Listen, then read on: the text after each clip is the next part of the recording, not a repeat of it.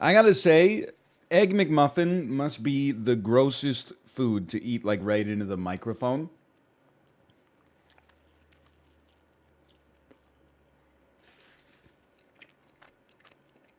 For sure. That is a gross sounding food. Something about it, listen, it tastes amazing. Something about the consistency of the egg.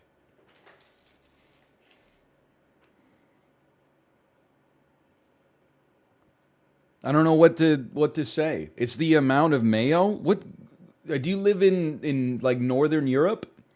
Who's putting mayo on a egg McMuffin? Are you feeling refreshed and recharged? Let me give you a breakdown of how the last few days have been.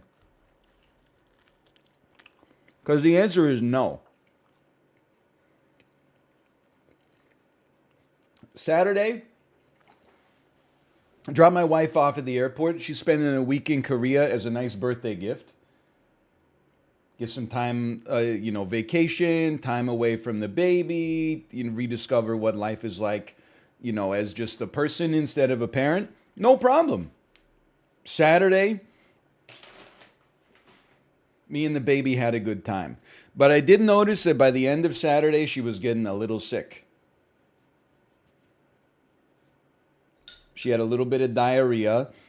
And then on Sunday, she's fine, by the way, but on Sunday, I got a text from the daycare that said, I'm not going to be open tomorrow.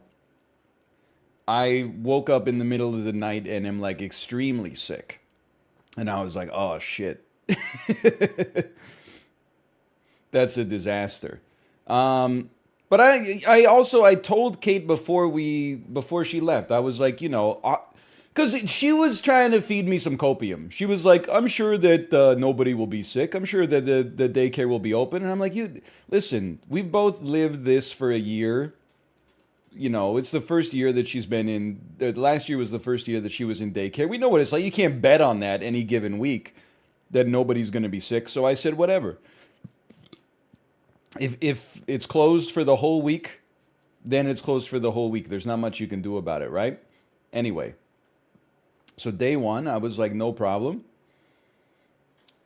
About halfway through day one, this is technically day three, but day one of no daycare, I got like intense stomach pain.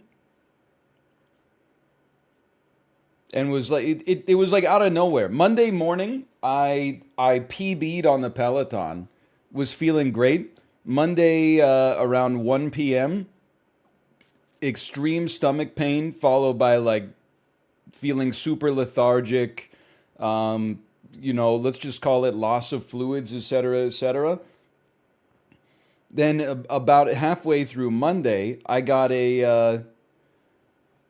another text from my daycare that said, hey, I'm going to be closed on Tuesday. By the way, here's what I have: stomach pain, vomiting, diarrhea, and feeling extremely tired. I hope that it didn't get passed on to anybody else. And I was like, oh, okay. Well, it definitely got passed on to me. I think my daughter. Okay, so the way that it went down is my daycare provider was like, hey, on like Wednesday, two kids had like diarrhea or something like that. So we sent them home. So then my baby had a little bit of diarrhea on like Saturday. And then she gave me the full blown version of it on Monday. So Monday and Tuesday were real.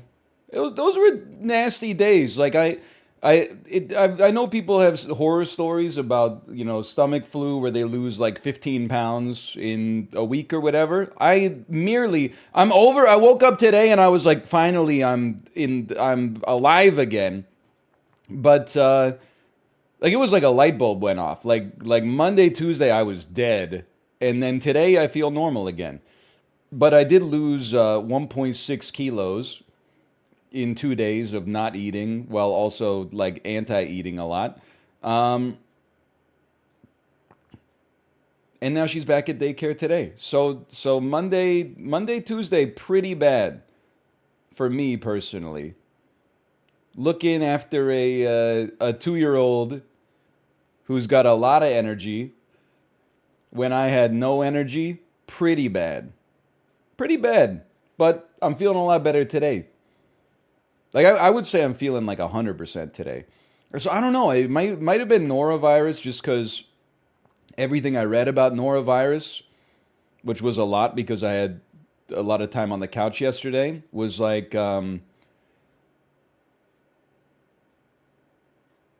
it lasts like 1 to 2 days most of the time, or 2 to 3 days, and after 2 days I feel good.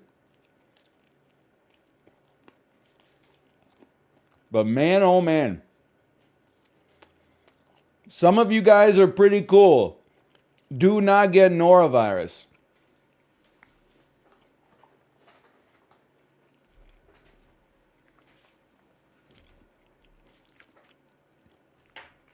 You watch anything yesterday while you were sick? I had Seinfeld on Netflix probably for like 8 hours yesterday while I was sick, and I could not tell you the plot of a single episode.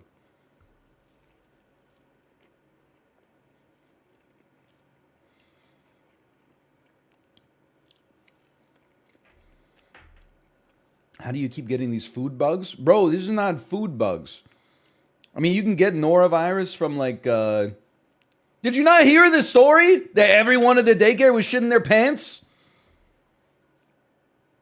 I didn't bring a bunch of chicken tataki to the daycare on Wednesday. Obviously, one parent had their kid had diarrhea. They said, fuck it, just send them anyway. And then got everybody else at the daycare sick. Now I got to go to that kid's birthday party on Saturday and pretend like, oh yeah, no, did you guys? Yeah, I don't know. It's just been going around when they fucking gave it to me.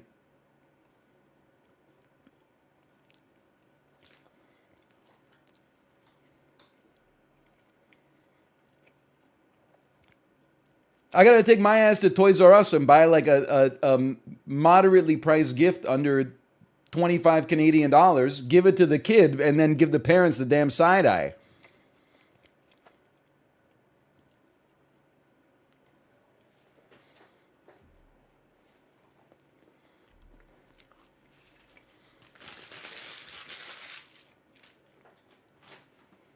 You know which kid it is? I don't know which kid it is, but listen, I can make assumptions.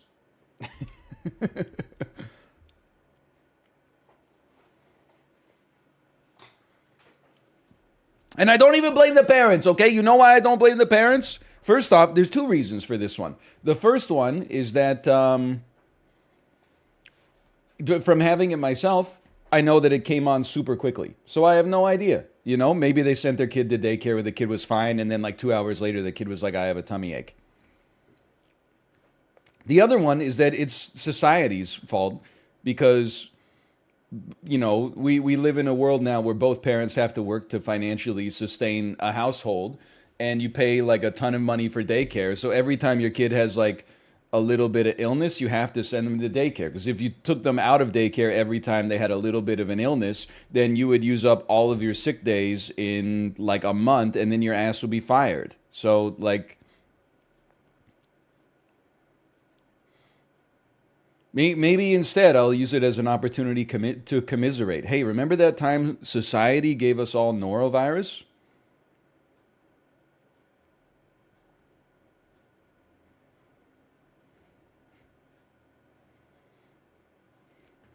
I will say though, I was laughing while I was, you know, it wasn't, and people are like, do you ever get sick without almost dying? I did not almost die this time. Did I ever say I almost died? No, I was just like not happy, regardless.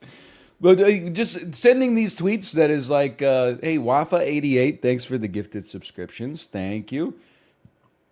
Much appreciated. But I was sending these tweets like, hey, I can't make it to daycare, or I can't make it to stream today because daycare is closed.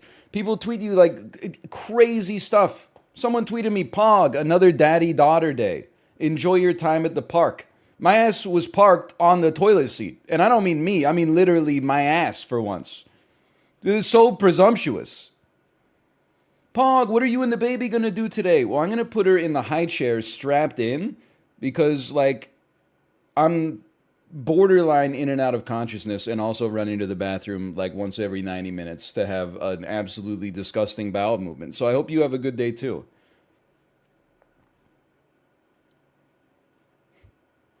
I don't think your tweets mentioned you were sick at all. Of course, because I don't, because I can't. Do you understand the culture we're living in right now? I can't mention that I'm sick because if I say like, "Oh, I've got a tummy ache," people are going to be like, "Oh, Return of Little Caesar! Whoa, oh, he almost died. I almost died. Whoa, the Campylobacter getting ready for round two." Because literally you can't make any single tweet without someone who's been online for 14 hours being like, "This is my time to make a joke that 1,000 other people have made every day for the past 8 months." What do you expect him to say then? See you tomorrow.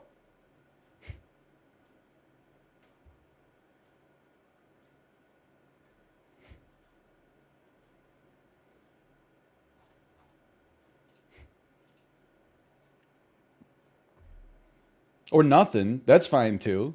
I don't know. It's not mean. It's just like overly familiar. When someone like that I don't even know is like, "Don't worry, enjoy your day with your daughter," and I'm like, okay, well, like that's good, but like my ass is not.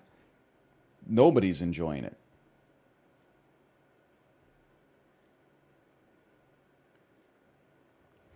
Is having a child being hellaciously sick every other week? No, I think that's overly dramatic, honestly. But I did see a post. It was like it's a study, and the study was like how often viruses are detected in households based on the age of the adults in the household and also how many kids they have. For adults with zero kids, there were viruses detected in the household like 8% of the year. So once every once is on a weekly data collection, so that's like once every 3 months because that's 12 weeks.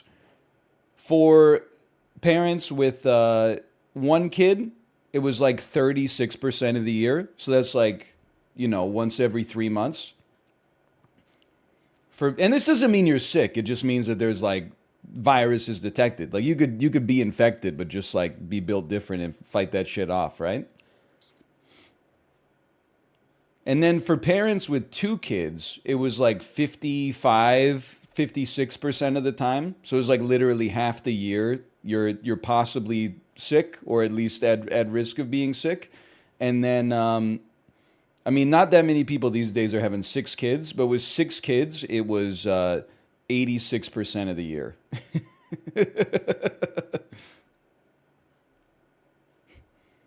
It's literally like 11 months out of the year or something like that.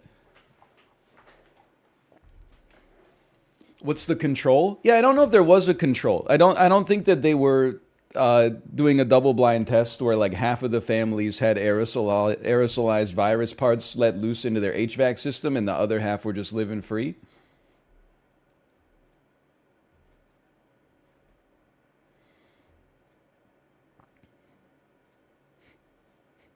Thank you, Daniel, for saying what I'm saying, but less sarcastically. Which is there's an observational study, so there's no control. You got to remember, I'm going to be snippy. I'm going to be sarcastic today. I've been talking literally to one 2 year old for 4 days straight.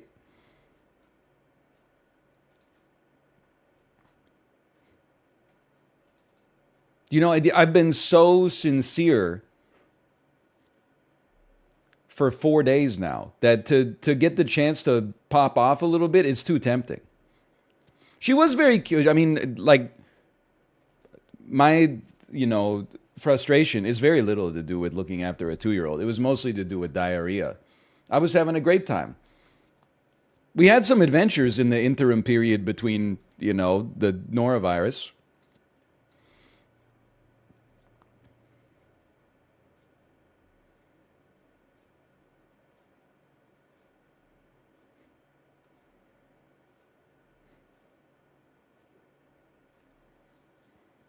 Did you go to the park? Not on the day when I was pooping. That's for sure.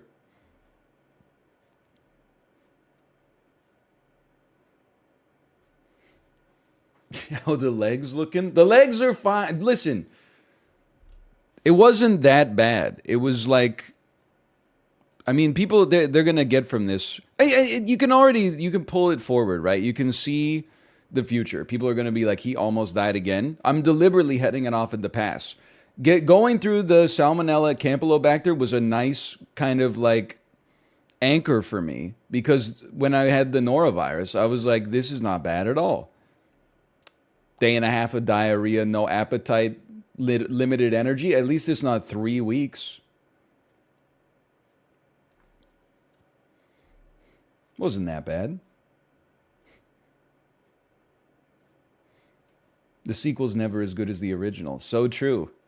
But the baby was great. We had lots of fun. We were dancing. Maybe some of us a little bit more half-heartedly than others. I managed to give her a good, bath time. She had good meals.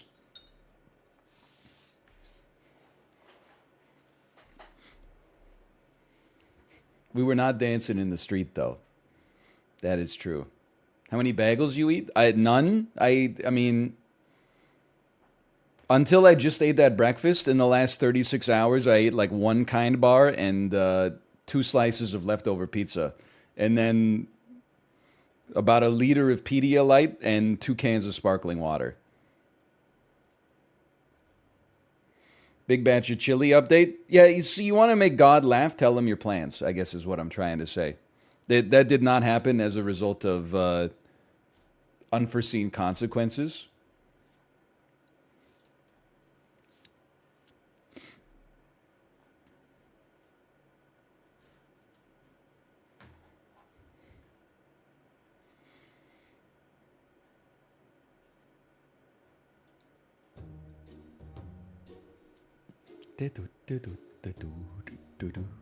How does it feel to be solo this week? Honestly, like I was telling Dan, and again, if you think it's annoying to have one kid, or let me rephrase, if you think it's annoying for me to have one kid and always be talking about parenting stuff, it's about to get even more annoying. Because I don't know if you've ever talked to somebody with 2 kids, or 3 kids, or 4 kids, but they're always talking about even more parenting stuff, which makes sense. Because it saturates even more of your life, you know? Like the juice, it gets into the corners. That being said, I was telling Dan on like Sunday, I was like, it's easy. 1 kid is easy. I was kind of on autopilot, you know? Let me find the exact phrase that I used to talk to Dan. I said, just one moment here. I talked to Dan, I said, honestly, it's not that hard. Wake up, cook breakfast, play a little bit, act 1 done. Act 2, cook lunch, put her down for her nap, wake her up. Act 2 done. Act 3, play a little bit, cook her dinner, give her a bath, put her to bed. Act 3 done. Now, obviously, there's like, each one of those acts is like 5 hours long, but still, I was honestly having I don't want to say I'm on autopilot, but we were having quality time. It's only once I got winter vomiting bug that things really got, well, let me just say thank you to Steve Jobs for inventing the iPad. That really helped me out a lot yesterday.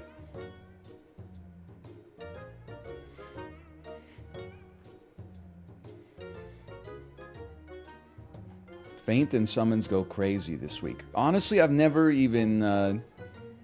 I haven't even looked at the weekly this week yet. I mean, this is like... No joke, this is like the first time I sat down at my computer for more than 15 seconds since Saturday at 8:30 a.m. So, like...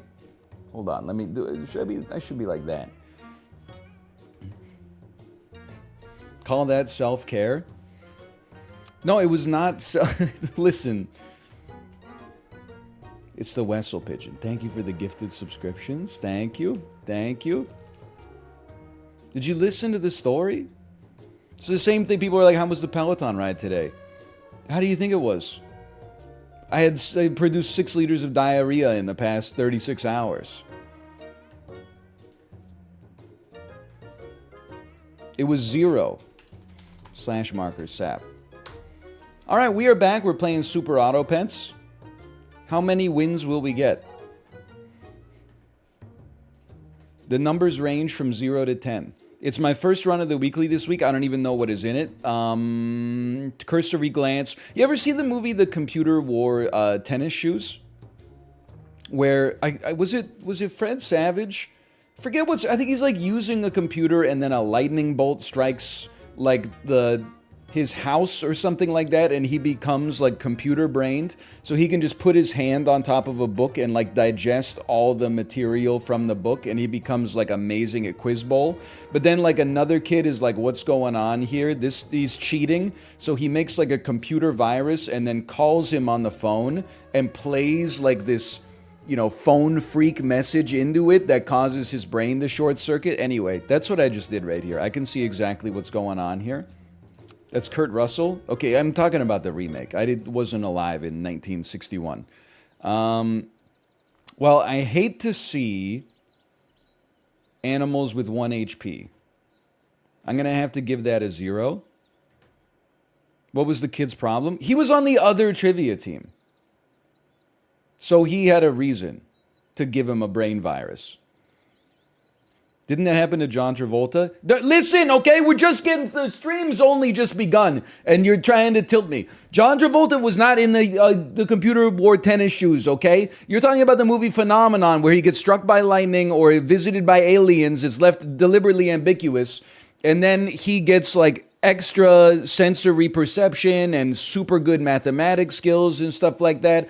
Then at the end of the movie, he dies, and the doctor's like, oh, it turns out he just had like a brain tumor, and it's left up in the air. What was it? Was it aliens gave him super intelligence? Was it lightning? Was it just the brain tumor affected things in mysterious ways? I gotta roll this. I can't take these 1 HP animals. You would be acceptable. You would be acceptable. Ant or duck, this is just a horrible shop. This is still really, really bad. This is so bad, dude. I'm rolling again. I know that sounds insane. I think, but with the new health system, I don't think it's that catastrophic. Sure, this looks fine to me. We'll roll for no reason. But let me be a sticky stinker. That's perfect for right now. There's no way we're winning round 1. But with the new health system, we're at least getting a little refund. So I'm not sweating it yet. 10 wins already looking impossible. Not at all. No, not at all. It's just like a really, really horrendous first shop and first roll. You think you could do the gritty if you win? I've seen the gritty done. Whether or not I could do it is an interesting question. I mean, I could definitely get low like that, and I could move my arm like that, and I could hop like that. But I've never had to do it thus far, so I don't know. Woodpecker goes crazy. Is there pineapple this week? There is pineapple this week. Okay, let's go this. We might as well. I like this team as is. Yeah, and freeze me and roll me. Okay, no sweat. 2 trumpets on fate. Okay.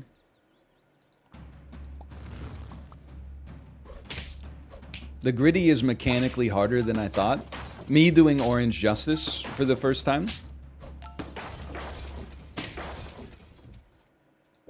There's 2 wins.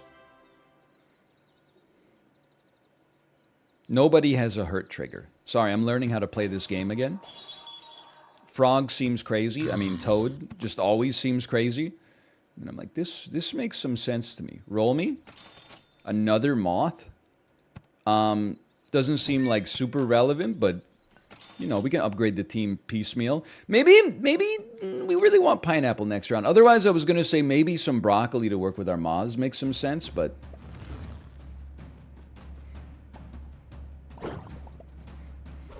Ludwig played the golden packet, had no idea what was going on. Well, that's what happens when you debase yourself, you know, and you start making content like incredibly ambitious chess boxing. with requiring seven-figure US dollar investments and stuff like that. Instead of getting back to your roots and just mindlessly playing the emoji team fight tactics, but for 6 year olds like me, some of us stuck to our roots, okay?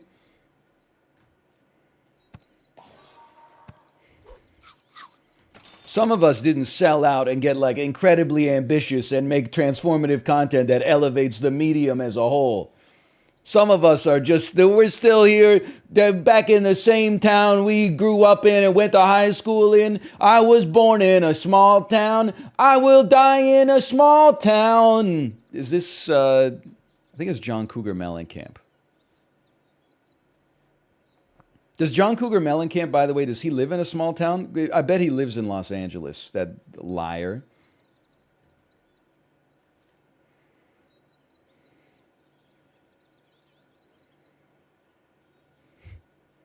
Plus two, plus two. Why not? It's a little. This is a little unusual. Don't get me wrong, but he lives in Decatur, Indiana.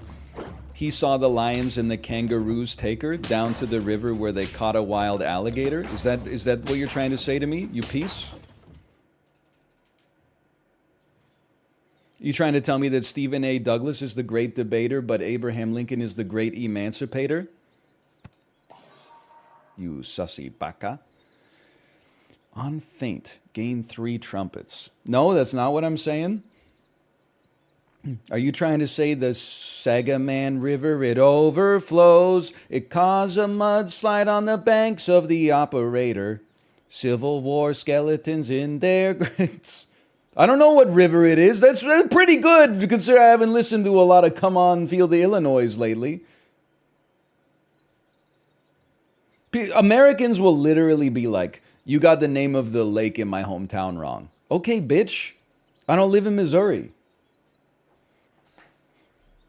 Can you name like a river in Europe?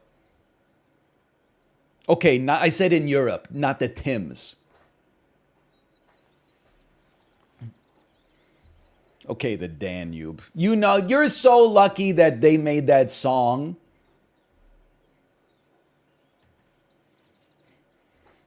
Rubicon? That shit isn't even real. There's a Jeep.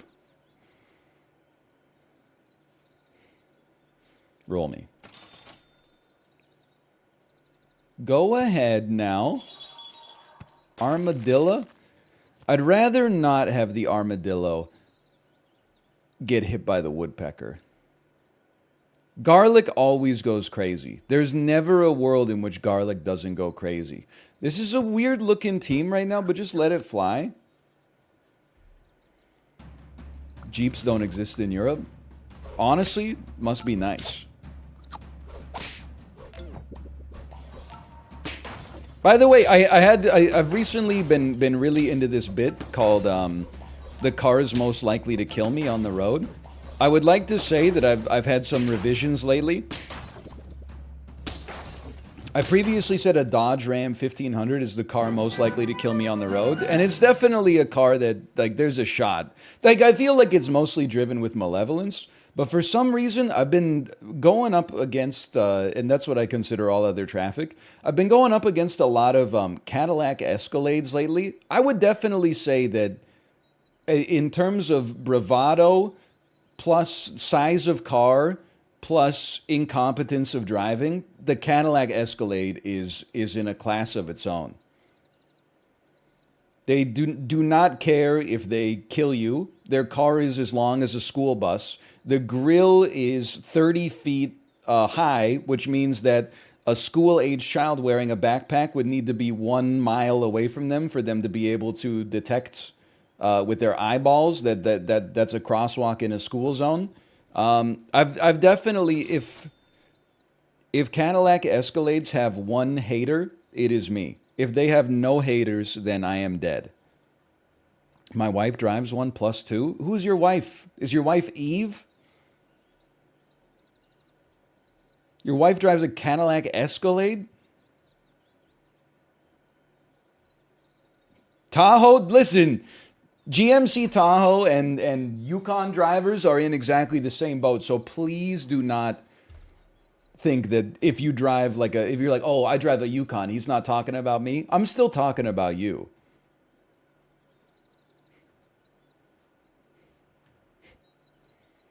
What about Dodge Caravan drivers? Hold on, I like this. How do you see a message? Listen, brother, how do I print from PDF? Dodge Caravans are always driven by sleepless parents on the brink of insanity. Those MFs are killers. You won't believe this, but I would say Dodge Caravan, I had the exact same story. One of them, I was turning right onto a two-lane road. The left lane was packed. The right lane was completely empty. As I went to turn right, a Dodge Caravan in the left lane with no signal light on just threw it into the right lane and got within about 6 inches of hitting my car. And then, even though it was their fault, I waved at them as if to say, it happens, we live in a society together, and they iced me. They did not reply in the slightest. No body language or anything, but as soon as they got by, they freaking zoomed it. They like hit the gas. Like, how dare I almost hit their car? How dare another car be in my way?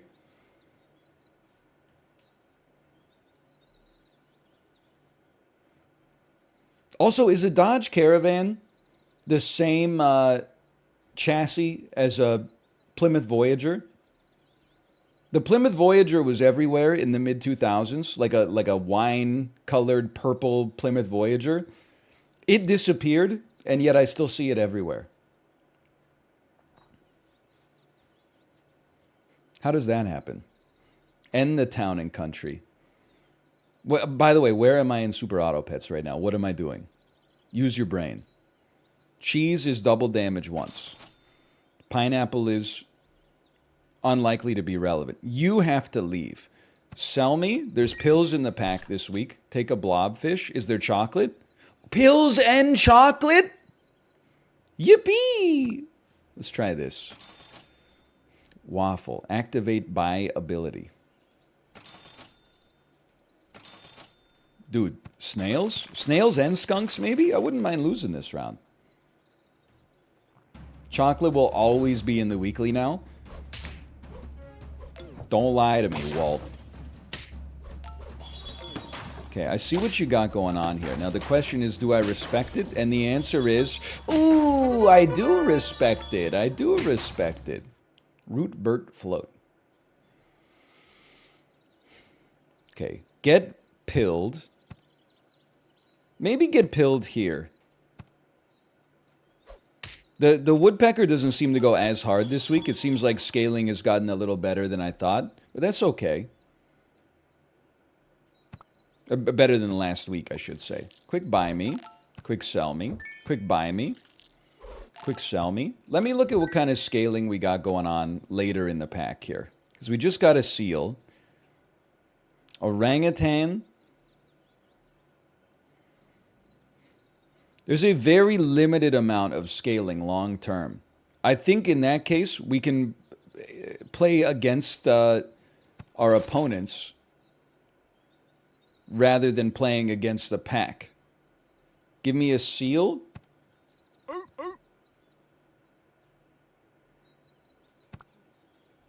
The skunk is still really good. That much is not even up for debate. A grape would go hard. Okay. Okay.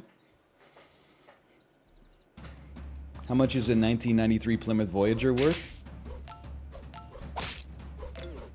I couldn't tell you definitively. My guess is that probably like $1,500. I'm not really big into the used car market though. 2,500. I mean that's pricey. 2,500. In Europe, nothing. Well, true, because there's probably like one parking spot in the whole continent that could actually fit it, right? That's not even a knock. If anything, that's like, it's borderline complimentary. You know what? I'm starting to realize that there is like no good seal foods, are there? Apple. I would take broccoli. Yeah, everything else is like pretty horrendous. Okay, that's not good. Let's. I can't believe I'm giving garlic to an ant, but here we are.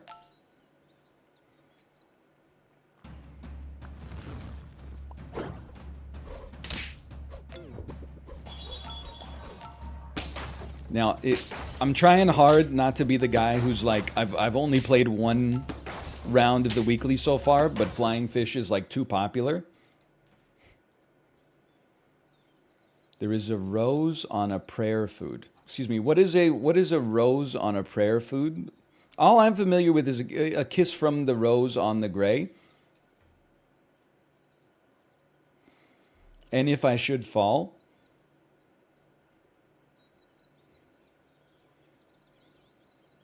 Is that what they're talking about? I don't know. Dude, my brain is not in a good place right now. You gotta remember, I've been hanging out with a 2-year-old. I've been defecating my brains out. Like, I'm still getting back up to speed here. A light hits the gloom on the gray. My reaction when the light hits the gloom on the gray. My reaction, ooh, when there used to be a graying tower alone on the sea, and then you. Give one pet the onion perk. Move to the back when in front once. Okay, so this is different than it used to be. And that's fine. You're not really doing anything. I'll be the first to tell you, you're not really doing anything. I would be content to sell you and then get like nature's chocolate. But we don't have to do it this round. We can roll to maybe get some better foods. Never mind. Okay.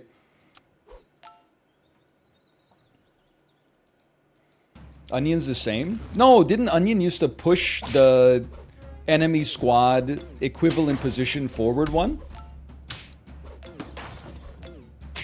No? That's eggplant. Okay, you're right. That's I got it backwards, and by backwards I mean completely wrong.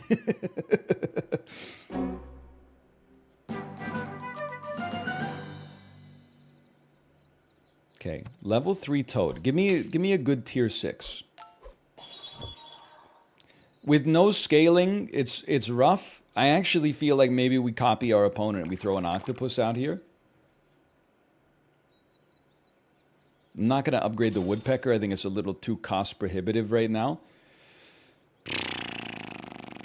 Listen, we have 3 life left. I think you sell an ant. I rather pill an ant. Okay, I'm glad that we misclicked. Give 3 random faint friends +2 attack, +2 health. No. Spinosaurus. Friend faints, a random friend gets better. It's not really what we're building here, but it's something. You did not buff the ant. Thank you. I think I'm in trouble. It's falling apart. 2 toads? I'm seeing double 4 toads. My God, we won.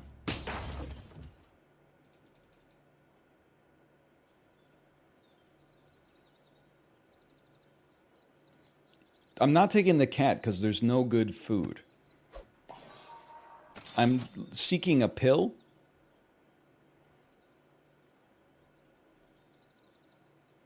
I'm tempted to just hold you. I mean, we got a lot going on here. I'm just, like, I just want to get a pill. Just give me a pill, and then we can, like, it's a nice amount of stats to unwind here. The problem is I don't want to apple the seal, and then, like, half of the buff goes to my ant. Like, I'm kind of just letting the carrot make the seal not as bad as I thought it could be. Like, I'm not even trying to level him. Okay, no pill means your ass is getting sold. The ant is gone.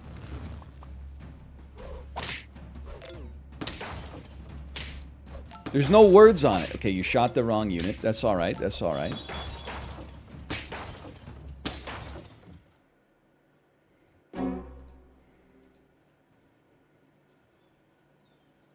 I can't believe there's no pills. Sell me. Buy me. Sell me. Place me. Broccoli me, don't hit the blobfish or I'll kill you. Okay, well, someone's going down, brother. Apple me again. I guess we are committed to the seal at this point. What do you do? Spend all trumpets, deal it as double damage. Okay, okay. No, no, we're not doing level 2 seal. I know we're kind of half in on the seal, half out. It's all octopus now. Octopus could destroy a summon build. This is a good matchup for us, even with the most annoying flying fish of all time. Ooh, tough luck. Ooh, tough luck. Ooh! Uh-oh!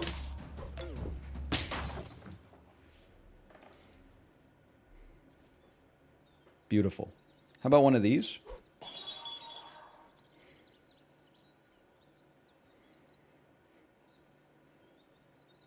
I need a pill. Dude, honestly, forget level 2 walrus. I'm going, if I could get level 3 octopus. Oh! Oh! Surprising. Very surprising. Oh, no! They got jokes on you. They got their own freaking octopus. Don't shoot him. Don't shoot. I'm going to shoot you! Okay, their alpaca is going to be good enough for them, I think. We got problems? Never mind! Oh.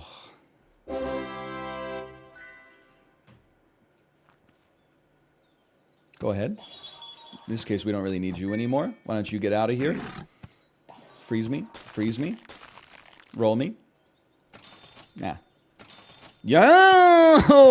What? Goo goo gajoob. Goo goo goo gajoob. You piece of junk. What the heck? Let's go! Uh-oh, uh-oh, uh-oh. Mmm.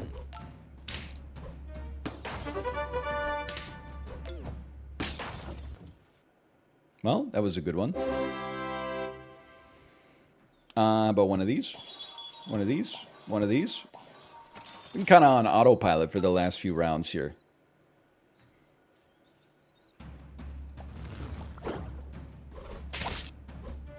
Bro, you didn't eat anything. Bro, your whale didn't even eat anything. That's so sad. Okay, PETA is like really bad for us though. Is it? Yeah, it's not good. It's not that bad though. Level 3. Don't really need a cherry. Move to the front. Like, I guess I could move you to the, but I could also just move you to the front by doing that. That doesn't really make any sense. Like, a grape is good if we have to grind out some shop wins. Okay. And then literally just buy, like, any single target food.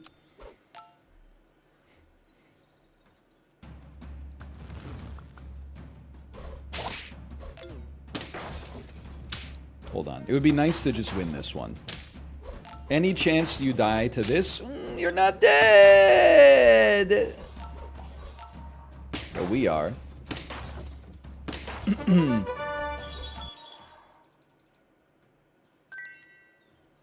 Yes.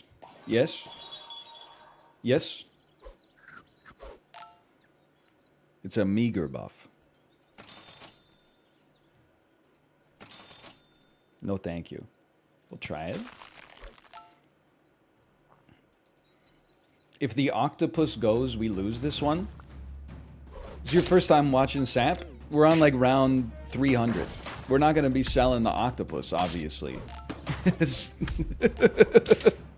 Listen, we're done regardless, but I mean, if it dies, yeah, I would say if your strongest unit in position 3 dies, yeah, you're probably not gonna win the round. Joe Buck. Okay, we got 9 for the first run of the weekly where we were spinning our wheels for a long time. That's not so bad. Okay, run it back. Now I feel like we got something going on here.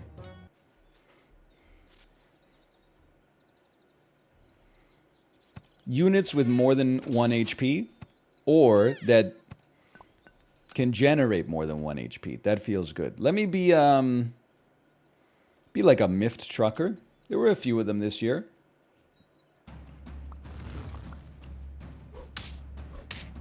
Didn't you win the first run? What are you talking? That was our first run. I have every excuse to have brain fog right now. I'm just wondering what else is out there in the air right now that is making it so complicated. We're a little slow today? Why? How much diarrhea have you had? None? Oh, like you're doing right now?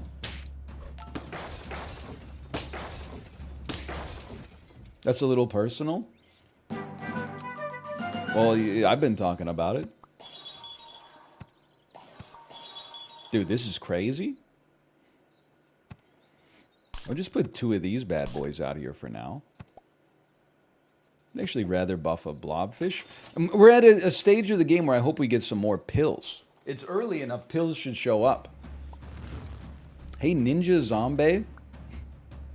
Thank you for the gifted subscriptions. And it's the Wessel Pigeon. Thank you, thank you.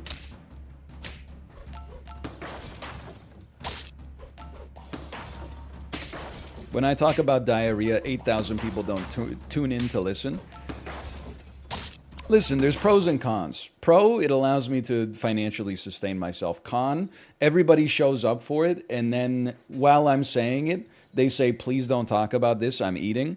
And then like 8 months later, they're like, he almost died, lol. And then 5 years later, they make a post on the subreddit that was like, I just missed the classic era, like the he almost died constant diarrhea era.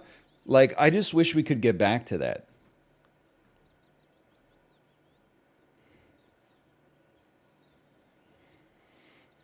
I really don't feel like I want a level 3 mosquito. So now we got to think about this, okay? Now we got to figure out what we're doing. And you know what I think we do? I think we combine blobfish. And maybe we'll get a level 2 blobfish and then pill it later. And then we'll pill the ant, and if it hits the blobfish, that's okay. Even that is not a problem. And then we find 2 animals we respect. It is only round 4. You could probably throw in another mosquito. Wow, that's heinous. I would honestly rather just have a cherry on the team.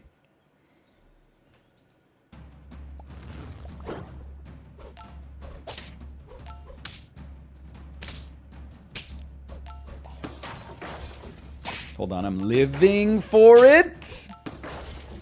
Wasn't that bad.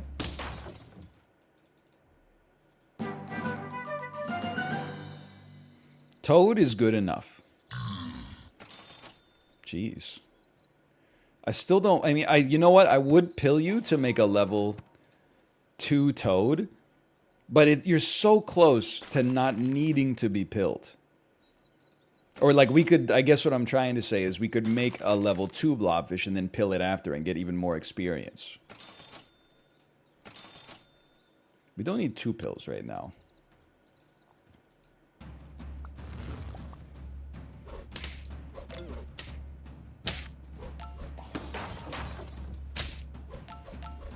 I'm not chilling.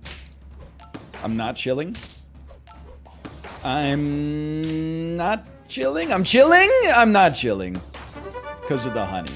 Come on.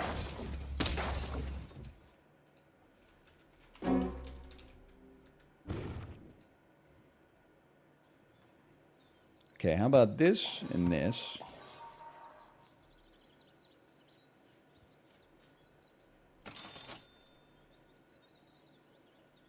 I don't want to. If I don't have to, I don't want to. You should have some garlic. Dude, I know they changed the icons for a good reason. The garlic and the onion looking so similar. It's just throwing me for a little bit of a loop. That's all I'm going to say.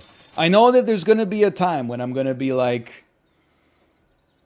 I'm going to end up buying an onion instead of garlic. I'm going to be buying garlic instead of an onion. And I'm going to regret it.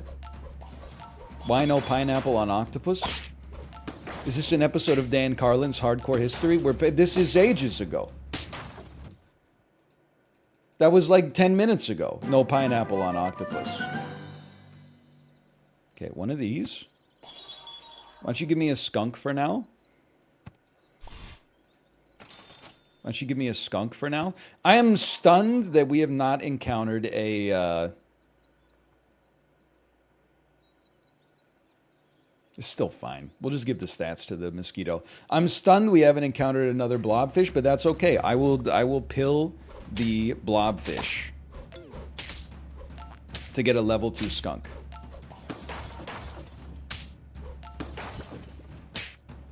I feel like this team is amazing right now, but could get bad pretty quickly.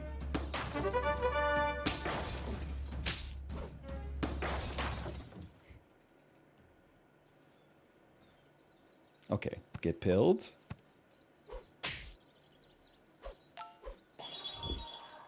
Spend all trumpets to do double damage to one random enemy. I'm not like other Super Auto Pets players. I like animals that are good. Give the lowest health friendly pet plus 4 health. I'll take an orangutan. It's going to buff you. Don't really want a level 3 moth. The problem with having 2 orangutans is very quickly, after like the first turn, they start to just buff each other over and over. Like they buff on this turn, depending on what I sold, they would buff like Toad and Moth. But then they would just start buffing like something, and then let's call it Orangutan A, and then they would do like Skunk Orangutan B. And well, I think it's poor value when we could have a unit out there with like garlic, for example. Like, we're not selling you because you got garlic. You're probably leaving a little later. The skunk, not leaving. You're leaving at some point, but probably not just yet. Maybe it is okay. Maybe now is the time. And in that case,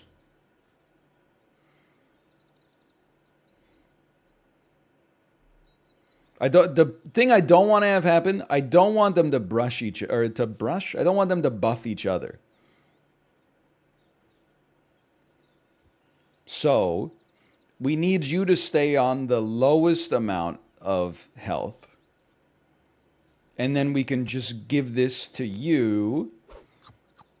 And then the order may matter because you're going to buff. You're going to buff, and then you're going to buff. You're going to buff you because you have a higher attack. And then you're going to buff, and you're going to buff this orangutan. Hopefully next turn we can combine them. Maybe get a chocolate.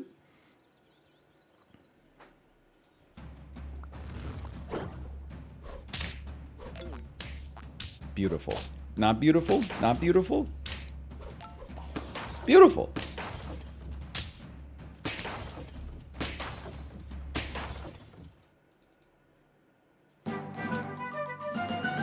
And then it worked out perfectly. Spinosaurus. Friend faints.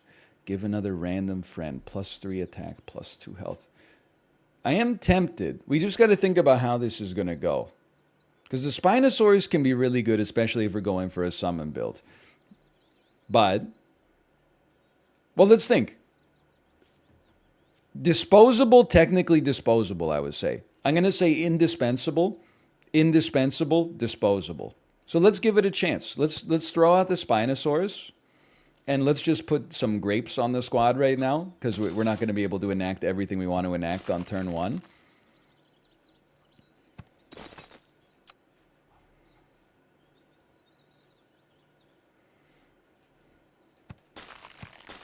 Try something like that. We're looking for pills. You buff the dude with the I'm gonna pill. You buff the dude, I'm gonna pill. It's okay. For this turn, at least, it's okay. Somehow, Heartbreak feels good in a place like this.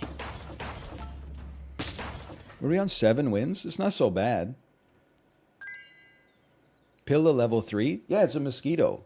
It's no good. Well, I think it's you gotta do it. It's gotta go.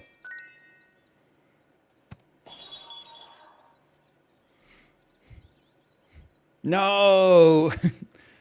No, I don't. Normally, in principle, I would say like Spinosaurus shark makes a lot of sense. And in practice, it probably makes a lot of sense too. But then, like, how do we unwind the rest of the squad to become a summon build? Actually, orangutan works so well. Yeah, you know what? Maybe you just wipe your whole squad because there's no crocodile this week. The snipers seem like they're pretty low powered this week. So maybe we can dump everything. Let's go. I'm gonna give it a chance. Okay. I'm gonna sell the toad. I'm gonna buy a whale. The thing is, I don't want a whale to eat a sheep. If it eats a skunk for one turn, that's okay with me. My problem is, if I buy the sheep, the orangutan will buff the sheep after turn one, which I don't like.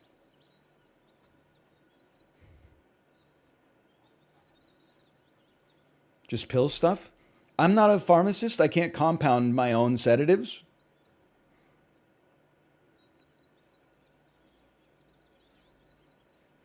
I need to actually find it in the shop.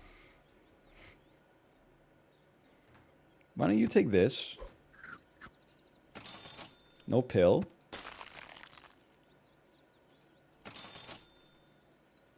You're worth having for a pill-based situation in the future. And you have more HP. For this turn, this is how I'm going to run it. 8 extra HP on the shark is crazy. Wait, they got the same build, but better. That's horrible news. Flying fish. Flying fish. I'm keeping that in my back pocket. A flying fish.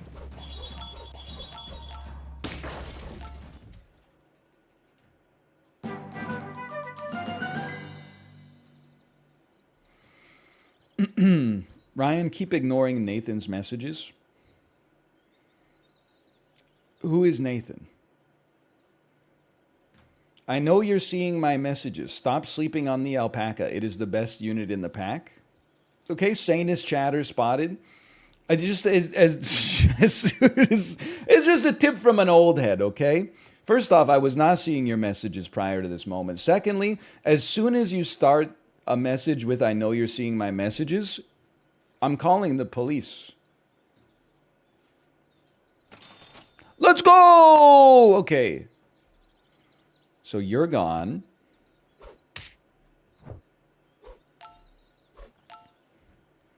You're in. You're gone. We do need a flying fish, but we have a problem. Hey, Ninja Zombie, thanks for the gifted subscriptions as well. Thank you. Thank you. I want a flying fish, but we need to eat something. We don't want to eat an orangutan because it has our best stats except for the shark, which is a scary thought in and of itself. The flying fish just gives one. I think we had to use it earlier. If we were going to use it, we had to use it earlier. And that's fine. Knowing that we're going to pill it eventually, maybe just putting an ant out there is okay. We were hoping to get the pill a little faster, but that's fine. That's fine.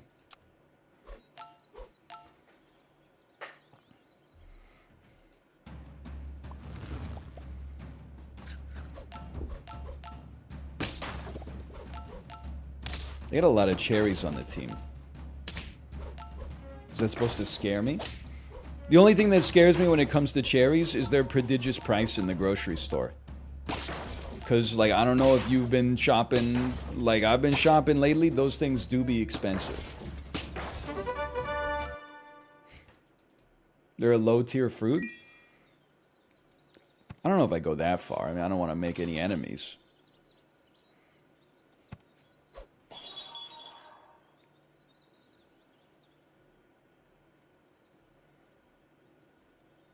I'm just going to do like this. I know it's crazy. I mean, I think cherries, like, they're pretty tasty. That won't work right. Let's just do this. It might work, maybe. Go ahead, take 17 HP and then not be able to use it at all. I think they're tasty. I just think that they also, like, no fruit is Good enough to justify a cherry's price tag. Would love to know your thoughts on this. This is mathematically unwinnable. Okay. Fair enough. I don't think I should have pivoted off of what I had going on. Oh, wait, we're not on lethal. We're not on lethal yet. Yes? The orangutan is like... he doesn't need to be leveled. Let's put it that way. What am I doing with this? What am I doing with this? So the thing is, what am I doing with this? Like, we forget the chocolate. It feels wrong to get off of a chocolate there, but you got to do something. We just pilled a gorilla like a psychopath. We have none trumpets. A parrot that copies a whale's ability. A lionfish, before friend attacks, make the enemy target weak, works one time per battle. Doesn't even make any damn sense, man. Doesn't even make any damn sense!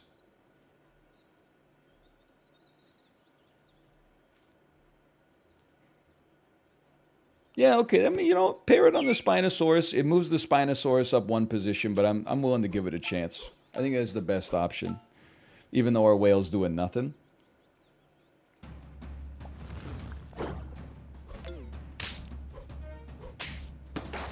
I can beat this team. I forgot! When your run is anus... Oh, no. They start putting you up against other anus runs. I'm dead. I'm dead. I can't win this one. Okay. Maybe whale was not necessary. Give me 7. You've unlocked farm. By the way, have they fixed bubbling lava yet? Or does it still sound like so distracting when you're on it? It's a feature, not a bug. Still bubbles? Okay. Then I don't use it. It's simple. If it bubbles, I don't use it. We got 7. It's so distracting.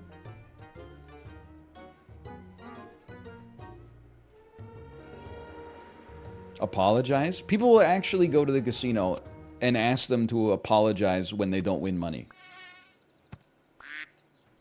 My brother in Christ, you made the bet. I would... let's just run this. How about a shy geek?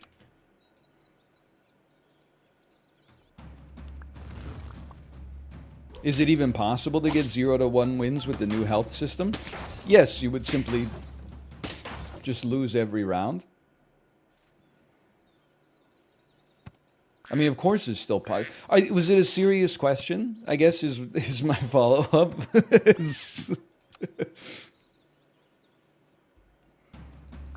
I mean, they don't give you a free win. So of course it's still possible.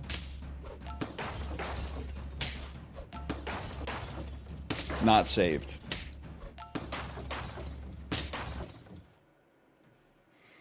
I was at a casino in Vegas sitting next to a lady. She freaked out because she didn't understand the 100 to 1 calculation of her winnings. What does this mean? She was freaking out because the way I'm reading this message is maybe not right. But it sounds like she freaked out because she won 100 times what she bet. Or was she freaking out that she didn't win as much as she thought she would? She bet $100 and got $1. I mean, that's like... Did you see the guy who bet $1.4 million on the Chargers to beat the Jacksonville Jaguars when they were up like 31-0 or whatever, and then lost? Possibly the worst financial decision I've ever seen in my entire life. Because I don't know, the return on investment was like less than 1%. And you could make like 4%. I mean, it's annualized, but you can make 4% in like a treasury bill right now.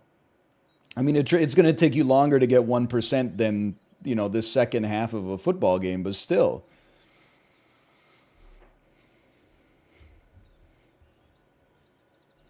It was probably a free 11K. Well, that's the thing, right? When risk assets have been doing so well, that 1% seems free. All it takes is that 1 in 100 shot for things to blow up, and all of a sudden you're like, I'm bankrupt now.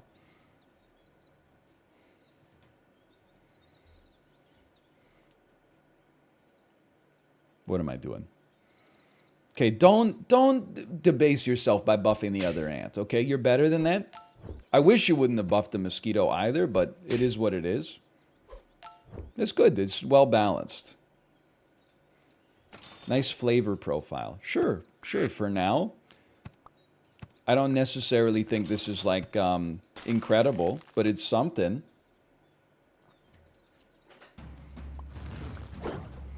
I did watch a lot of sports when I had so much diarrhea this weekend.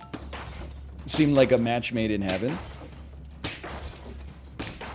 I think the most insidious thing about sports gambling commercials. So I guess what I should say is that, like, when I watch sports, that means, like, collectively I watched, like, 8 hours of sports gambling commercials. They make gambling look like so much fun. They make it look like the most fun thing in the world. And moreover, they make it look like absolutely everyone is doing it. Like, the average sports betting commercial is either like a professional athlete who made tens, if not hundreds of millions of dollars at their sport, being like, hey, just bet $100 on Connor McDavid getting 7 shots this game. It's fun. It's even more fun than being a professional athlete. Or it's 19 friends at a house party, and they're all asking each other what they're betting on. That is not normal. I'm not trying to be an insane hater. I'm just stunned at how that the ads have normalized it like so quickly.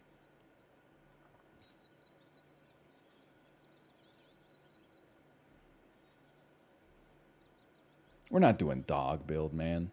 Fade 3, gain 3 trumpets. Okay, maybe we are doing dog build. I don't know.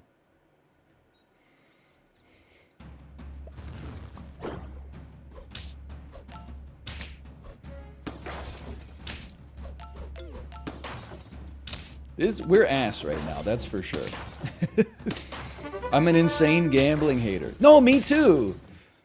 But, like, I guess one of the things that's, like, crazy to me is that it went from, like, this shit is illegal, and if an athlete ever does it, they're, like, banned from the sport for life, to, like, 3 years later, it's, like, everywhere, and also on, like, you can't run cigarette ads on television because everyone knows that, like, smoking cigarettes can ruin your life or make you look, like, really cool. I'm joking.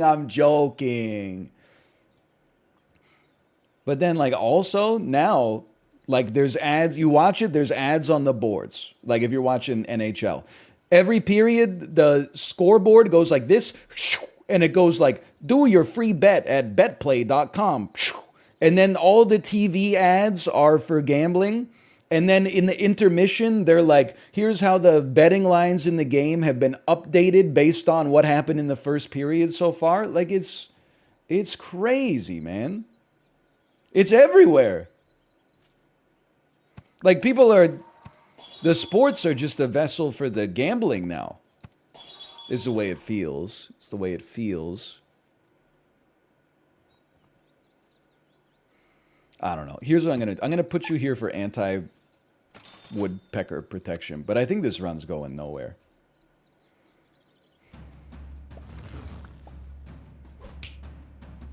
Flying fish. Yeah, flying fish would go hard. So true.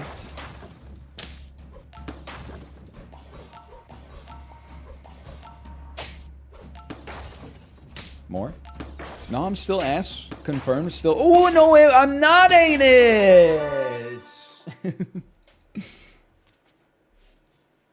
Okay, this is how it has to go.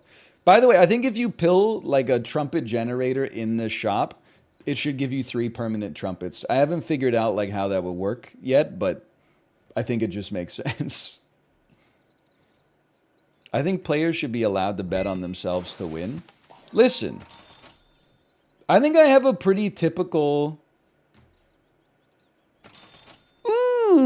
like millennial stance.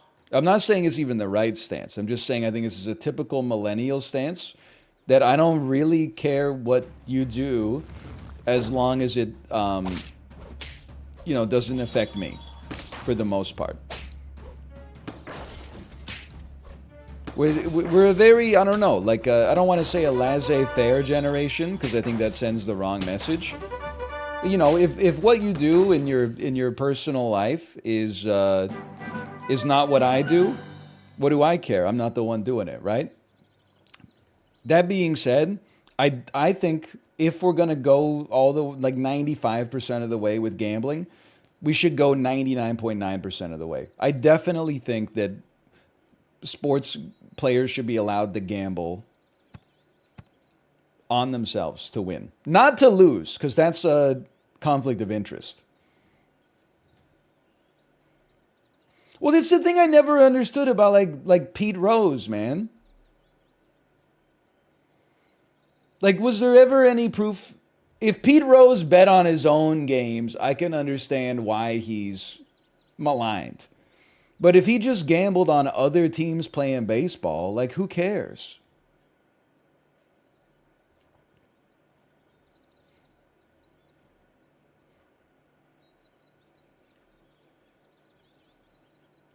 I'm just waiting for the minus twos. It's because he won't apologize. Well, like, my ass wouldn't apologize either if I got like thrown out of the industry and disbarred and can't be in the Hall of Fame. And then meanwhile, they're like, Pete Rose, we hate that guy. By the way, join DraftKings now for your free. Here's the DraftKings parlay of the game. Will Juan Soto hit 2 home runs in the next 2 games? You know, like, I wouldn't apologize either. What they should do as a mea culpa, they should hire Pete Rose to do the gambling interstitials during the baseball games. You know that everybody doing the sponsorships is making like a ton of money, hand over fist. They should hire Pete Rose, give him a nice paycheck, and he'll be like, take it from me, Pete Rose. You know, the Reds are beating the spread tonight.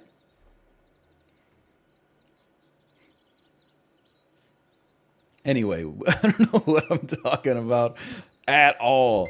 I don't think we care about leveling a porcupine. We got to find a way out of the abyss here, man. So I would definitely say that a sheep makes sense. So true. And I would definitely say that an orangutan makes some sense.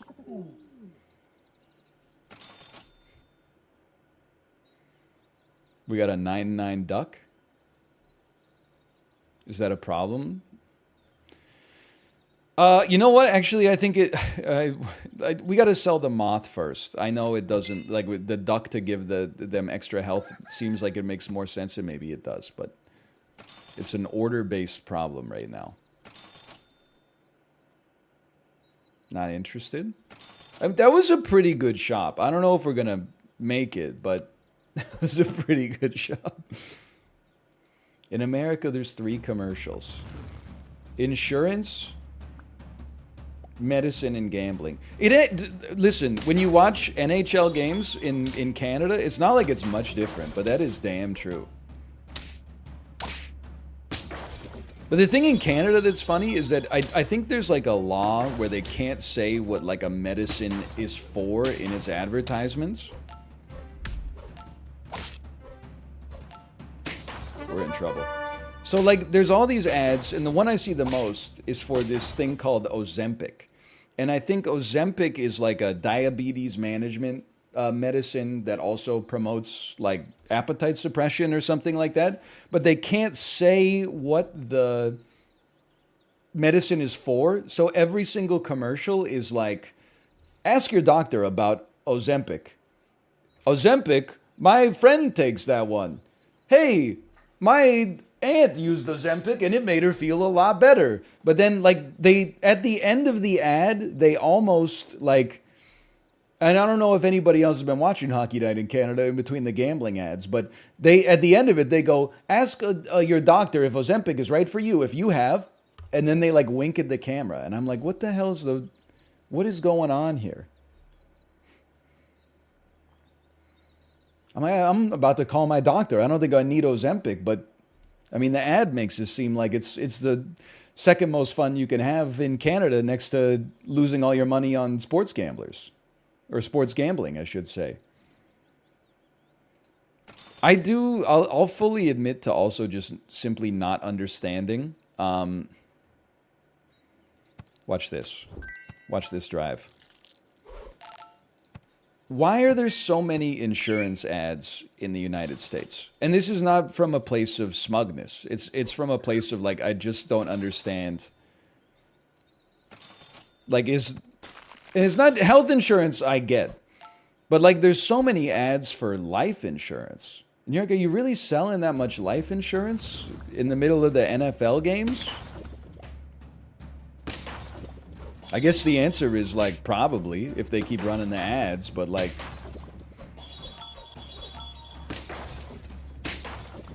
not like this. Please, not like this.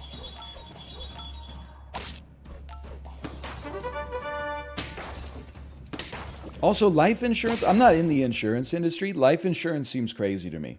The ad that I saw the most was like, if you are age 50 or older, you can get this life insurance. It's $9.99 a month, and your premiums are guaranteed never to go up. And I'm like, what the... Okay, well, what's the payout when you die then? Is it like $3? How could that even be possible? Like, even at 30 years, that's like... that doesn't make any sense. Okay, for now, we do this. Next round, level 2 chicken.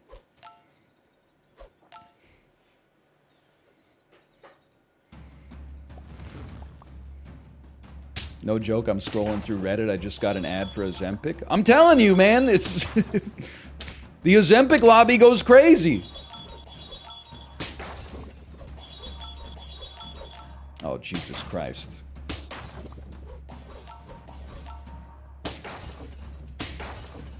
Oh! I can't believe... Oh, no, we drew. That's okay. At least we're not dead.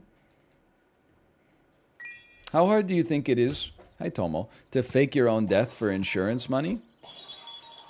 Probably, like, pretty hard. Hi, Tomo.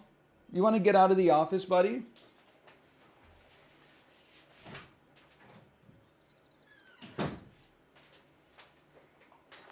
I mean, because, like, if you faked your own death for insurance money... I'm just thinking about how this would work. Your spouse, let's say, would be the beneficiary. So you would fake your own death. Let's assume you got away with that part.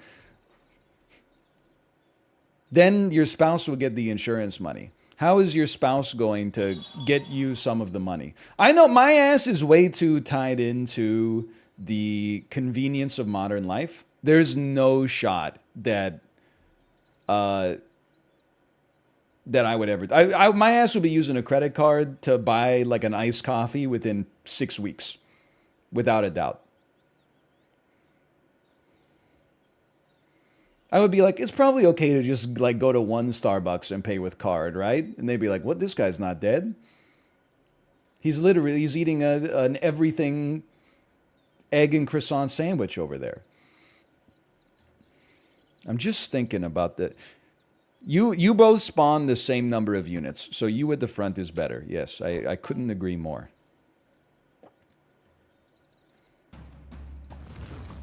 Just use your spouse's card. I think they'd catch you, man.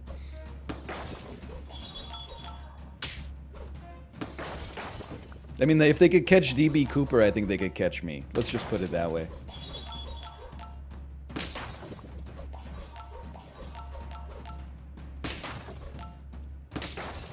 I'm not dead.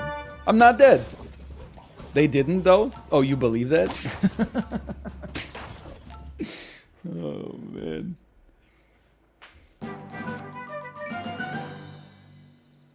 Well, we don't need to level his sheep. If anything, a Spinosaurus. That's not garlic. That ain't Falco. Ooh! Honestly, maybe some honey could go kind of hard. You never know what it's like to have a level 2B out there.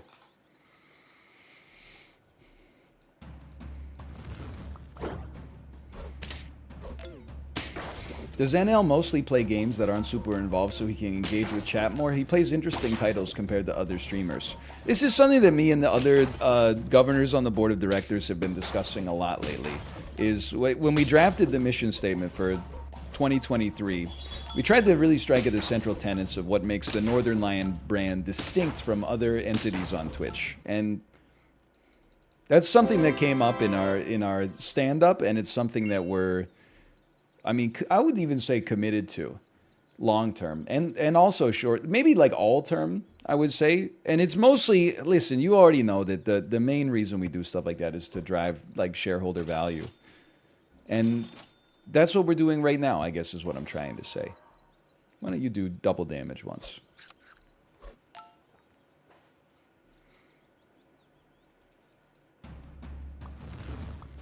Oh, like you're doing right now?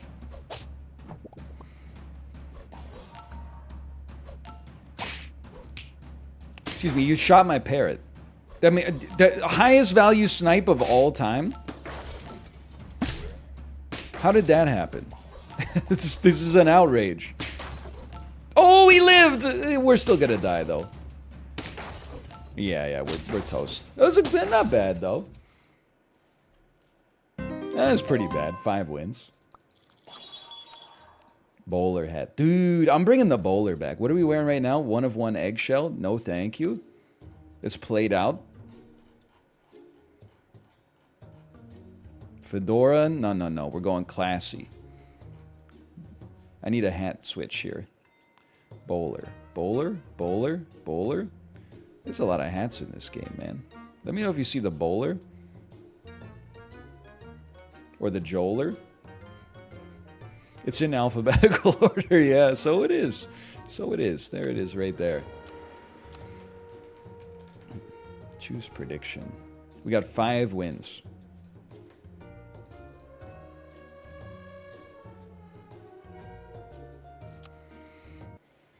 Golf today? I don't know. I'm just happy to be alive.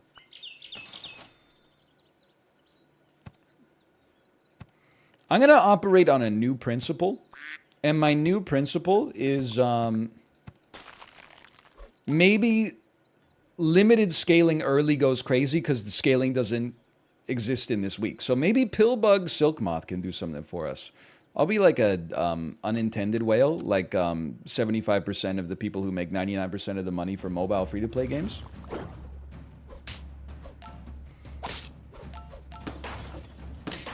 We draw these. I was messed up. I was remembering when we were talking about ads. When my daughter was eating dinner yesterday. If you weren't here early, like, so I'm solo with the baby this week, and also like I got a mild case of stomach flu or norovirus or something. It was mild, but like what I was doing to the toilet was medium, if not hot. Let's put it that way. But I was like just not in a great state. I was watching A&E has this show called like Customer Wars. I was watching it on TV while my daughter was eating dinner. It's all about just like customers behaving badly. And it's shit that would blow your mind if you've never seen Live Leak. Like, this man walked into McDonald's and started harassing a female patron. Her male companion said, "Hey, don't do that." He went into his backpack and pulled out an axe and tried to kill him, you know? Or a man was offended he had to ask for an extra straw at McDonald's, so he reached over the counter and grabbed the 17-year-old girl working there, and then she beat the shit out of him. Anyway, she went so hard on that dude. She was going, and deservedly. Anyway, no joke, I was bawling my eyes out, man, because there was one, I was sitting on the couch, like wrapped in a blanket, 7 pounds down from my normal weight from all the diarrhea I'd had. And there was a toddler like trapped in a hot car crying. And like the mom had gone into the Target to get some groceries or something like that. And the kid was like sweating through her shirt. And the cops had to come in there and like smash the window and get the toddler out. And the kid was like barely conscious when they got out of there. I was like, this is like, how can people treat their kids like that? I was like, It was almost like crying during 90 Day Fiance. Like I was that embarrassed that this emotionally manipulative content got me so hard. How much of your brand is diarrhea? I don't know, like 75%. Yeah, then 19 cops. The 19 cops who did it all lined up in a row, and I sucked each of them off one by one. Because that's what I do. When the mom came back, I can imagine what it's like to come back and see your window smashed and a cop holding your child who is like so sweaty it looks like they just got dumped in a swimming pool or something like that. She said sorry. And the cop said, no sorry. She could have died. And I was like, she's right, she could have died.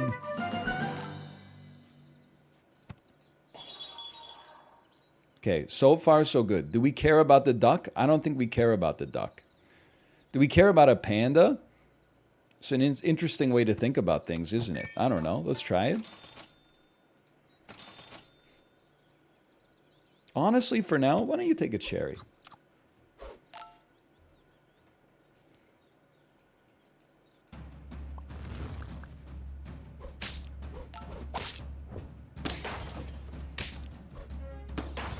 Two of these.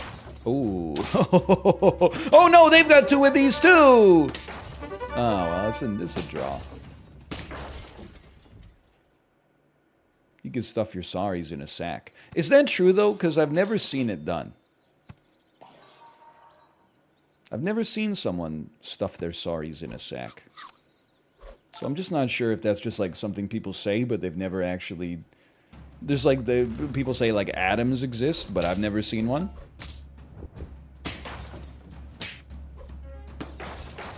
Well, I guess I've seen them, but I just like I've never known that I've seen one. You know what I mean? Like I'm seeing them right now. Like basically everything that I see is them. But anyway, I'm just not. It's kind of a confusing thing. This whole science thing. Okay, now we got a squad here. Garlic will go crazy here. I mean, I even think like broccoli could go crazy, but I don't know.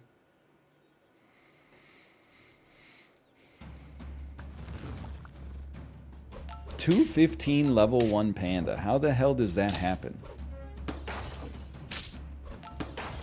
You don't see atoms, you see light?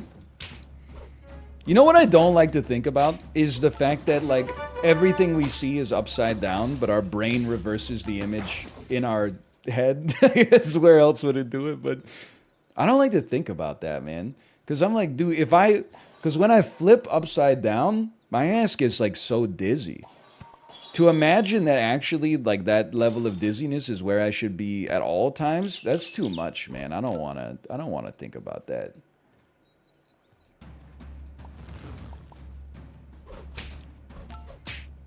You know what I mean?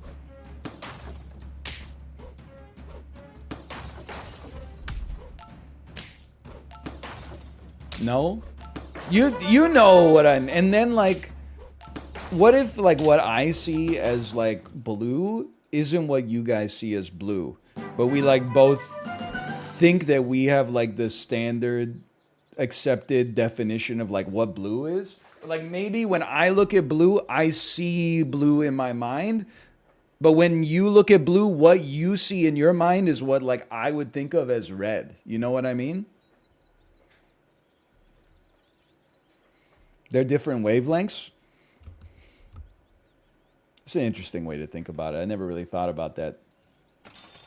Makes a lot of sense, though. I'm going to add a toad to the team. I'm not going to buy an apple on turn 7. That's my new New Year's resolution. Skunk, I don't think Skunk goes too crazy this week. Sure? Sure?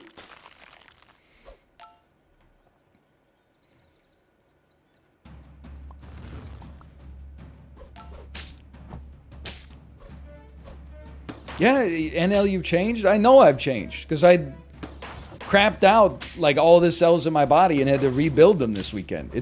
We went through the shit of Theseus. I'm not the same human being anymore that I was, like, when you last saw me.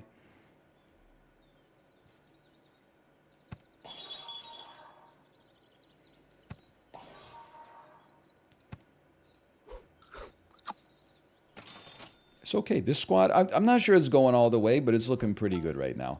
We got to figure out what we're going to do with this pill bug, though.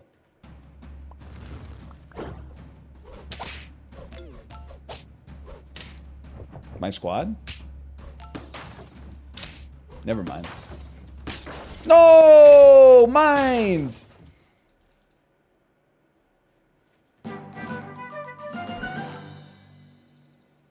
One of these. I guess we're doing one of those. My hometown in Michigan is installing a roundabout somewhere and people are losing their minds. Listen, I accept that roundabouts are a more efficient way to get traffic moving around. And they're not that complicated once you use them. Like we've got enough of them in Vancouver now that like when the sat nav goes like enter the roundabout and take your third exit, like I actually can translate that into an action. But I will say one of the things that's great about being in Washington State, where there's not that many roundabouts, at least in my anecdotal experience, is it just makes driving feel more relaxed. Because instead of a roundabout where you try to find a point to enter and then exit at the proper area, instead, you get to a stoplight. There's 7 lanes of traffic, even though there's no homes or businesses. And then you just sit there for fucking 4 minutes. No wonder people in the US are texting and driving like crazy. I'm used to traffic lights that's like, you get to a light, you get 20 seconds in one direction, maybe a 15-second protected left. Then the other lane gets a little protected left for 15 seconds. You're sitting there for like a minute, maybe. There's intersections that I've been to in like Everett and Redmond and Bothell and stuff like that, where like if you miss the light, like if you're on amber and you choose to stop, but take a second, cue up your favorite song, because like you're not going to be moving again for 4 or 5 minutes sometimes. It's madness. But on the other hand, it makes it like really nice. Like it's a luxurious drive because you're like, oh, I get to take a nice little break right now. Also, I know this isn't just a Vancouver thing, but I always think to myself, driving in Vancouver, whenever the light turns yellow and I gun it, so I make it through the intersection, and I'm like, ooh, that was exciting. And then I looked behind me, and another car came through behind me, even though I probably shouldn't have gone through myself. And I'm like,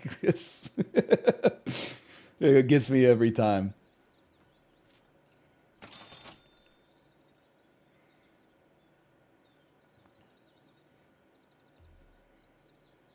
It's actually a tough choice.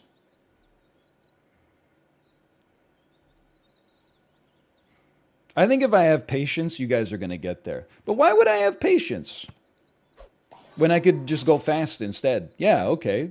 I was immediately vindicated. Sure.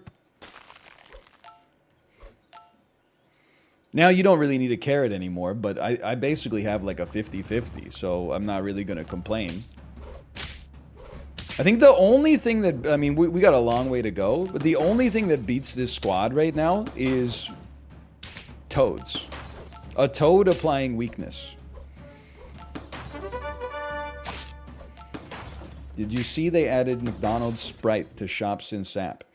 What does McDonald's Sprite do? It costs 1 gold and every unit gets a temporary 50-50 bonus to all stats.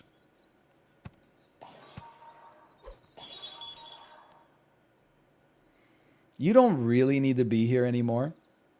I feel like we could instead, because our shop tier is already at max. The bird can still do something. Throw an octopus out there. Can I tell you why we threw the octopus out here? I'll give it to you straight. It's fun.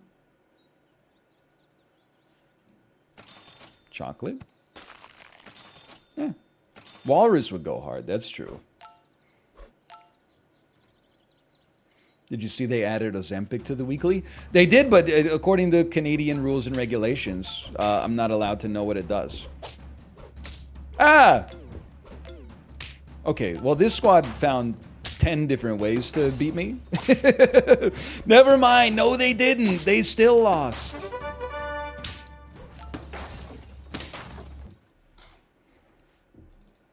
That was a big win.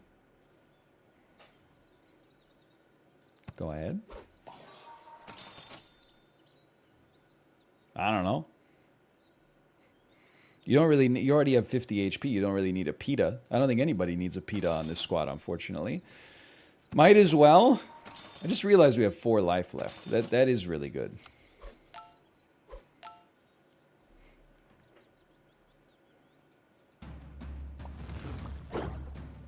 Please tell us if you've seen Megan yet. Yeah, I will. I will.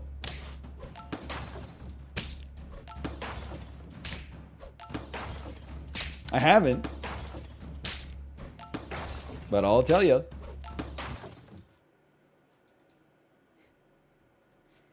That's 8. Waffles? Waffles with no cows? Do not let them cook. Yes? Yes?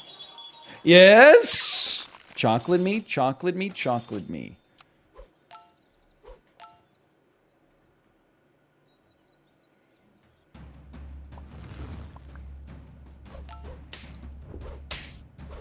I just think it's crazy that, like, honestly, I know Megan seems like a bad person, okay?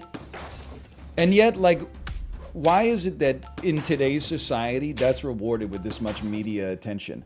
But enough about Prince Harry.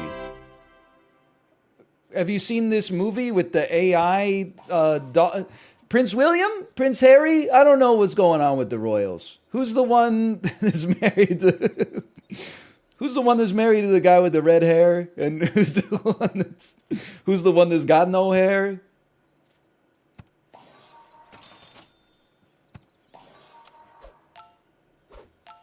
That was Harry. Okay, sorry.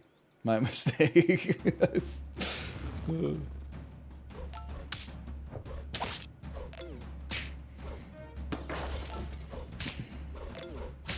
Mods.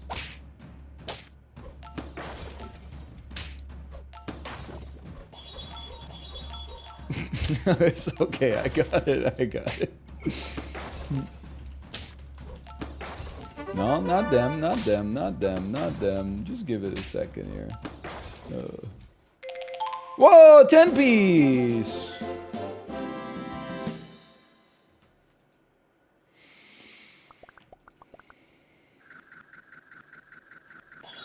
Well. Remaining unlockables 9.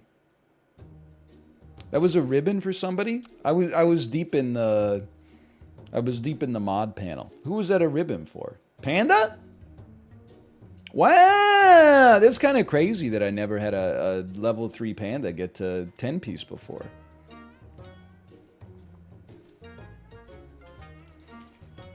Crinkle Panda. Remember that guy? Dude, you have no idea how many stuffed animals I rescued this week. Hold on, I'm just going into ban requests. On ban requests. I did ban someone for saying another streamer... Wait, oh, look at... Maybe... I thought I was being rude on this one. Here's the messages that they sent today. I thought that this was me just being a little tilted. Shut up, rambling. Just play in your own stupid way. No. Your build sucks, easily countered with anything. No, it's not different. No, moron. Haha, wasted shop space. Please don't ever play and therefore ruin Super Auto Battlemon, please. Your lazy thinking costs you most games. Games is spelled with an apostrophe. Yeah, thanks for nothing. Another streamer is live, everyone. Now we can go watch a legit sap gamer. Yay. I have banned them. Okay. Ha, awesome. Sorry for my half-ass smartassery comments. It's just dry humor. No, it's not. Nobody's laughing. That's not humor. It's just being an asshole and you think it's funny. I know, because I invented that. In the moments type of humor. You still get credit for getting me to download Twitch for your content. Thanks. Sincerely, user's name, moi. Come on. You can't be typing asterisk moi asterisk on the internet in 2023.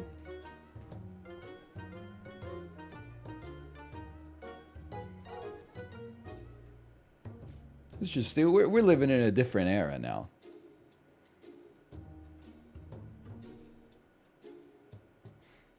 Now this one, I was just tilted. Joel. OMG, it's the big mommy enemy. Joel, Sniffa, Blade, no, you're not a good player. Banned. I was referring to earlier in the stream when your baby said, Daddy, you are a good player. And since he lost this round, I said he's bad. It was a callback. Please, I've been a great Joeler. Unban. That one's on me, okay? You can't, not to be rude, but you can't expect me to filter every single chat message through all the jokes that have ever been made over the course of every stream that's ever been done. Sometimes they're going to get taken out of context, but I have that's on ban for sure. All right, let's start a prediction here.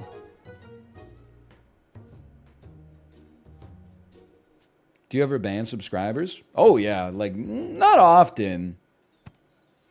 Because they're just smarter than non-subscribers. Let me be like a wrinkled eye or something. I'm not saying that smarter people subscribe. I'm saying that when you subscribe, you become smarter instantly. Do get it twisted.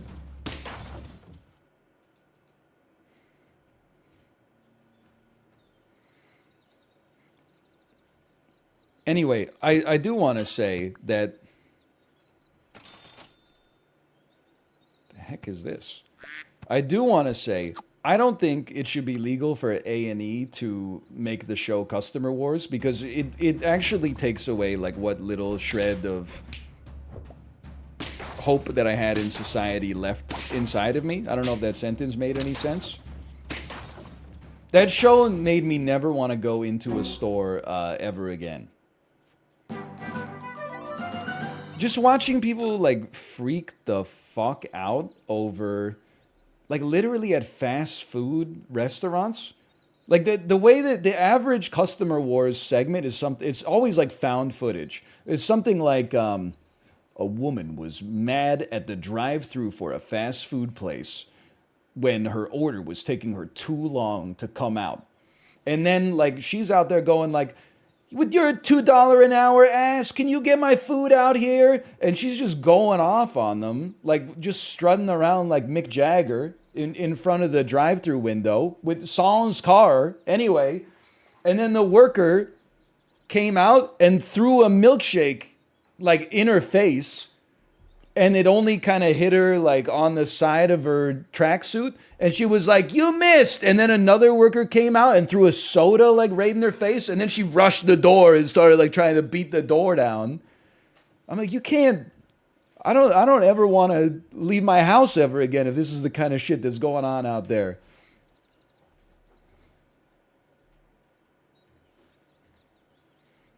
There was one really funny clip though of like at a Houston apartment complex, two very out of shape dads got way too drunk and then just started like beating on each other, but they have no conditioning or coordination at all. So they're just like the two shirtless guys, again, not in good shape, just standing like this, and they're going like, you better not. And then the punch takes like 7 minutes to go like, and just completely whiffs. And then the other guy like tries to counter, but like he can't quite hit him right. Anyway, it was like a Dragon Ball Z episode. It's so good. I saw that one. I'm not going to repeat what you said because it's not nice. Because, okay, what they said is it looked like a fight at the aquarium where two sea lions were fighting over a fish. But that's, you're not, that's a little too far. But like, it's just crazy to me. People are getting into fist fights like with crowds. Like I thought that usually this stuff happened at like 1 a.m. Like someone leaves the bar, they've had way too much to drink. Somebody else who's had too much to drink is just like fuck you, and then they throw hands. I didn't realize that it was like Could happen at like 11 a.m. on a Sunday at a public pool. People are like just throwing at each other for no reason. They're doing this shit like over brunch. I can't believe, I know we're on round 3 here. I saw another one where a woman was pulling out of a nail salon, but she didn't pay the technician. I don't know what the nail salon employee is called. I think they're called like a nail tech, right? So then the nail tech like tried to block her car from being able to back out of the parking lot. And then she just slowly like kept pushing her back with her car. And then the nail tech got onto the trunk and like dug her fingernails into the roof of the car. And the lady drove off with the nail tech on the back of her car. And the person filming is like right next to the driver's side window. And the driver goes, I paid, she ran my card. And then she goes like, skirt, and drives off with not a Hollywood actor, just a normal lady like clinging to the back of her car. Like Wolverine. Yeah, it's crazy. Anyway, apparently they stopped a little ways up the road, and then the driver beat the shit out of her, and then she went to prison, which is good. But I just can't believe this kind of stuff is happening like in normal society. Anyway, roll me. Sure. I'm just saying, it's scary times out there. It's not normal. It's just normal in America. We got it in Canada. I'm sure I don't want to say it happens everywhere. I'm sure it happens in other parts of the world, though. People just get in. Well, because they had one clip that was from China where a dude got a haircut he was unhappy with. And the barber was like, actually, I think that the haircut was pretty good. And he was like, are you joking? Let me give you a haircut. And then he took the barber's scissors and went like snip, snip, snip, snip, like he was going to snip his hair. And the barber kind of like laughed it off. And he said, I'm going to kick your ass. And then he grabbed him by the shoulders and like shoved him into the barber's chair and was like, if you get up, I'm going to kick your ass. And then the dude was like, oh shit. And then he took out the electric clippers and he shaved his head. This shit is crazy, man.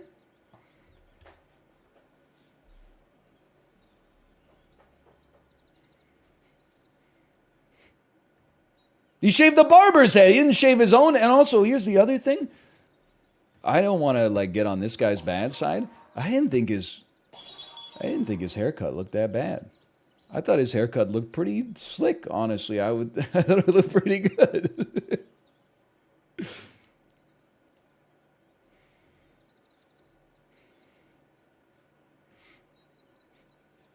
Sounds staged? I don't know. That's for A&E to figure out. You really think the Arts and Entertainment Network would lie to me like that? I don't think so. Come on, get a clue. Anyway, Super Auto Pets. What a game. Thursday, what a concept.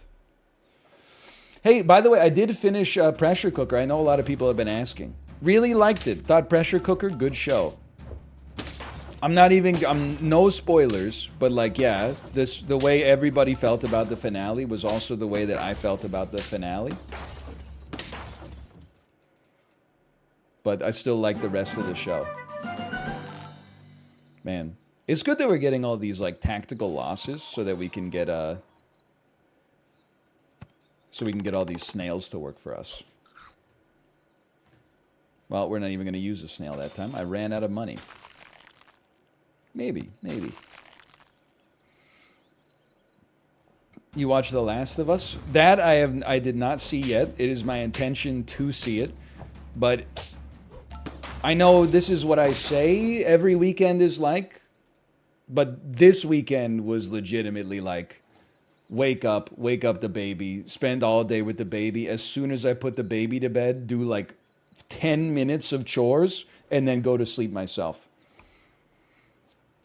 I slept like 11 hours or something on Monday night. I was so drained from like both spiritually, physically, and also fluids. Okay, you're gone. something like this, and we're going a little sneaky mode with it this time. I know how this looks right now, but we're going a little sneaky mode. Do you know the name of the main dude from The Last of Us? Isn't he a mushroom? Is this like a trick question?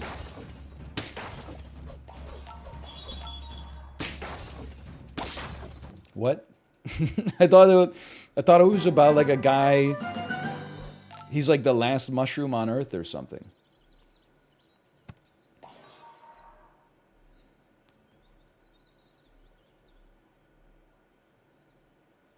That's the one? I know! Why has everyone acted like it's so out of the pocket then?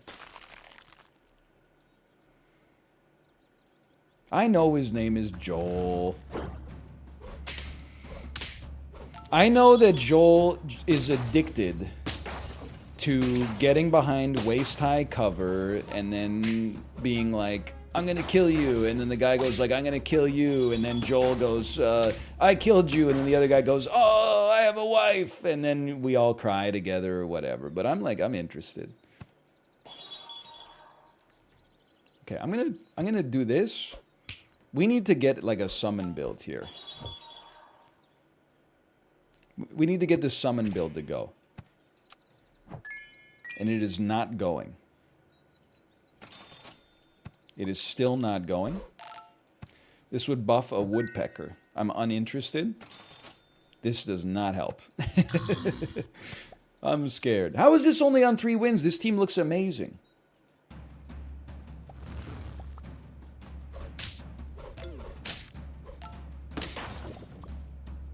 Does it though? I think it looks pretty good. It's better than the Man Dam's team, that's for sure. By like a lot, it wasn't even close. Holy cow. Well, like, should probably run like a shark. I think you should go. Even though we have the level there. I almost just rolled. That would not have been smart. And then just anything that summons. All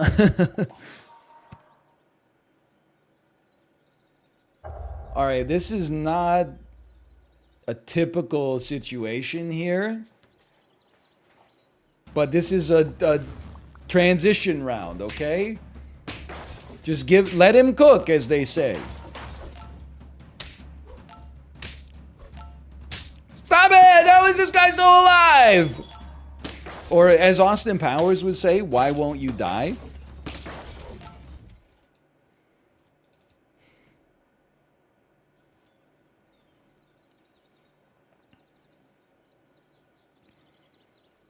It's tempting.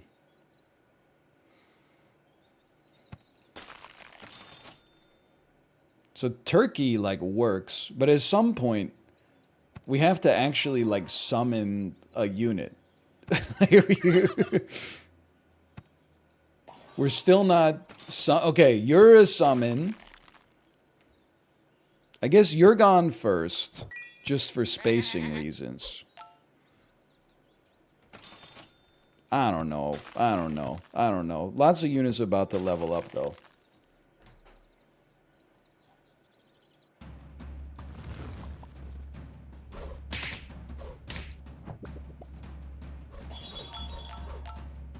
Could be worse. Probably. I hate a trumpet fish because it always looks like you're about to win, and then you lose. I mean, not a trumpet fish, a surging fish. Look at this dude's got 40 HP. How does that even happen in today's modern world? No! Yes! Oh. Oh.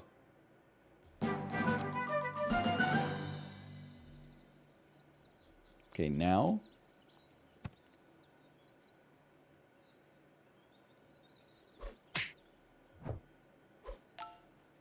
I should have leveled you first. Dude, that's order. What do you do? Copy your perk to somebody. Who cares? Is a better answer, better question, and a better answer. Okay, for now, order looks scuffed, but is not that scuffed. Don't really see garlic being super relevant here, but that's okay. What are we on? Six wins?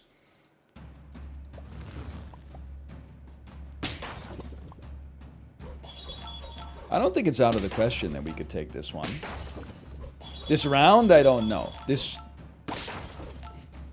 match, I think we got a chance. Why wouldn't I put garlic on a shark? What's wrong with me? That's like it's a gimme. It's one of the easiest gimmies of all time. You do look good. Thank you. I lost 4 pounds to the toilet this weekend. Thank you. I appreciate it.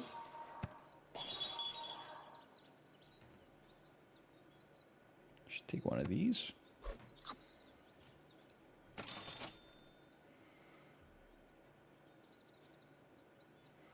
For one round, I'm going to say why not. Just take the compliment. I'm taking the compliment. Do not whale. I don't see the problem with the whale. We get one extra trigger on all of our feints.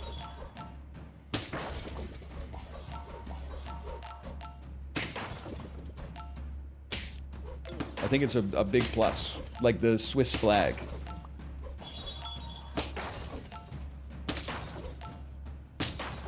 Oh, we win this.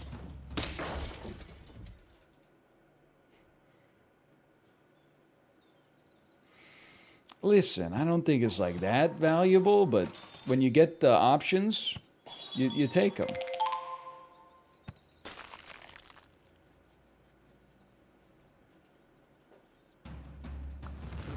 It wasn't food poisoning. This one was from the daycare, okay?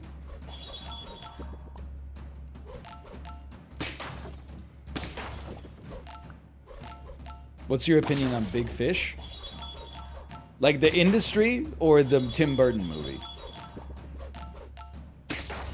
Because like the industry, I think I'm against it. I don't know anything about it, but any industry that can be described as big, I think just to be on the right side of history, I don't support it. I only support small fish, Jerry, small fish.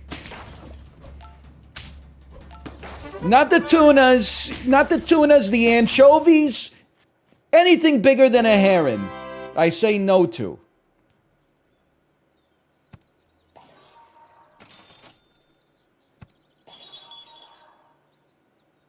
Why not?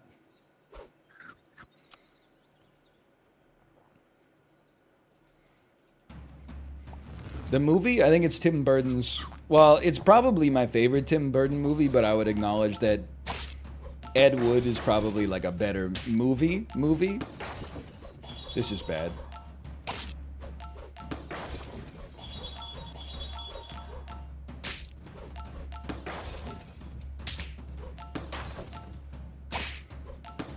Please? Do it, come on! You motherfucker! We were close. 9 wins. One of these.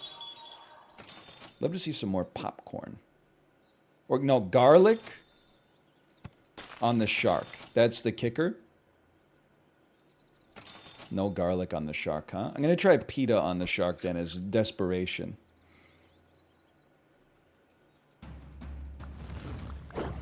Ah! What is it? Dude, this is the dream team. They got a lioness to level 3 early. This is over.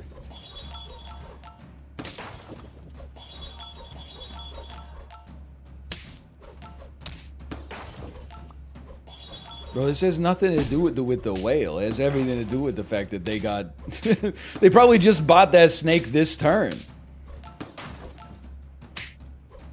Holy cow. It's a 32-32. Alright, 9. 9's okay. Astronaut's helmet.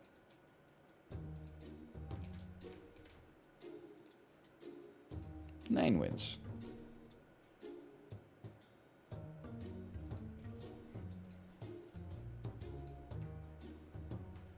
It was suboptimal in a vacuum, but yeah, you were screwed either way. So you should work for like the NTSB. Well, both of the engines flared out, causing the plane to turn into a fireball mid-flight over the Pacific Ocean with no possibility of landing. But the pilot could have at least tried to pull up before impact with the water, so at least we could recover the bodies.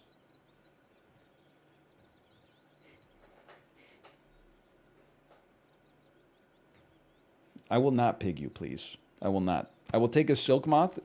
We need units that have HP. If they don't give me HP, well, that's like their own personal problem. Let me be a frozen fox.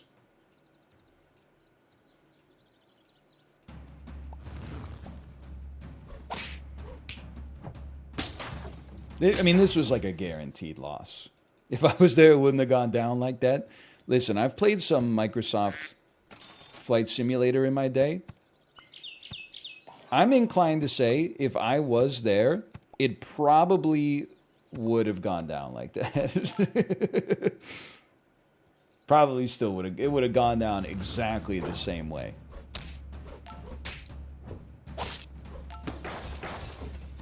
This is probably not going to make people too happy to hear this, but I think if I was a ship's captain, I'm just going to tell you straight up, I do not think that I would go down with the ship. Oh, just because of my choice of job, now I have to die because my ship hit an iceberg or something? I'm not saying I'd be the first person off the ship, because I know I got a responsibility to send the alarm and coordinate everything and stuff like that. But if I'm watching people get into lifeboats and somebody's like, hang on, I left my purse in my stateroom, my ass is taking their spot, okay? Oh no, my iPad, it's in stateroom 1107. No, my ass is getting off. My version of the Mark Wahlberg, it wouldn't have gone down like that, is just like, it's not me being a hero, it's me being a coward. Like that Asiana Airlines flight that landed at San Francisco Airport, clipped the jetway, and then like they had reports that people were slow getting off the plane because they were grabbing all their personal bags and shit like that. If I was there, it would not have gone down like that. If the lady 2 rows in front of me was trying to grab her full-size suitcase that should have been checked, but she was like, I'm not going to check this because then I have to wait for luggage. I'm just going to shove it under the seat in front of me. It wouldn't have gone like that. I would have been pushing and shoving. I would have been like, get out of my way. We're getting off first. My life is worth more than your iPad. I would have been going off. I would just give you a preview of my face. I would have been like, really? Looking at my wife like,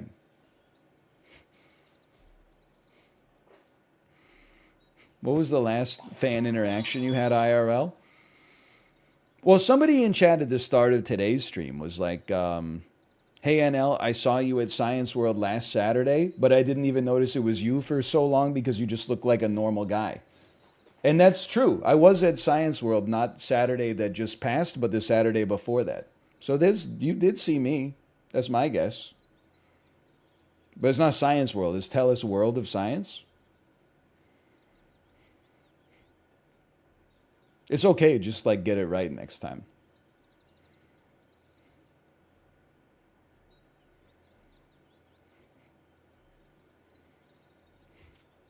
Sell duck? For what? You know what? I'm going to sell the duck. Not because you said it, by the way, but because I read it. And then my basic game plan is hope that a bunch of flying fish show up.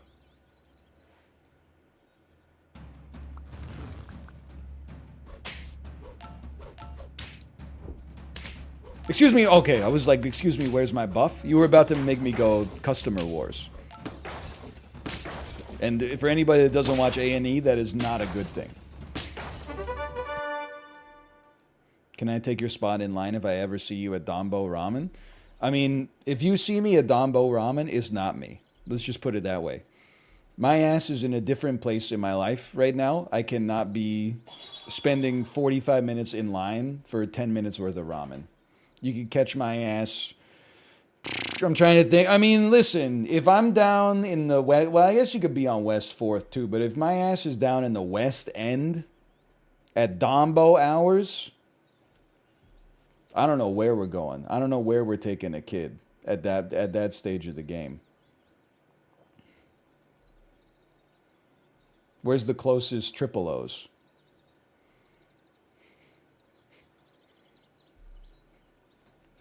Take her to Muji? There's no food court in Muji. I mean, Muji's like it's a pretty cool store, but like I don't believe they have a food court.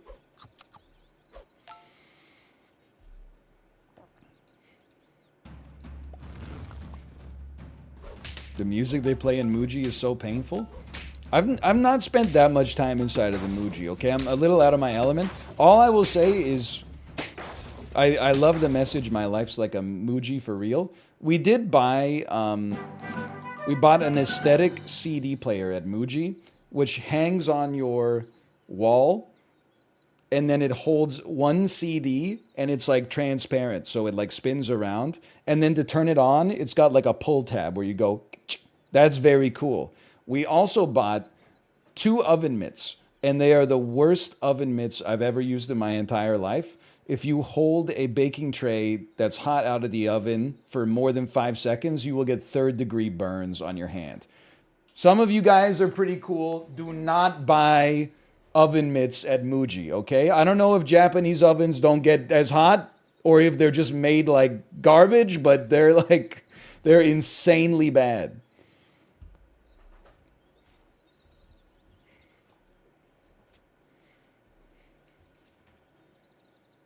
What am I doing?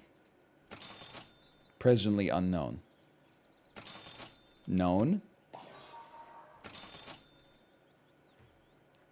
Known. Yes. I'm thinking.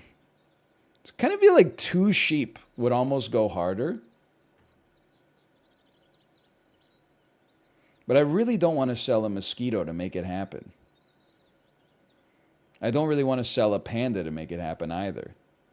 You know what? I'm gonna go crazy.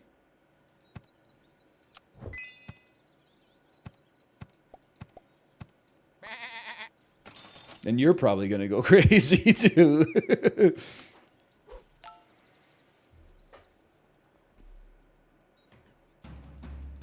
Panda don't do anything? Oh, crap. I didn't know you were being literal.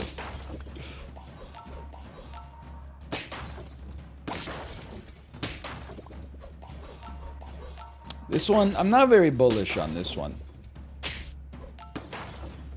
That hurts. I knew this was our round to do worse, though. This is our round to do better. Holy bursh. You know what? Maybe your ass is gone. I like that you're scaling. That's the thing. Garlic. You probably freeze garlic in that situation.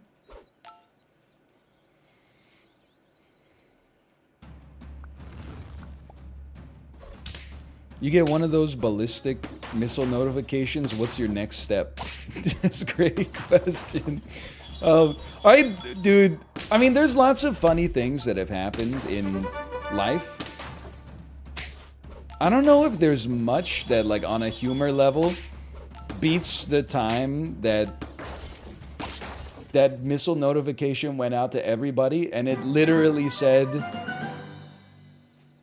a nuclear missile or ballistic missile launch detected targeting Hawaii, asterisk, not a test. And then it turns out that shit was an actual test. That is so funny.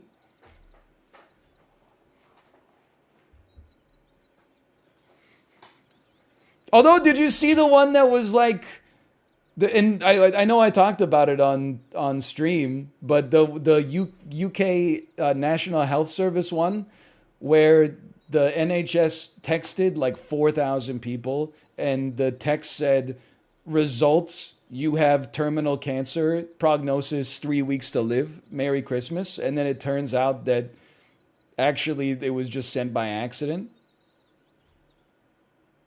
Like, that is, I mean, it's not funny, but it's also the funniest thing that's ever happened, is the interesting thing about that.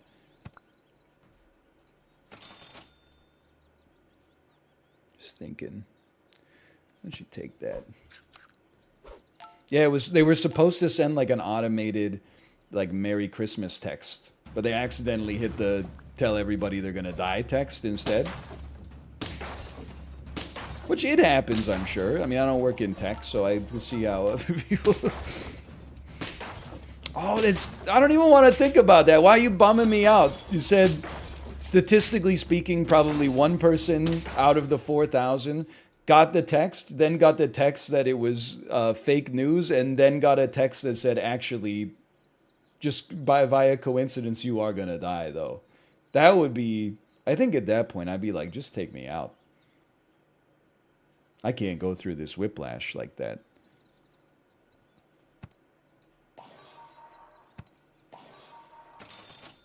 Ooh.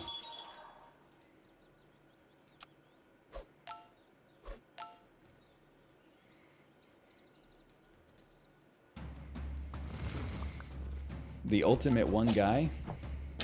I don't know what that's in response to, but I would say I agree with that.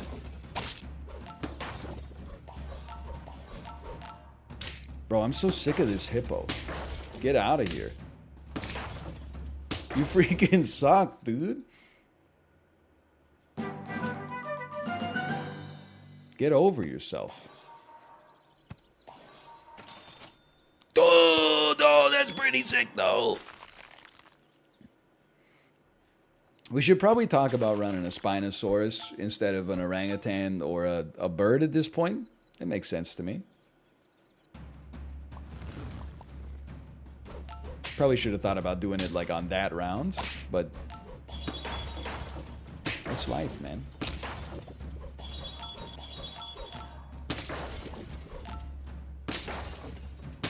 I lived. Hey, Anel, have you heard of Yi Jian? You're gonna get me in trouble again, okay? I will say, I looked it up. People say I'm arguing in bad faith. Enough. So somebody made a post on the subreddit too that was like, has he played Yi Jian yet? It looks a lot like Super Auto Pets. Maybe he'd like it. I watched the Steam trailer and I was like, you don't know me at all. I'm not playing this shit. You must be crazy. I'm not saying it's bad by any stretch of the imagination. I'm just like, this is not. There's fucking like cherry blossoms falling all over. These ladies are fighting in kimonos and stuff like that. It's just.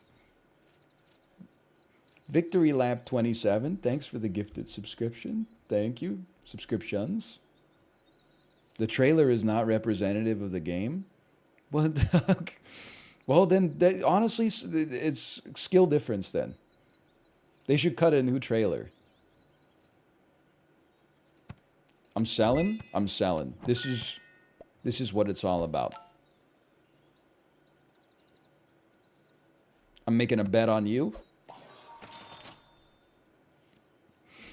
Okay, now, like, the problem is, if we take a damn shark, maybe you sell a turkey. Yes. Okay. Take the shark to get the buff. Sell the turkey. We need a little summon that comes to the front. Or, don't shoot the messenger, a whale of some sort. You're not going to like this one. People are like, no! No! What's the game called? It's called Yi Jian. It's a Super Auto Pets style battler. It's the... Listen, I'm not trying to say that it's like the sort of game where like you told your grandma that you wanted Super Auto Pets for Christmas and then she came back from GameStop with Eegeon? I'm not trying to say that. That would be offensive. I've never played it. It might be great. It might be better for all I know.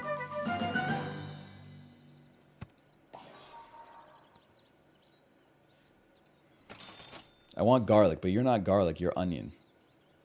Pathetic. Okay. Sure. Garlic. I don't know why I said it like that. Garlic.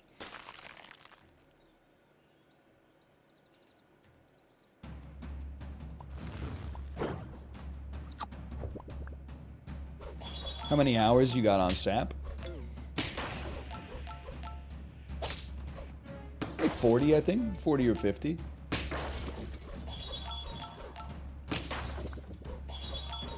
Thousand hours. How do you spell it? It's not J-I space J-U-A-N, okay? It's Y-I oughta you one of these days is Y-I space X-I-A-N. I'm not suggesting you don't check it out for yourself.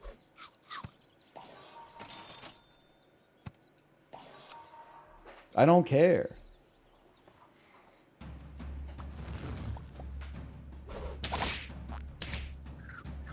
What the heck happened there? I didn't even get my popcorn. I crapped out a level 3 RAM? What's happening? Where's my popcorn? Denny? Holy cow, you're a genius! You're a genius!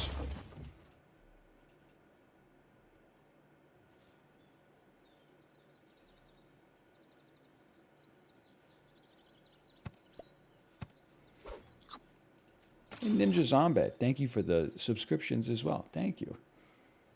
Please take the alpaca once. Nobody else is going to understand the humor of this situation more than me, Nathan. Because the first time you said, I know you're reading these messages, please take the alpaca, it's the best animal in the pack. You had the believer flare next to your name that said you had bet on 10 victories. This time, please take the alpaca once. No flare, though. That's a sad story. I lived. I still lived. I still lived!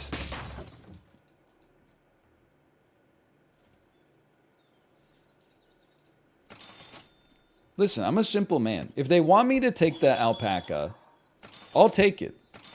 They should just make it a tier 1 unit. Because by the time stuff shows up at like tier 6, it always feels too late. I'm not saying it is too late. Oh, my ass. My ass! It's a cockery, bull's diarrhea coming out of a Fred Fox asshole. Oh, we're toasted. I'm getting farmed.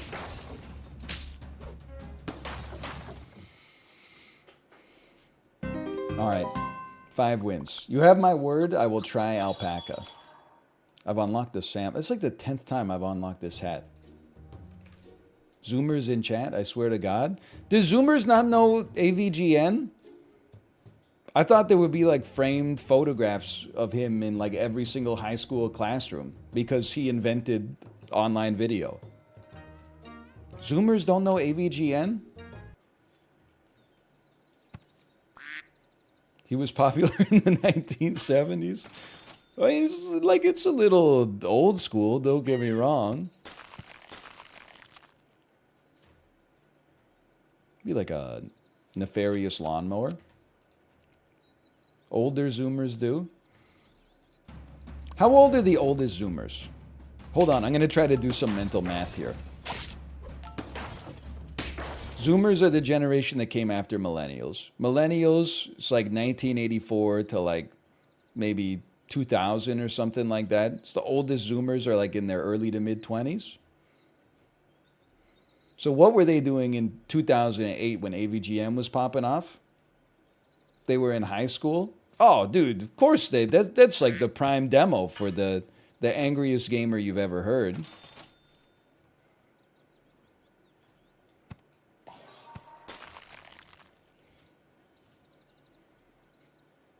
Why are you hitting me with question marks? They were 8? Oh, yeah, that is not high school. You know what's crazy?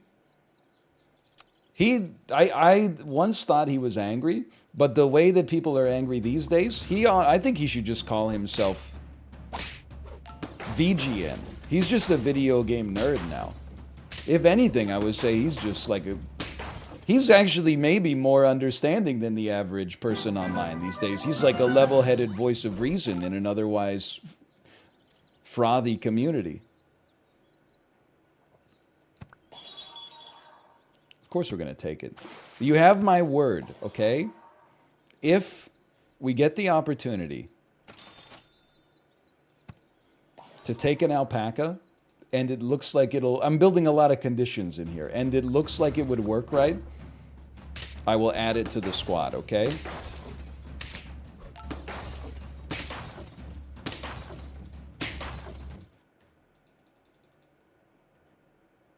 Have you seen his movie? No, I was probably like 28 when it came out. That's like, with no disrespect, like, come on, no, I didn't see the movie. We should take this for now. We need some help.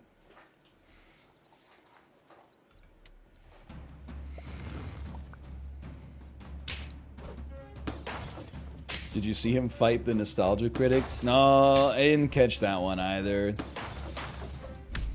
I didn't see that one.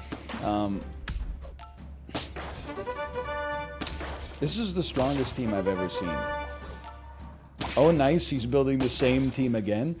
Dude, it's early. I'm just going best units available. That's why my results have been so strong right now. Okay, you like should be pilled, but you're not really. Okay, there you go. Get pilled.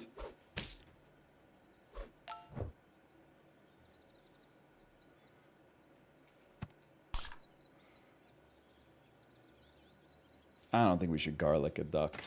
I'm scared. You ever notice we're not spawning anything? I think I just rolled past the sheep.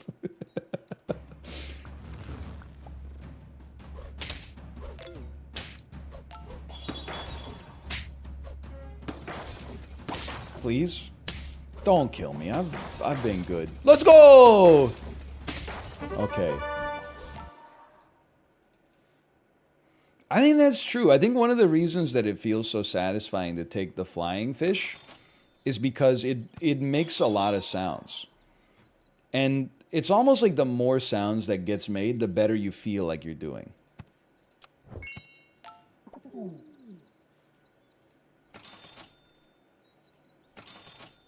Garlic? Me? Casino logic. It's very true.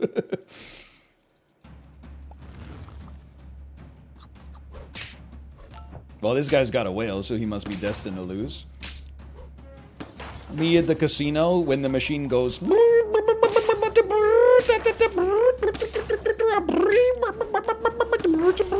And then it goes...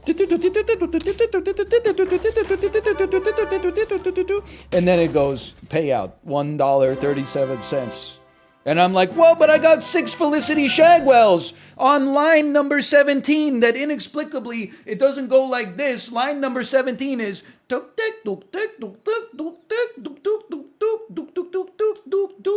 the fat bastard kicker at the end.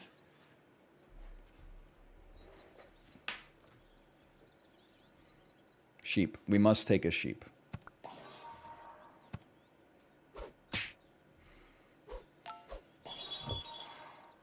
It's pretty good. It is exactly the same team.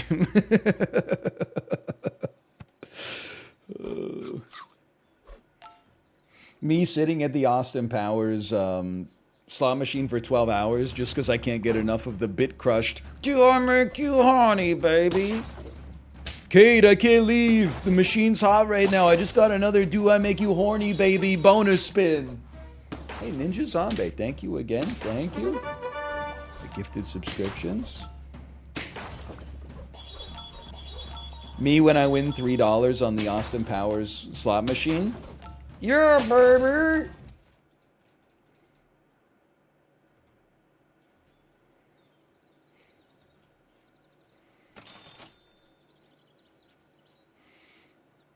What am I doing? Next round is chocolate. Remember that. Next round is chocolate. Forget about... No, don't... Yeah, forget about this. Summon one of these instead. Take one of these just for now. Next round is where we get spendy. B the Seagull? Huh? Who's the worst Austin Powers character?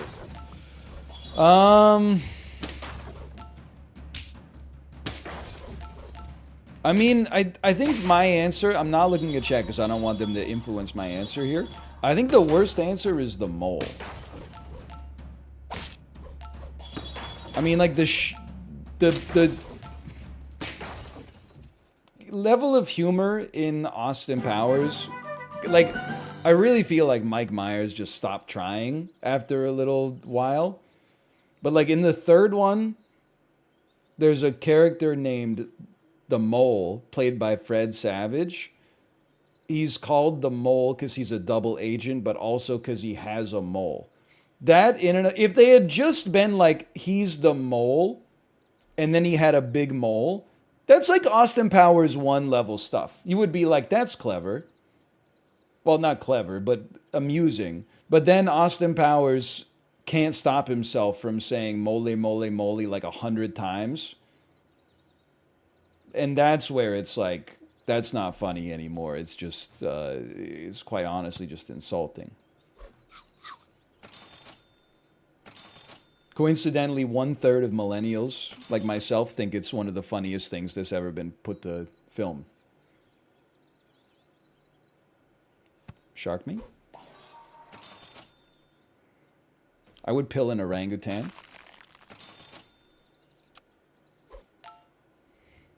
Did you just roll past an alpaca? Sorry. Rank the lead women by their acting skill? Okay, like it just seems like you're trying to make Beyonce fans mad at me, which is not fair, because I like Beyonce. I like Break My Soul. I like Halo. Dude, this is armadillo, man. I mean, I think the best actress... Well, listen, now you're going to make everybody mad at me. None of the Austin Powers lead female actresses are that good at being actresses. Liz Hurley is probably the best. But even, like, what's Liz Hurley's best movie that's not Austin Powers? Bedazzled? That's not like a crown jewel in a filmography.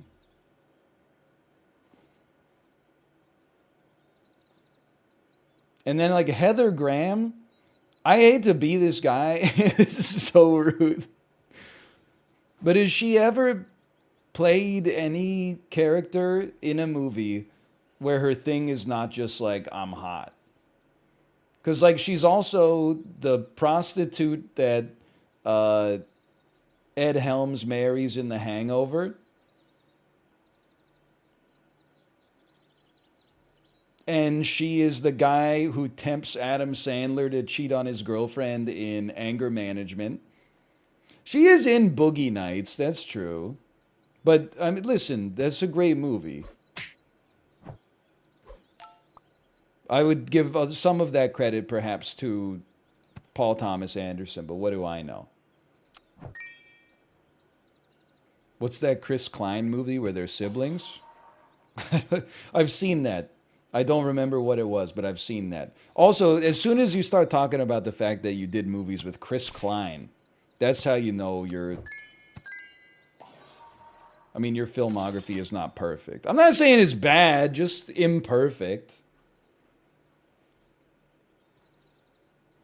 So I don't know. I don't want to answer the question. Because it's going to get me in trouble. It's the same damn team. I got nothing against Heather Graham or Elizabeth Hurley or Beyonce.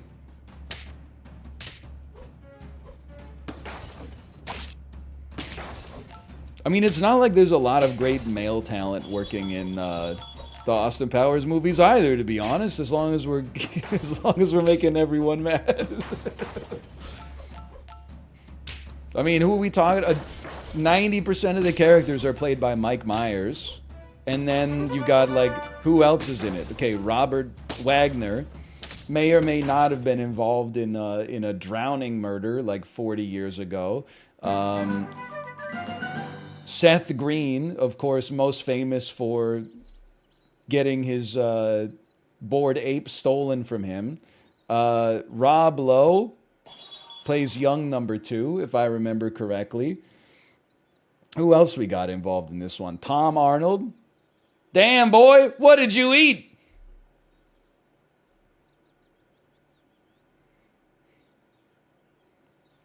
It's true, Michael Caine is in it.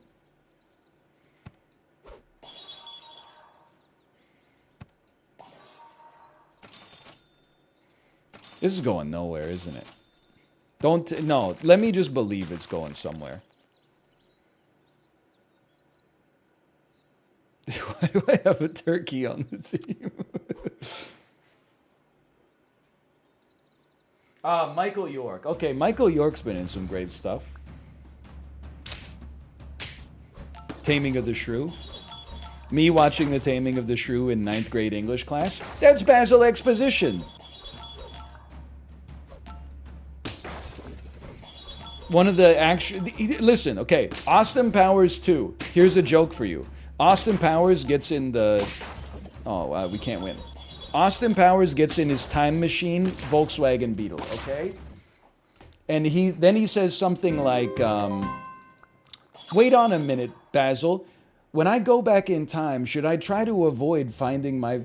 How am I going to investigate the loss of my mojo? Because when I go visit myself at the Ministry of Defense, I will be frozen, so I will be meeting my frozen self. And oh no, I've gone cross-eyed. To which Basil Exposition replies, Austin, we suggest you just have fun and don't worry about it too much. And then he looks right at the camera and says, and that goes for you too. That's a great joke. But that goes for you at home as well. That's it. Austin Powers 3. Mole, mole, mole, mole, mole, mole, mole, mole. Mole. Anyway, let's do one more. What was that, 4 wins? That was not a good one.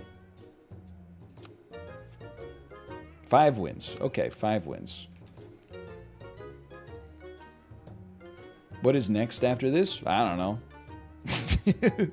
Well, I should be checking my phone. Make sure I don't have an emergency pickup.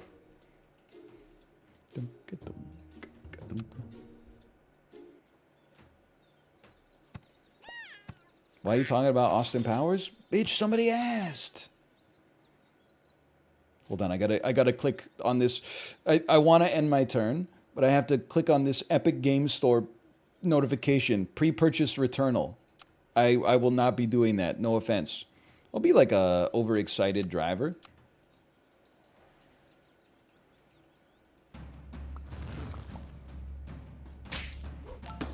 We're gonna win a round. I had the same notification. PS5 owner. Nice, I don't want to make any enemies. So PS5 owners, when the only good console exclusive comes out for PC. Oh! I don't even like Returnal, honestly. I just wanted to make people mad. It's a personality flaw. Also, I own a PS5.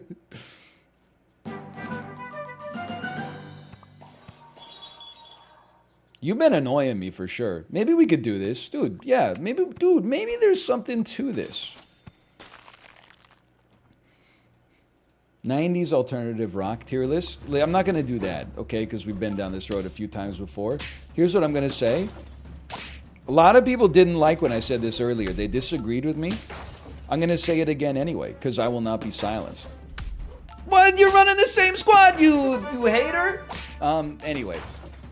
One of the most underrated songs of the 90s that I forgot about until it was included as track 1 on an Emma Lovewell 90s ride on the Peloton. Duncan Sheik, Barely Breathing. That's a great... Listen, it's no Alice in Chains. It's no Nirvana.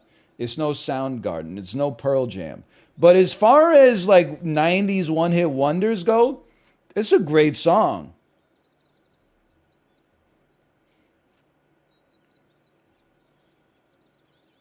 I'm going to put a blobfish out here just for the moment. I actually think I would pill you. You are a 2-4 at the end of the day. Maybe I won't do that.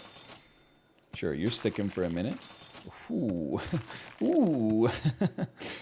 Okay.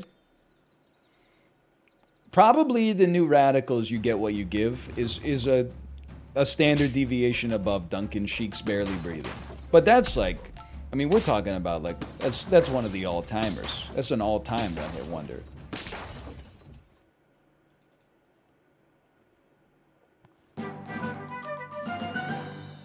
Yes. Yes. Imagine, what would this, we're looking for a tier 4. Imagine if you shat out, honestly, like a lot of these look great. Imagine if you shat out like an early Hippo, though.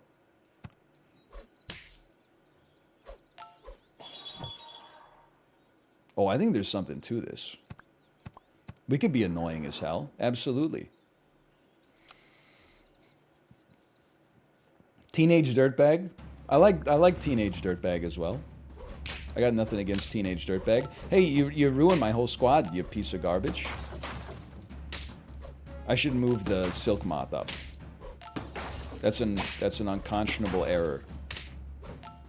Ah, never mind. I'm chilling.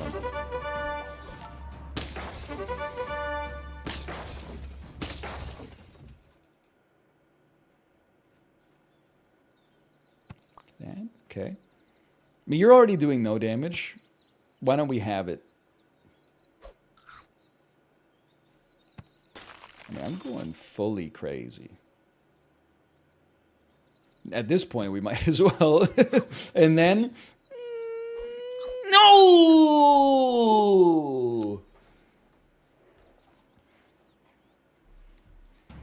Slop 'em up!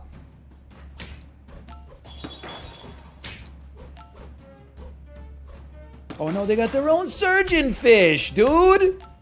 Get a life. Oh, oh, oh, oh! Oh, that's still really bad. Alright, well, it's hippos, dude. Hey, NL, should I go see the Canucks at Madison Square Garden in February? I'd say it's a simple question. Are you a fan of the Canucks or a fan of the Rangers?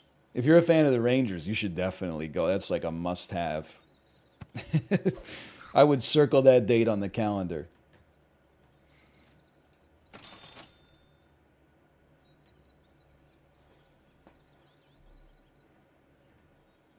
I feel like this could get insanely annoying.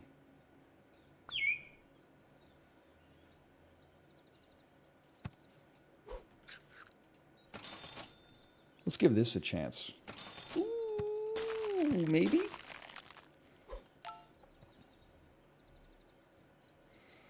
Canucks really that bad? What's their record? I don't know. We're like 5th last in the NHL right now or something. Let me put it this way. We're so bad that whenever I talk about them being bad, I get replies that are like, well, at least you're not a fan of X team. And then like X team is ahead of us by 12 points in the standings. Could be worse. Could be a fan of the Edmonton Oilers. I'm like, really? Don't they have like double our points? Hello, Daniel. Hello. Thank you for the kind words.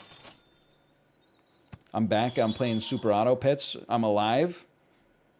I'm living for it. Oh, hold on. We got some discourse. NL, have you seen the Fablemans yet? 9 out of 10 easy. Dan, didn't you give the Fablemans an 8 out of 10 on dangiesling.com/movies, though? Or am I could be mistaken. You could have given it a 9.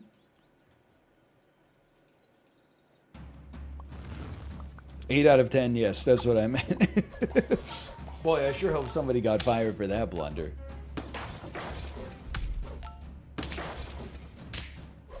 I brought receipts.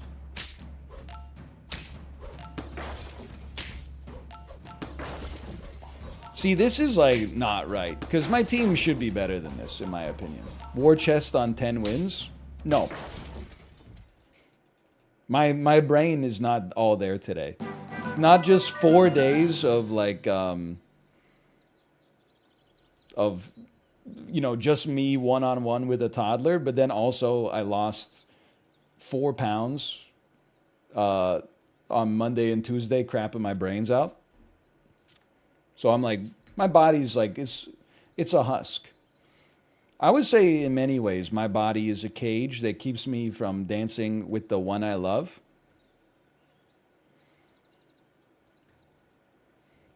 I would say like, I don't know if anybody else feels this way, but I'd say like we're living in an age that calls darkness light, though the something, it's been a while. Arcade Fire is canceled. They weren't when that song came out. I guess obviously. We probably wouldn't have heard of it. I don't think Bump and Grind came out after all that fucked up shit about R. Kelly came to the light. Let's go level 2 parent. I don't know what I'm doing with this. I gotta think about this. Friend faints. If it was a faint pet, activated again. Works 1 time per turn. What the fuck? Okay, listen, okay? What if we get just like 10 ants? Does this make sense?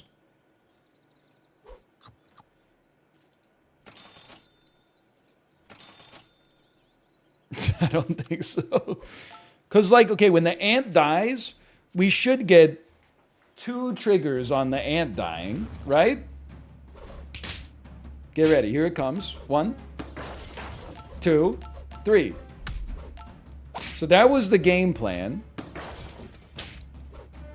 Now, the problem is we have no attack, but hang on. Our pterodactyl has a lot of attack. Now, it sucks that our armadillo is only level 1 because it's not generating that much defense, but it's okay. It's something, at least. Like, this is gonna work out in many ways. And then you gotta... Wait, what did you get a trigger for? Oh, because the faint trigger also... Okay. Well... It's a different build. I said it was interesting.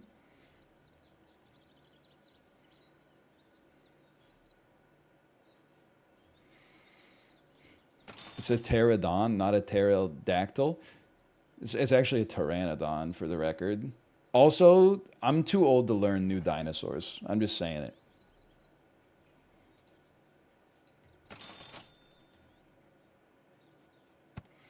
If a dinosaur didn't exist when I was 10, I'm not learning it anymore. And it's a recurring bit. Piece of garbage. But I've been reading all these dinosaur books with my daughter. The hell is an Allosaurus? What the hell is a Carnosaurus? What the hell is a Dinochirus? That's not for that's for the next generation, is what I've realized. It's not for me anymore. They've been coming up with new dinosaurs like crazy, man. Like, they're so old. How are they learning more stuff about them? It doesn't make sense. It's a load of cock-a-doodoo with the diarrhea dumper. I think you need to level up. I'm just not that invested in you is the thing. 2 of those 3 you named were in my encyclopedia 20 years ago. Yeah, my ass was not 10 20 years ago. I'm older than that.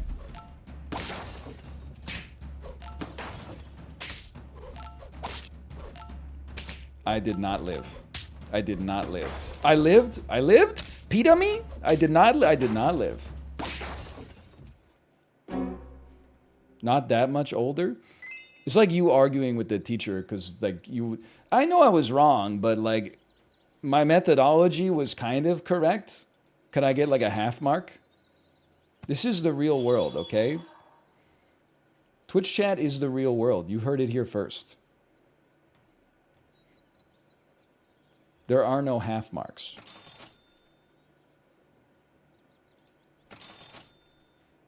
I'm just rolling. I'm straight up just hitting buttons. How did we get 7 wins on this one, man?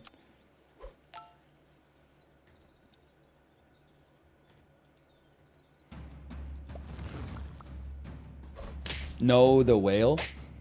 Twitter in February after Colin Farrell wins Best Actor for The Banshees of Inisherin. Well, it's a strong team.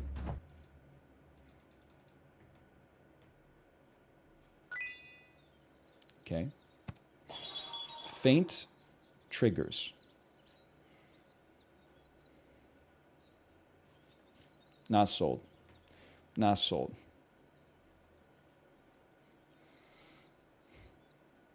Did you watch Banshees of Inisherin yet? Nope.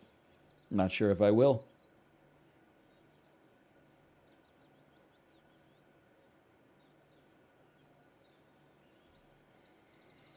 You should. I know. I know. Everyone says it. I'm redoing the whole squad. Here's how we're redoing the whole squad. You're gone. We go like that. You're gone as well. Not for a snake. Not for an octopus. Give this pet's attack to one random friend. We've only got one of you. No. You got to think about this. You got to think about this. Maybe you, no, because you're generating 6-3. You're important, not as much as I'd like you to be. We'd love to have more, not faint triggers, but more units that spawn units when they die. I hate myself. Sell me? Buy me? I know. Dude, nobody's more pissed off about this than me, okay? We need the triggers. We need more faint triggers. NL, the type of guy to buy to not buy winter tires. That is damn true. Like in a strictly literal, rhetorical sense.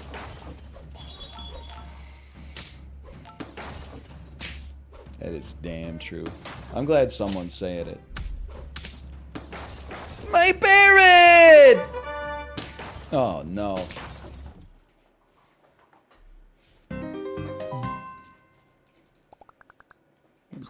7 wins. Not a great performance. We did unlock the Steely Dan hat, though.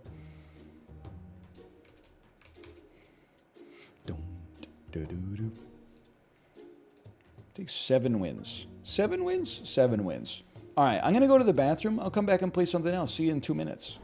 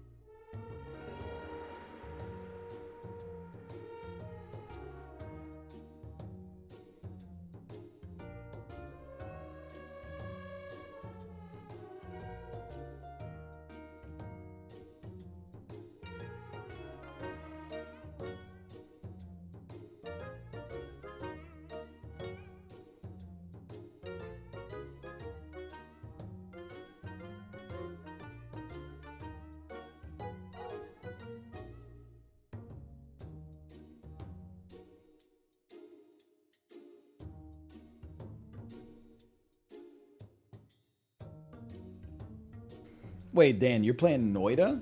No, I got baited. There's no way Dan's playing Noida. No shot.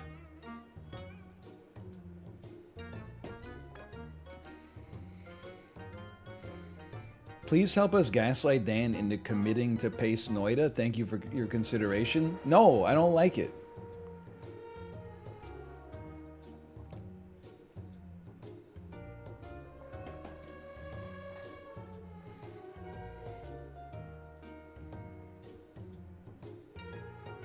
If he likes it, that's fine. I get, he can play whatever he wants. But I'm not going to lie to myself.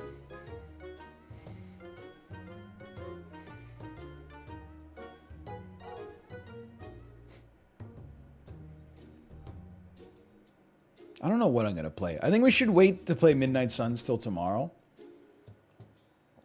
So the natural thing to put in there would be Switch Golf. But I'm also like, maybe... like, it's not like it's a hard exercise to do, but I'm like, man, am I physically capable of playing Switch Sports Golf right now? I think I am. Dave the Diver? Listen, Dave the Diver will be back. Can I tell you something that I shouldn't tell you that's going to annoy you, and thus your responses to it will annoy me? Dave the Diver, kind of exhausting to play, like, spiritually. Just because of the fact that, like, the game is allergic to letting you settle into a groove.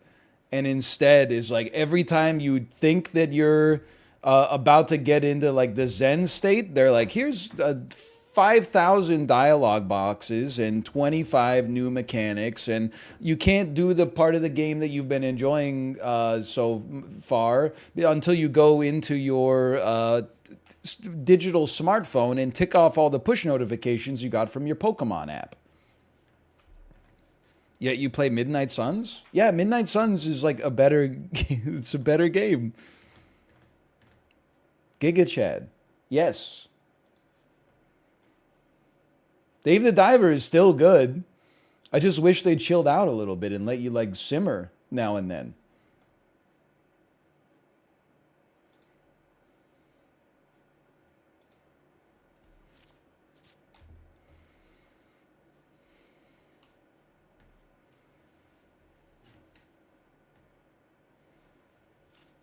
Midnight Suns is great. There's dozens of us.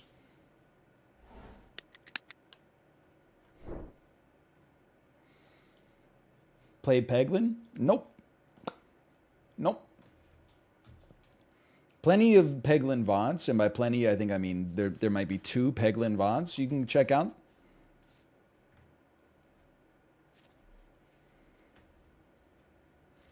Kate enjoyed Peglin. I know. It's absolutely true.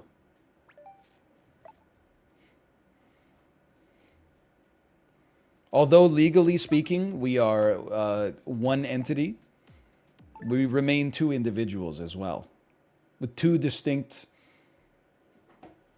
series of likes and dislikes and tastes and favorites and so on.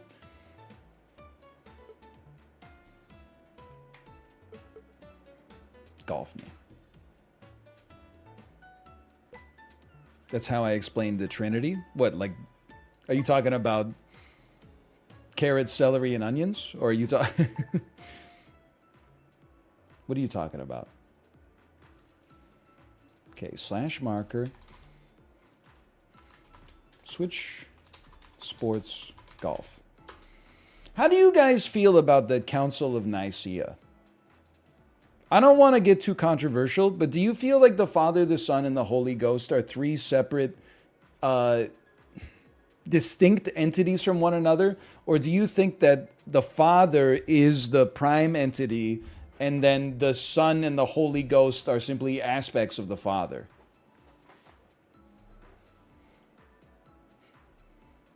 Oh, no, don't, dude. In 900 years ago, people would be put to death for saying the things you're saying. Giga Chad. I know. Man, nobody is replying at all. Is this thing on? Hello? Hello?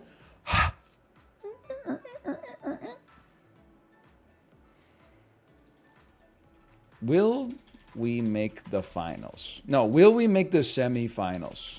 Yes or no? Now, I'll just let you know, like, in advance. I have not played this in, like, 6 days. So, we're... I will also let you know, this is not in advance. This is, like, at the moment of conception here. It doesn't matter. The only thing that matters is the lobby. The lobby matters. Switch sports. My own skill is largely the same, round to round.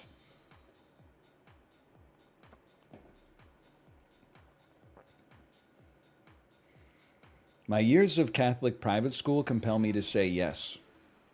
Wait, yes, you agree with the Council of Nicaea? Ooh, oh, bad take, agreeing with the council. I don't know what I'm talking about. Did you, okay, like we're getting controversial here, okay? Still got it. I was talking last week about how, like, it's hard to sing hymns because I don't go to church, so I don't know the songs. So they just put the words in the text and then expect you to know how to sing it. What if they started making hymns? Just hear me out on this one.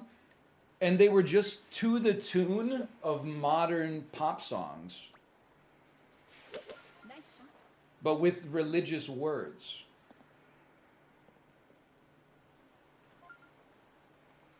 Like, what if there was one that was like, it was Hotline Bling, but it was about like swinging low as like a sweet chariot or such as?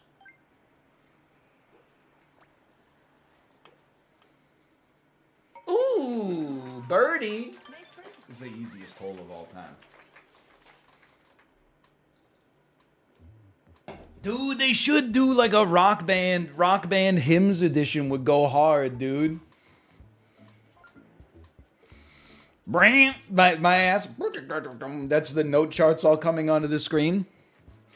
Every valley shall be exalted, shall be exalted,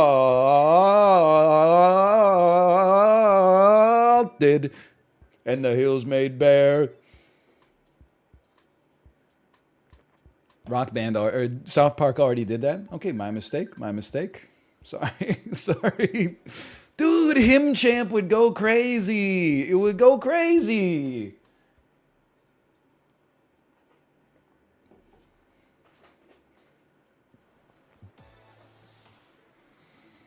I'm just saying, because I don't know how to sing this song. And sometimes you go to like a church for a wedding or something like that, and then they're like, don't worry, we won't make you sing any hymns. 5 minutes off the communion wine, they're like, everybody break out Psalms and turn to page 61. We're going to sing some shit nobody's uttered since like the year 1100. This is always 7 iron according to Chibley, but then we club up because it's 26 mile an hour wind. I mean, that's heavy wind.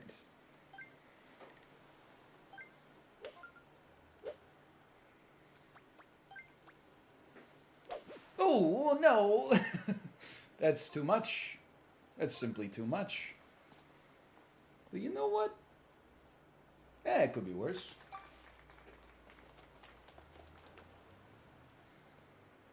Oh, what a chip! With 26 mile an hour wind, what a chip.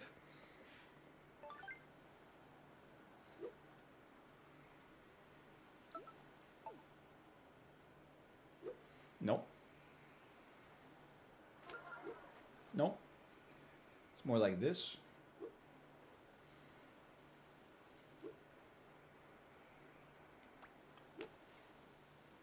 Horrendous.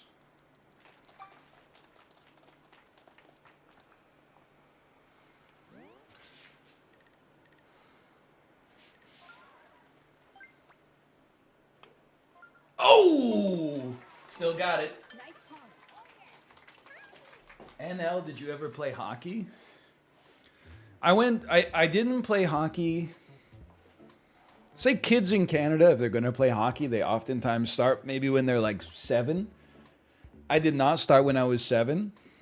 And March break, when I was like 9 or 10, my parents sent me to hockey school.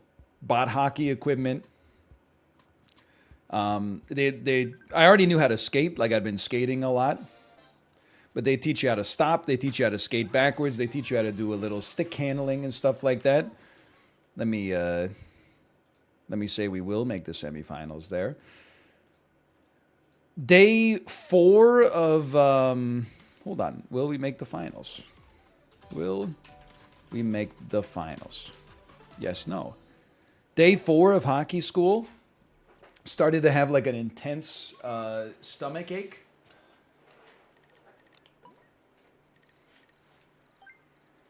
Seems to be like a recurring theme. Dude, what's wrong with me? Actually, that's pretty okay.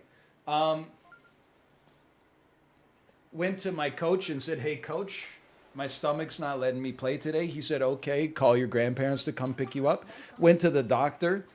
Turns out I had a fungal infection of the groin, colloquially known as jock itch. How did it happen? Let me tell you. Right after this incredible putt. It's my first time in like a locker room type situation. I didn't want to get naked in front of the other kids. So I wore sweatpants all the time. Just like in general at that age.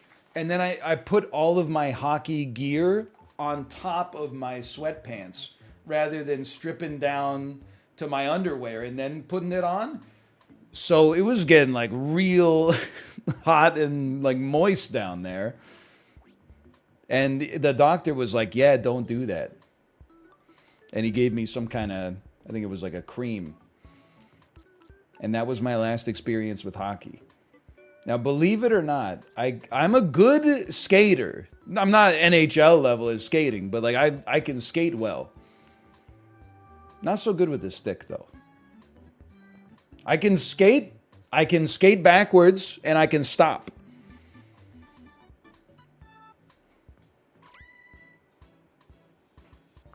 Michael Scott level? No, I would say that based on what I've seen from The Office, Michael Scott, aka Steve Carell, is probably a better skater than me. But like I'm better than the average adult at skating. Would you play in a rec league? Absolutely not. I would get my ass kicked. Also, whenever I read about beer league hockey, people say stuff like, oh yeah, like we have drop-in beer league hockey at like 11 p.m. And I'm like, I'm not doing that shit. Are you crazy? I also want to, I don't know if Dan's still here. I was having a real conversation with him about how like I need to find like an actual hobby. Because all I do is like ride the Peloton, look after my kid, eat hot chip, and go to sleep. And I was talking about like, oh, I might even like to do some volunteering or like get involved with like the Rotary Club or something like that. Then I looked up the Rotary Club. There's all these posts about how like they can't get young people to join. Oh, how do we get young people to join the Rotary Club? Organize like charity events and stuff like that. You know the Rotary Club in Vancouver? They meet every Thursday at noon downtown. Are you fucking crazy? How are you ever going to get someone under the age of 65 to join the Rotary Club? Meetings are Thursdays at noon? Have you lost your mind? No backspin.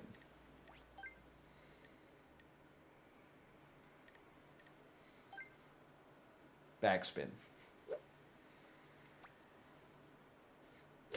Nice shot. Holy cow.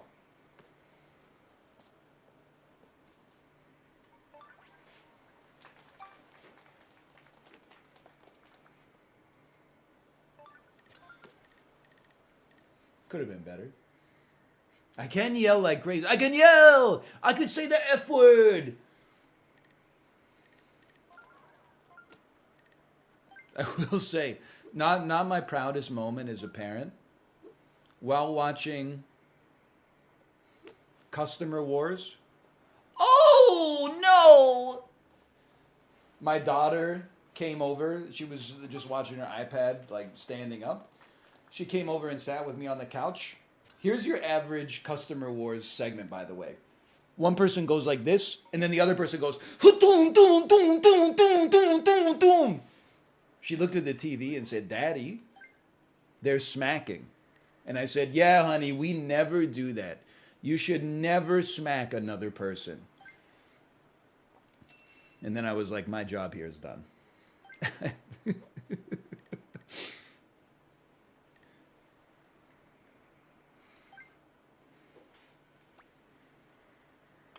That's not good.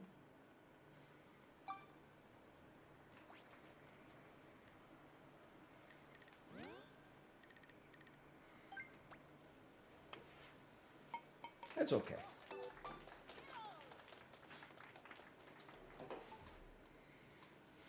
Please don't sew this to me. Don't sew this. Don't sew this book to me. A year has passed since I tore my scrot. I should have noticed right from the start. Only scrot can keep us together. Hey, will we win the finals? Yes? No. Why doesn't Sting catch more flack for using that voice? That's not what Sting sounds like.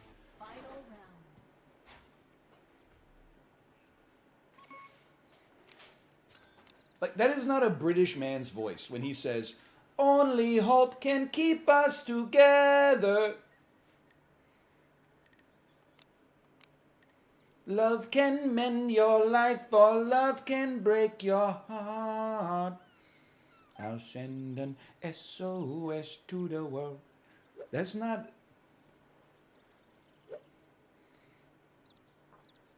It's not a British man's voice. I think that's too low. Oh, could be worse. Please tell me that was the person in first place.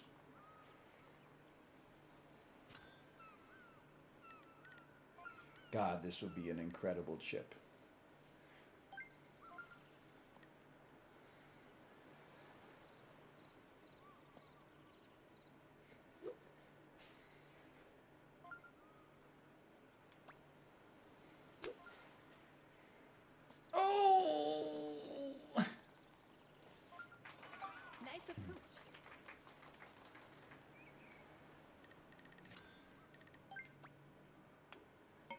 Still, it's a decent par. If first place did garbage, first place got a bogey. I think they still beat us by 1.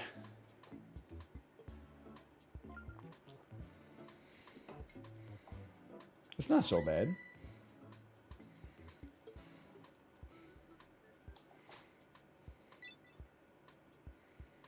I don't think it's a tie. I think they beat me by 1. But I beat third place by 1. That's how I choose to think of it. I didn't come in second by 1. I came in second by 1.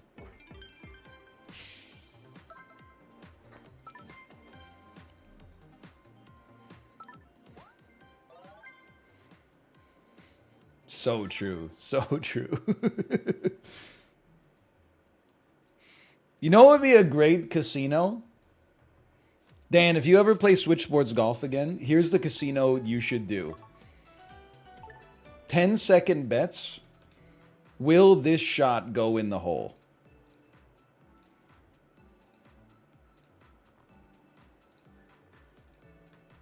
Think about it. Give it a roll it around in the brain. See if you But imagine if you ever got a hole-in-one on a par 4. Imagine the payout for the yes betters. It'd be like a 1 in 10,000. Oh, man. Couple of S-rank gamers. Joe's an S-rank now, huh? With the pleading emoji. Will this shot go in the Joel? Even better. Round one. Oh man, I got a burp, but I don't trust it. 1 second. Nice I shot. trust it. I'm better now. I'm changed.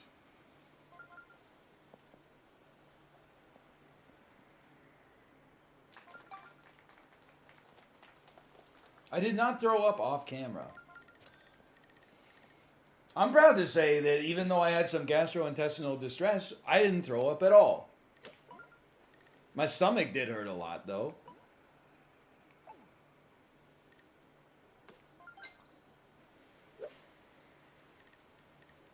Maybe you should have. I mean, there were a couple of times when I wish that it happened, but... Give me some backspin. Nice shot. I gotta say, whoa! I'm proud of myself. I'm definitely the most... Nice hunt. As far as members of my household go, I have thrown up the least recently. I mean, my baby is not even close. She throws up maybe once every 3 months. Maybe a little less than that. My wife does not throw up on the regular. Ooh, but she did in her first trimester. What a putt, dude. Ooh.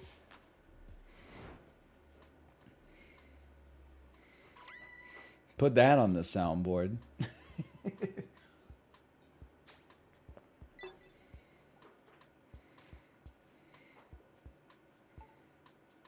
Well, well, well.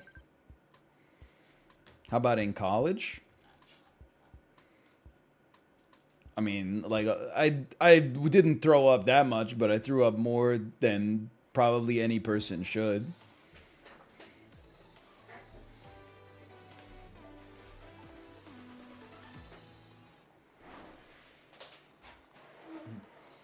Like, I wasn't throwing up once a week, but ooh, this is not makeable. I 20 miles an hour, not makeable.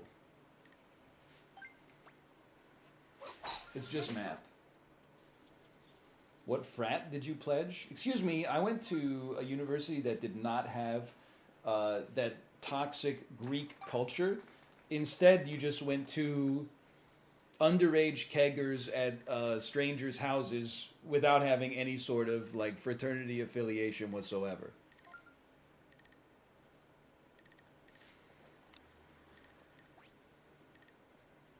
Where's this tree? There it is. Nice shot. I hate playing this whole like the coward's way, but you gotta do it. Yeah, I didn't know frats were like a thing in Canada, but apparently UBC has frats, which is crazy because I mean, I went to Queens. Queens does not have frats. UBC, I thought people actually went there to study.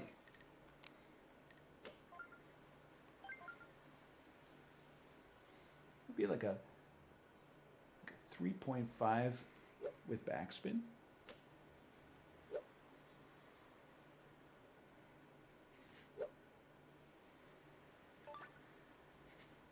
Nice shot. Thank you.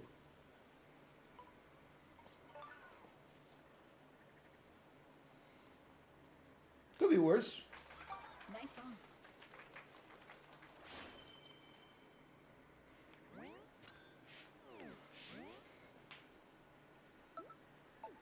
What?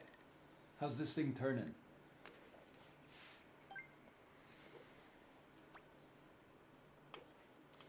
Oh, well played.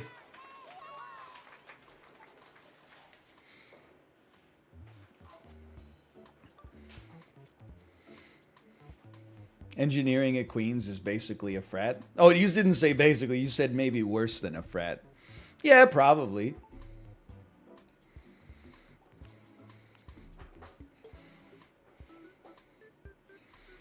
I definitely lived with, hung out with, was best friends with, we engaged in illegal tauntings, where the last person is who is alive gets all the money, etc., etc. With a lot of guys that I'm like, I hope they're not working on any buildings that I'm gonna be inside of, because I do not trust them at all. So I would die for them, of course. Um, my best friends in the entire world. I just hope to never interface with anything that they're actually building on a professional level. They probably just had, listen, we work hard, we play hard. Will we make the semifinals? Yes. Which bars did you complete? Okay, now listen, this is something people are not going to understand without a preamble. At Queens, there's a culture. If you're an engineer, you get a leather jacket, and then there's little social bars like merit badges that you can sew to your jacket.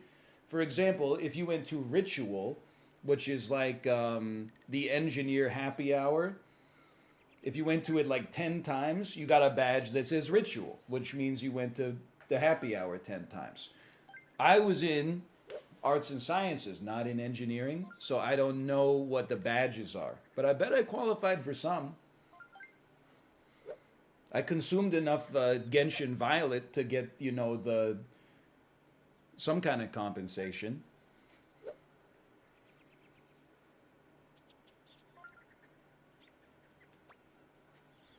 Nice shot.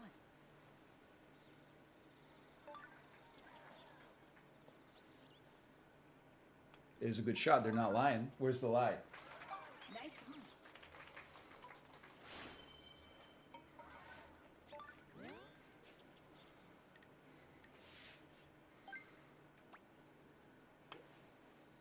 Beauty. Nice birdie.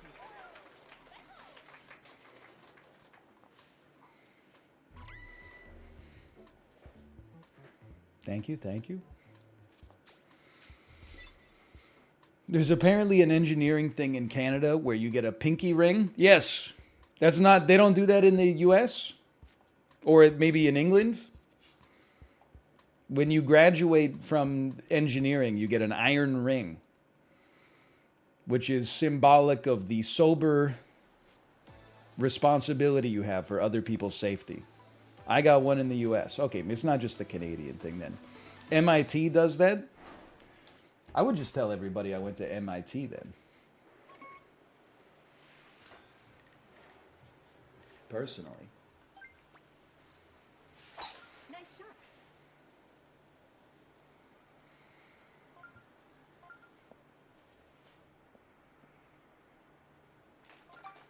You put it on your right pinky so you remember ethical responsibilities when you sign things.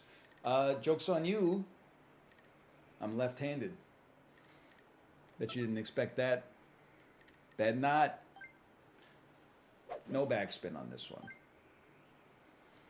I think we want to. It's a heavy wind. I think we want full power. Nice shot.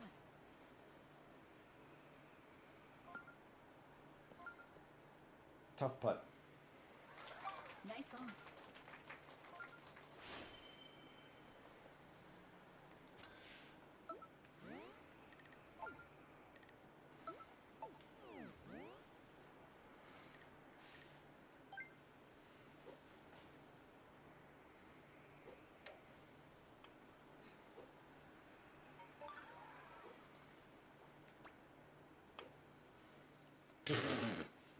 Good power though. Good power.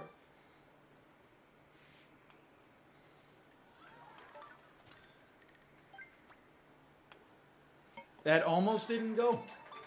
Whew. Dude, I think we're making the finals.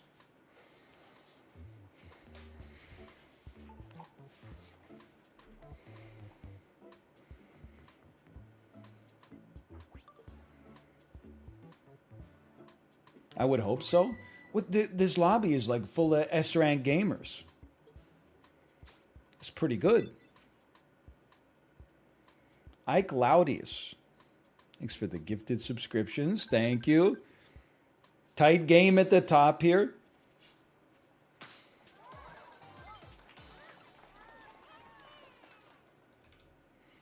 choose prediction. We did make the finals.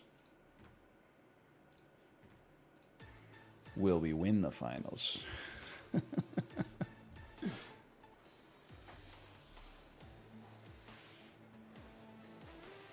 It's just me and the other S ranks. Final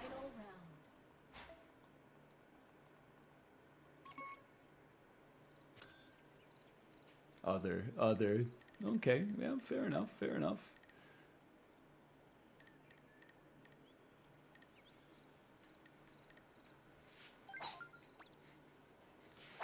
Nice shot. Watch this. Betwixt and then around the tree. Around the tree for the first. Why would they amble the green like that? We were so. If one bounced to the left, we're not even hitting this tree for the first time in history. Oh, you. It's all right. We set ourselves up for a nice putt. It's not going in the hole. Set yourself up for the putt. It's very downhill. Let me get a 3.5.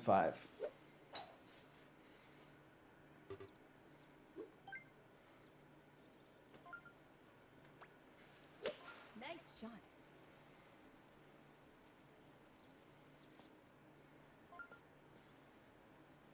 That's not great.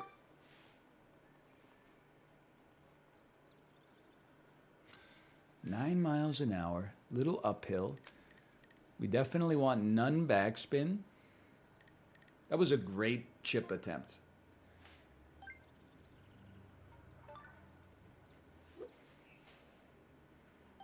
You got to hand it to Drew there in this one.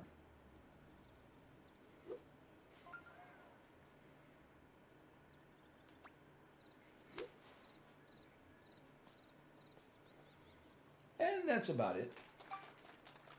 We'll just leave it right there. Okay. For all the marbles. It's for none of the marbles. Drew already secured victory, but it feels marvelous. Oh! Physics don't even make sense!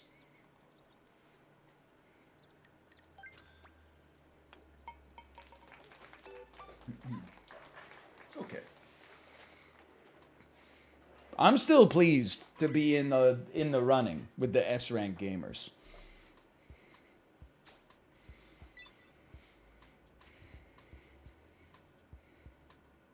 The finals bet should be 1, 2, or 3. I know this is not what degenerate gamblers want to hear, okay? Cool. No matter how the casino is set up, Finish. you're going to lose points. The problem is not the bets. The problem is that you're betting. The only way to not lose money in the casino is to not go to the casino. I'm telling you, I've seen Drake play roulette. He's like, I got a system. And then he says something insane, like I put money on every odd number, and then I double the bet of each subsequent column. We did not win the finals, by the way. It doesn't matter. You're putting money into a 1 in 98 random number generator. But if your number comes up, you only get paid 95.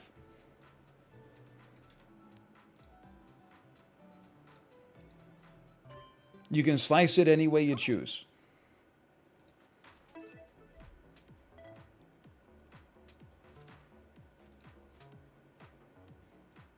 I'll take those odds. Many people do. It's true.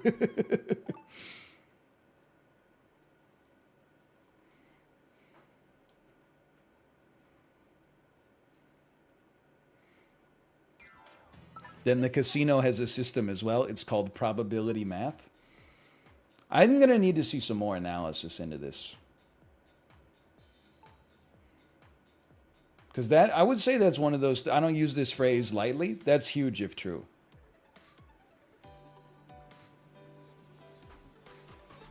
Probability math. I got to think on that one for a second. Probability math. Hold on. I'm playing with my iron ring to remind me of the ethical ramifications of this bit. Sorry to the engineers. I know you get really upset when anyone pretends they have an iron ring when they didn't actually go through 4 years of engineering school. I'm sorry. I didn't mean to besmirch the legitimacy of the whole operation, okay?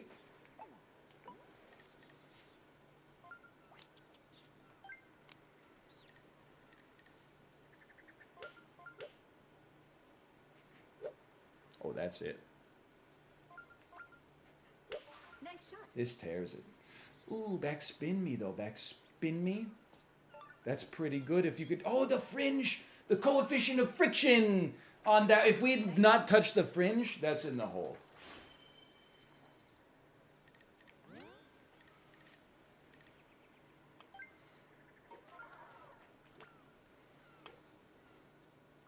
Ooh, textbook. Nice birdie. You don't have to be that smart to be an engineer. Oh, listen, I know, I don't even mean this to be rude. I don't think you have to be that smart to be like anything. There's probably like a couple of jobs on the planet you have to be like insanely smart. When you're a kid, everybody seems like they're so smart. Like you talk to a dentist, you're like, oh shit, they must be a genius. When you're an adult and you like meet someone at a party and you're like, this dude's saying some of the dumbest shit I've ever heard. What do you do for work? He's like, you know, I'm an orthodontist. You're like, really? You just have to be smart at like one thing.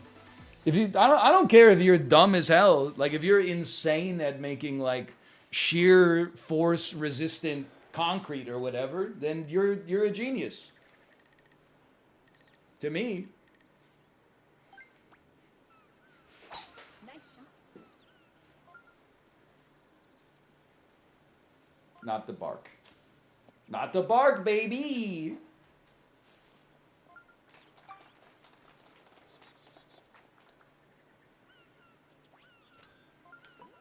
Now this one I always underclub. I have become underclubbed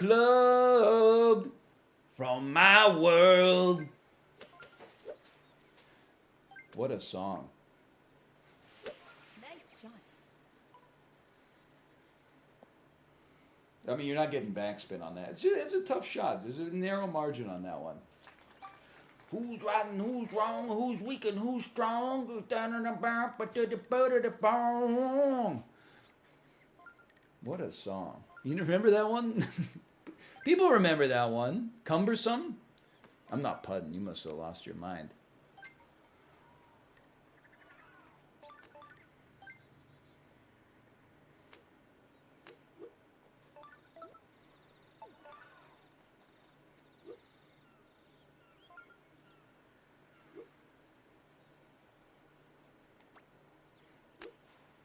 What? I was not even close, dude. Chib, chib, chib. Chibley's here. Inertia is a property of matter. Chib, chib, chib. Nice birdie. It's a good putt, though.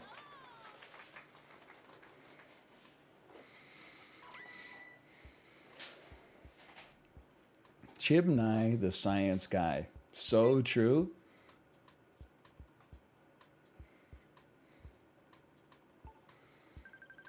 Emil, could you just like not be so good at golf for like one round? Like I'd get it if you were only in my lobbies one time. But you're in my lobbies like every time. Do you have to have a flu game literally every single time? Well, we did make the semis.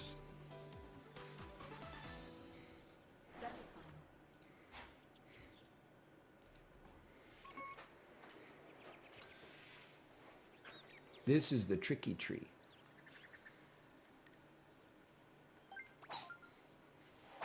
Nice shot. Oh, that's betwixt. Ooh.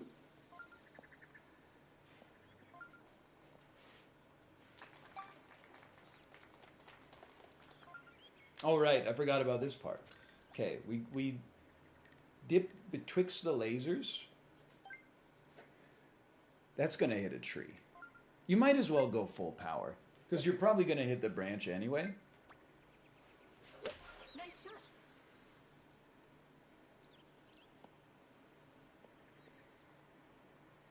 It's pretty good.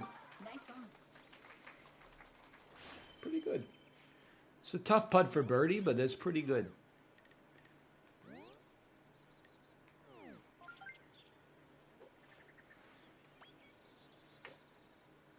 Oh! Death, you are my bitch mother. Lover, whatever. Nice par. Emil! Chill out!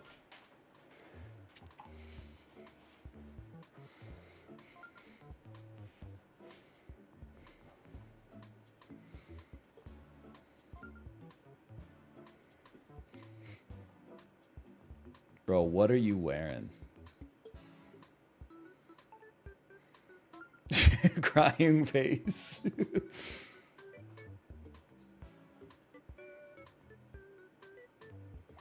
What are you wearing? It looks like a hat that like Sheryl Crow would wear. No offense if this is how you look IRL.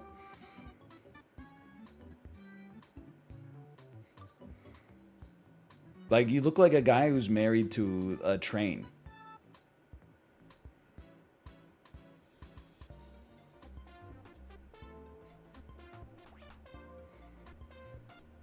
And you freaking suck at golf. I'm sorry. Sorry.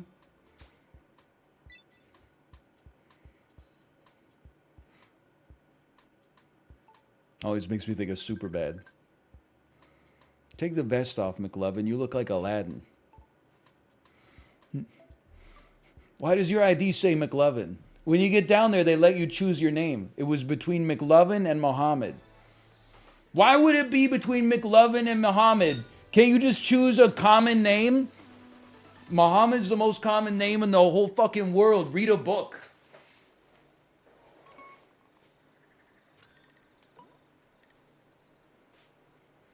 Have you ever met someone named Muhammad? Have you ever met someone named McLovin? No, that's why it's a stupid name. What a movie, man.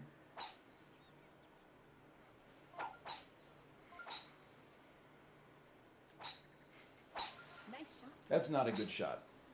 That's not enough power. Never mind. I'm kind of crazy with it. That's pretty good. Nice on.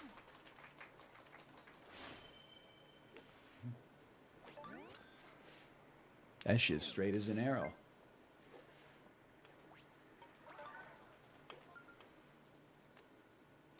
Oh! Nice birdie.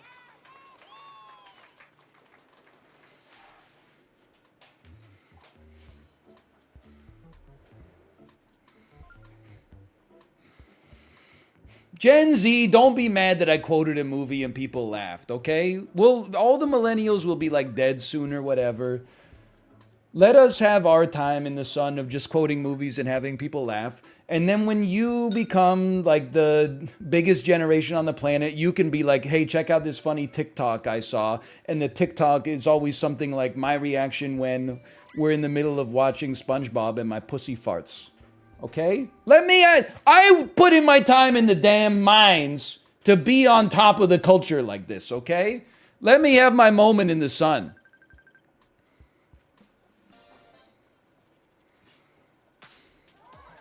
Hey, we qualified for the finals again. Will we win the finals?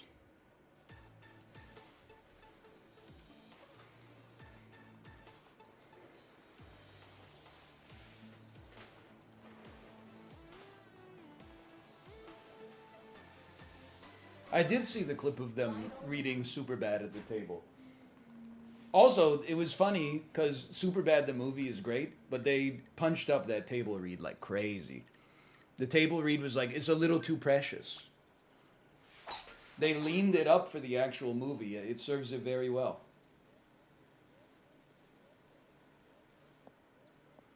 As long as we're past the tree, this is fine. I'd rather be in the rough and be past the tree. Kind of. I think this goes over. This is Chib 7 iron technique. It's downhill, so let's indeed use some backspin.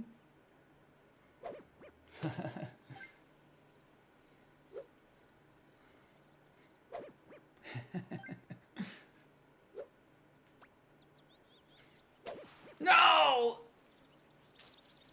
Well, okay. Turns out the wobble probably didn't matter too much.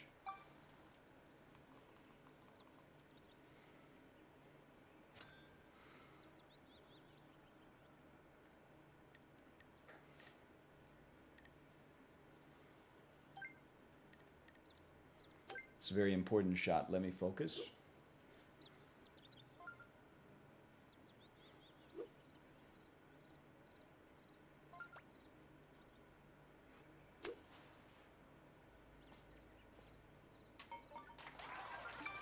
Chip in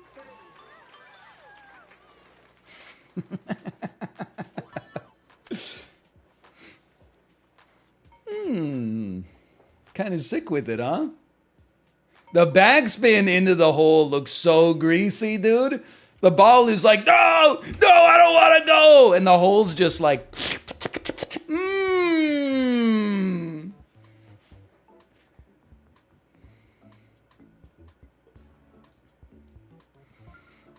I think Emil still beat me by 1, though. I'm not 40, I'm 34. That's like almost in your 20s.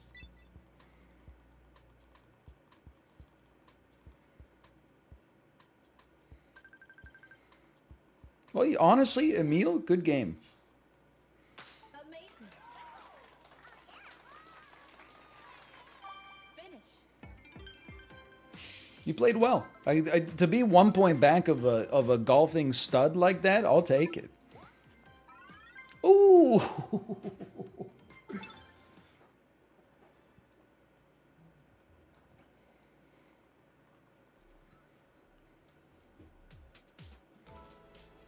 Choose prediction. We did not win the finals. Will we win the... Will we make the... Have you ever had a dream that... Chib, have you seen Emily the Criminal yet?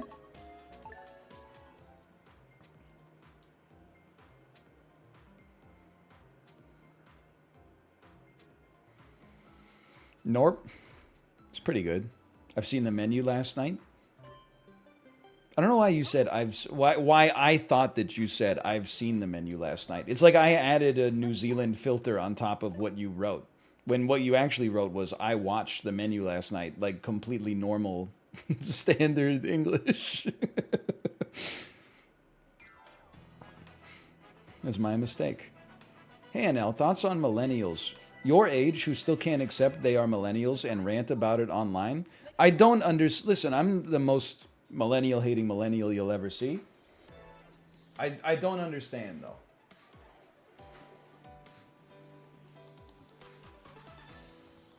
Round 1.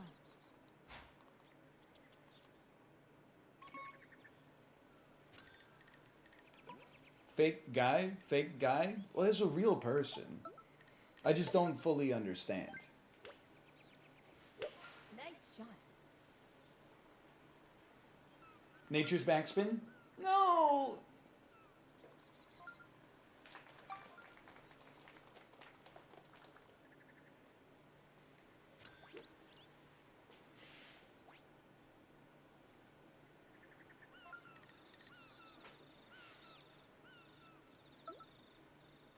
This could be good.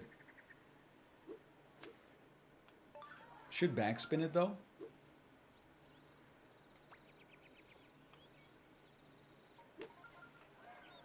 It could not be good. Nice approach. I just ate a bunch of raw Beyond sausage. Am I gonna be okay? Nice par. I mean, there's no meat in it. So I think you're probably gonna be fine. But why? It is a question like why? Why you would eat it to begin with? Like I don't think it doesn't taste that good when it's heated up. But it's not. I don't think it would taste any better when it's not heated up either.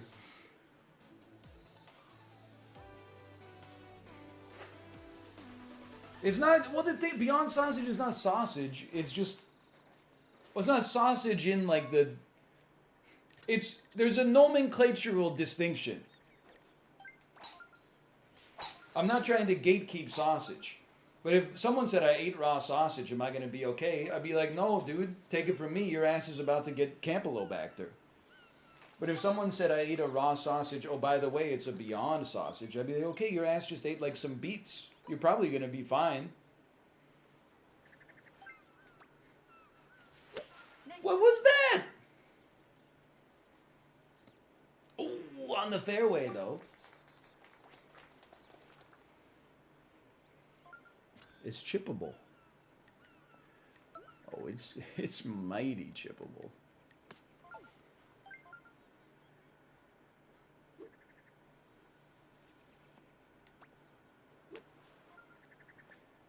Oh!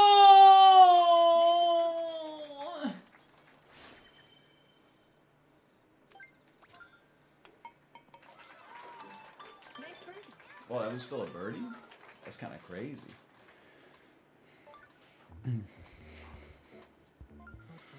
This is not a joke, and there's a little like self-hatred in here. But can I tell you what is like my trying to think of the best way to describe it. You know how people will be like, "Oh, I've been hate watching Velma. That's my guilty pleasure. Ooh, I love how much I hate this show." My guilty pleasure is like I'll find like a thread on r/Vancouver about something like, you know, the public library closing 1 hour early on a holiday, and then I'll find someone that's like, you think that this would with all the and this is crazy with the some people, and then I click on their profile and then go see all of the things that they have written like angry comments to. And really, like, the number one thing for me for being a self-hating millennial is when someone writes that, like, they're a millennial in a comment, and then I go look at their Reddit history, and they leave, like, 10 Reddit comments a day. Like, if I see a 30-something's Reddit profile, and it's, like, 15 minutes ago, 1 hour ago, 1 hour ago, 2 hours ago, 3 hours ago, 11 hours ago, 12 hours ago, 12 hours ago, 13 hours ago, 14 hours ago, 16 hours ago, 1 day ago, 2 days ago, 2 days ago, 2 days ago. That is where I'm like, you need to fucking cut that shit out. Nice shot. That is not good for you.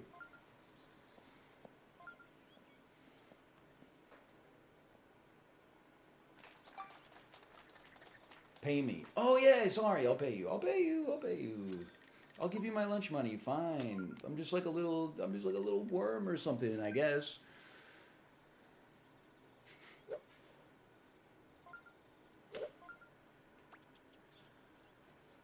That's not even close to what I want. Never mind, it's amazing. Never mind, it's somewhere in the middle.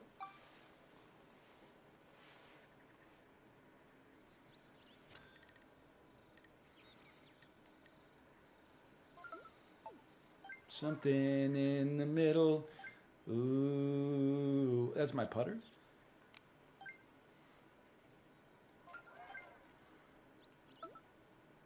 No backspin required.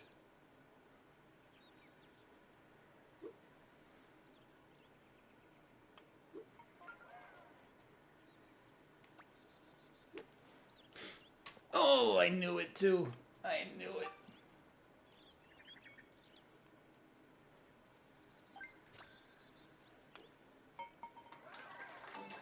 Nice. Something in the way he chips. Dum dum chicka dum dum dum dum ch. Tells me there's no other golfer. Something in the way he schmoos me.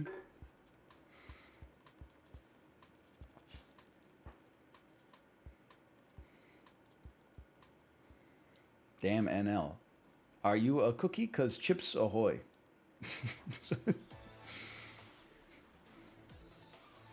Great comment. NL, would you rather take 1 million in quarters or 250,000 in bills? I'd rather take $1 million in quarters for sure. Why so many of these questions? I mean this with no disrespect. Are like, would you go through a minor inconvenience for a staggering amount of money? The answer is always yes. I'll do what needs to be done. I'll hire the trucks. I'll get a warehouse or something like that. Like,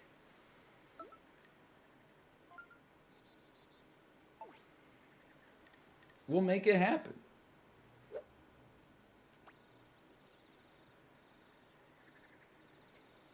Don't get me wrong. I mean, that's got to be like a lot of quarters.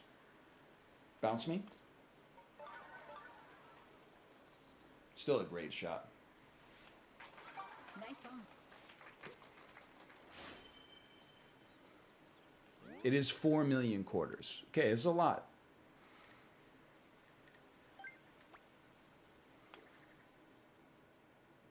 Oh, thank God. Nice birdie.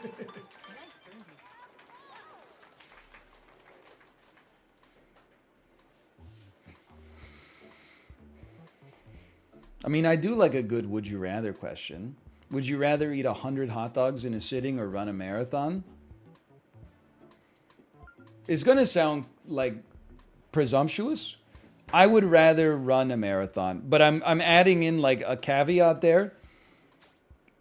I would like, is it okay if I walk some of the marathon? Because I can't run the whole marathon. That's like 4 hours of running. But if it's just you can either eat 100 hot dogs or you complete a marathon, I would rather complete a marathon. Because I could run for like half an hour and then walk for 2 hours and then run for half an hour and then walk for 2 hours and then rinse and repeat until it's done or something. Because I eat like 60 something McNuggets in a single sitting. A hot dog is probably 6 McNuggets by itself. So then adding like 100 on top of that is that's just too much. Nice shot.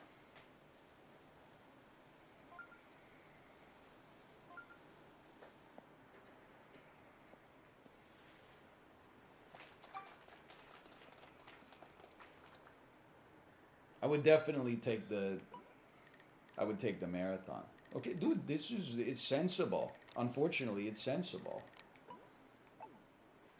Hey, Nintendo, why does it always zoom in on the green? You think I wouldn't want to zoom in on where my shot's actually going so I could see it? Who made this? Nice shot.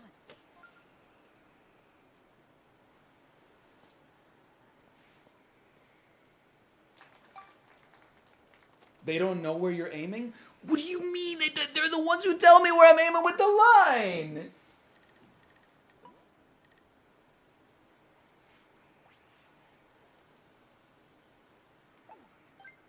It's a little uphill.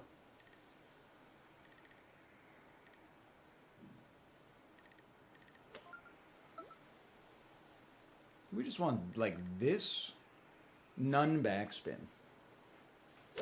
Nice shot.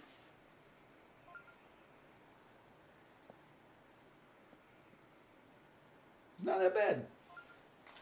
Nice on. Holy cow. I wish I wasn't on the Mons Venus.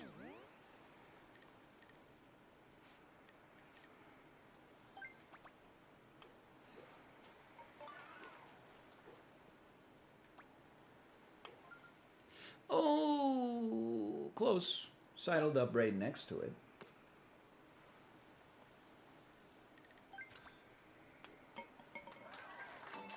Nice par. Mount Putis. Chibli, so true, so true.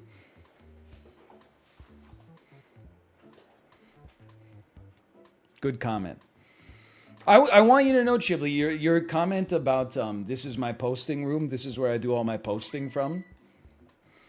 I wanted to like put it through a Photoshop filter that made it look like one of the back rooms. You know, put like a VHS filter on top of it, and then with like the battery indicator in the bottom right, and like the time, and be like, my ass wandering through the back rooms. What do I do?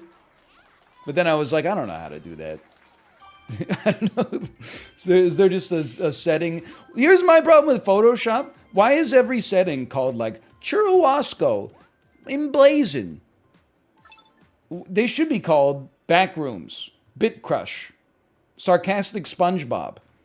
I never want to have to go to Google and then be like, how do I make bit crushed images? And instead of like bit crush, they're like, oh, you've got to use aquinoline. Use the aquinoline filter. And I'm like, well, nobody knows what that means. You're right, I need Zoomer Photoshop.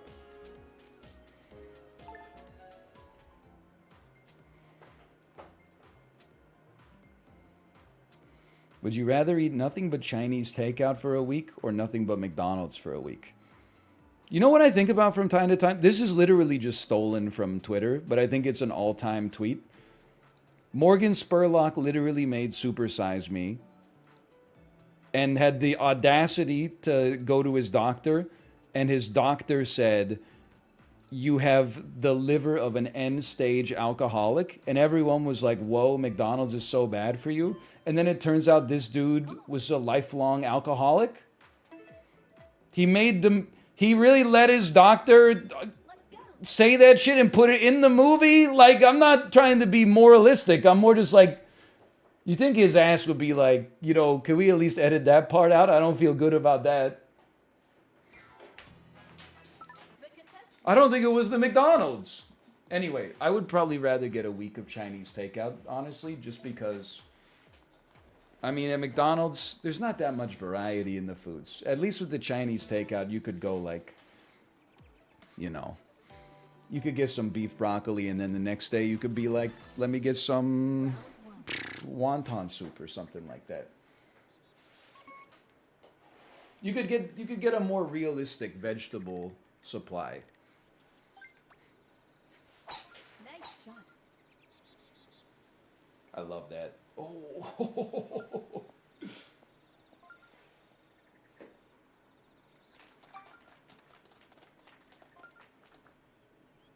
Oh no.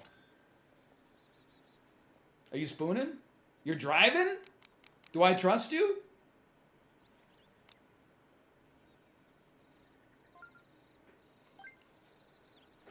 I want to see their shot. Dude, it went low enough. They know something I don't know. And we got to not hit the bunker. So we got to be like 1.5. Or hit the bunker slightly.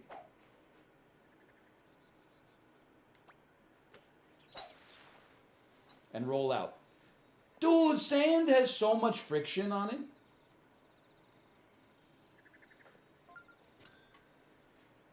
Get over yourself.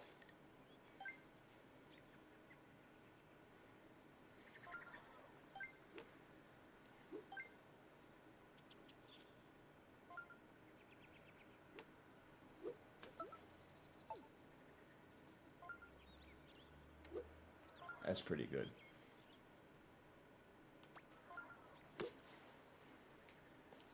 Oh. Nice approach.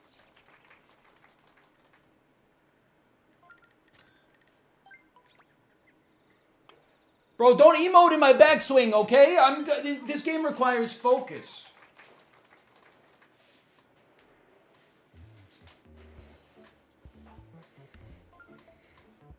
You emoted on par? Get a life. Hi, Jay, by the way. Hello. Would you rather eat a gallon-sized jar of mayonnaise every time a number one seeded NBA team wins the finals, or have an explosive bowel movement every time you think, hear, or read the word Paramount? I would definitely rather eat the mayonnaise, even if that ends up being once a year. I hear the word Paramount all the time, because it'll be like, hey, there's this new shitty show that's coming out on Paramount Plus.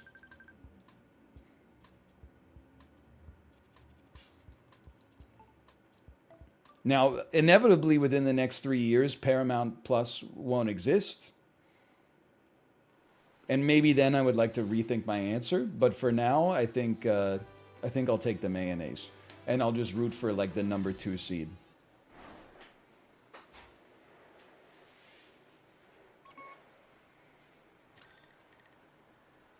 You always club up.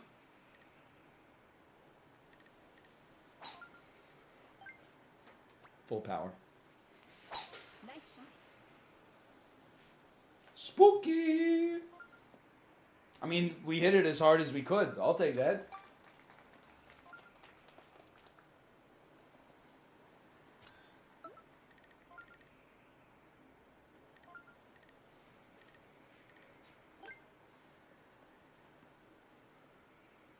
Right there. Right there.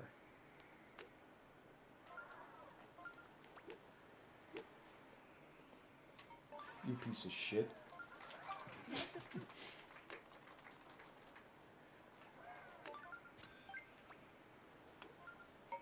Sorry, I'll take my part. It's a very tough hole. There's going to be a lot of bogeys. Now that I look at it, it doesn't appear that there's going to be any bogeys.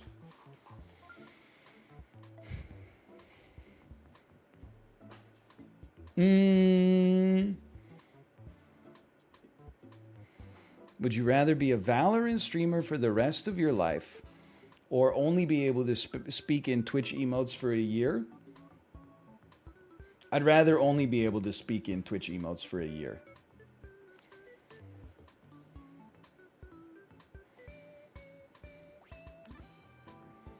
I mean, it would be I'm not going to say that would be a Poggers year, but it would be bad.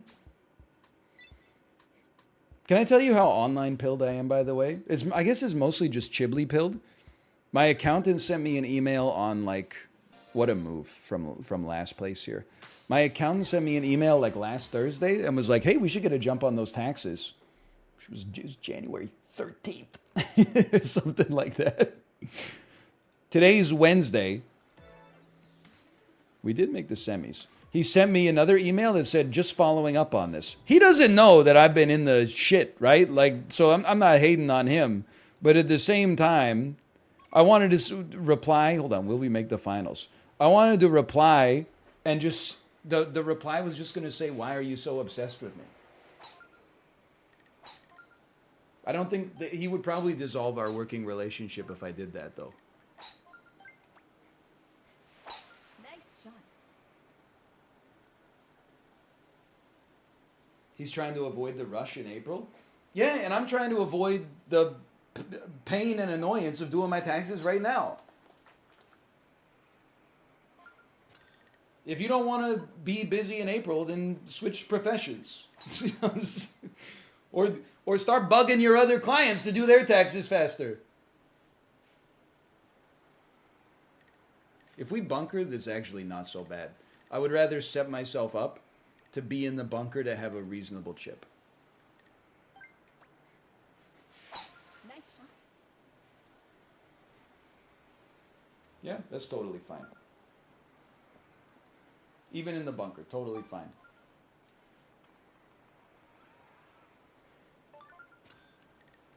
Okay, heavy wind. Heavy wind.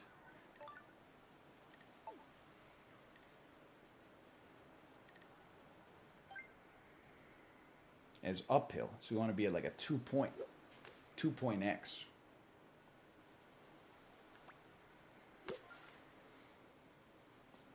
Wind was not as heavy as I thought. Oh, it's mostly backwind, I guess. Still a good birdie. Ooh. Nice birdie.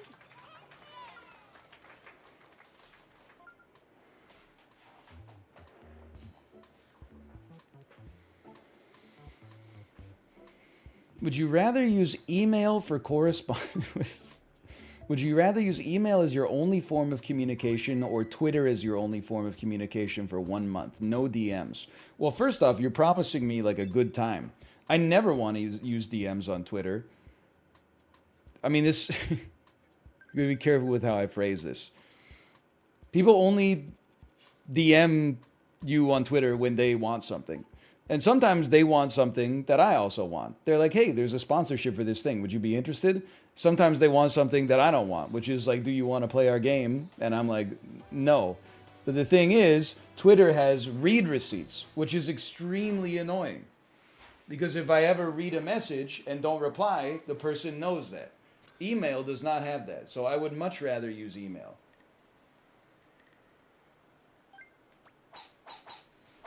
Nice shot.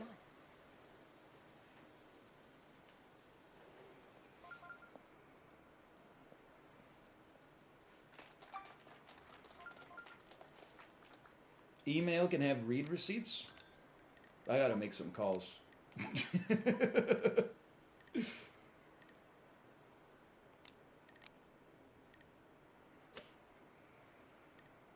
I didn't know that.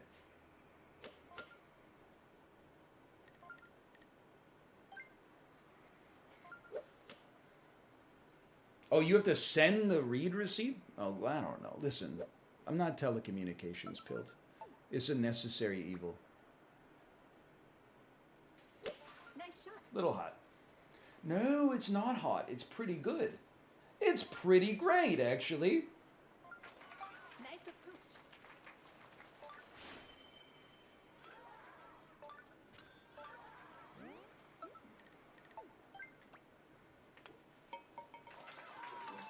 Nice birdie.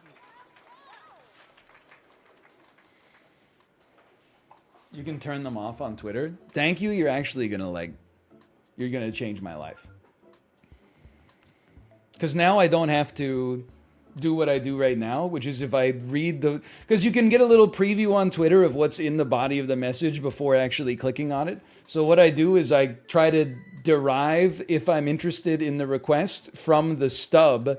And then if the answer is no, then I never open the stub so they don't get a read receipt that I opened it. So instead, they just spend the rest of their lives wondering, oh, I guess he never checks his DMs. Hey, dude, we made the finals.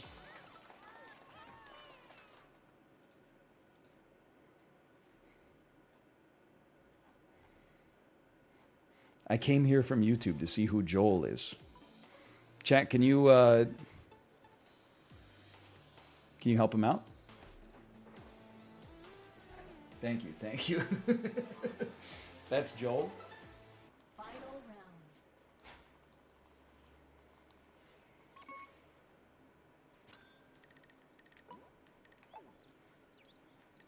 Keep it going. Say Joel, everybody. Hey, everybody, say Joel. Keep it going. Nice shot.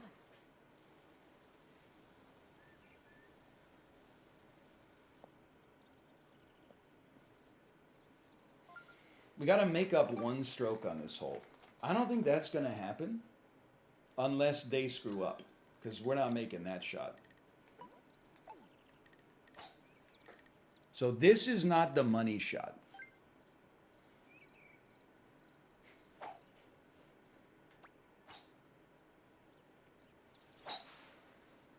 This shot is the money shot.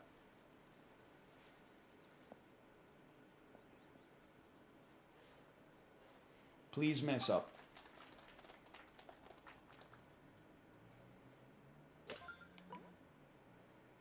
Four miles an hour of winds? I mean, this is a simple none backspin Marty. I think you want to be around a 3.8 here. I would take that in a heartbeat.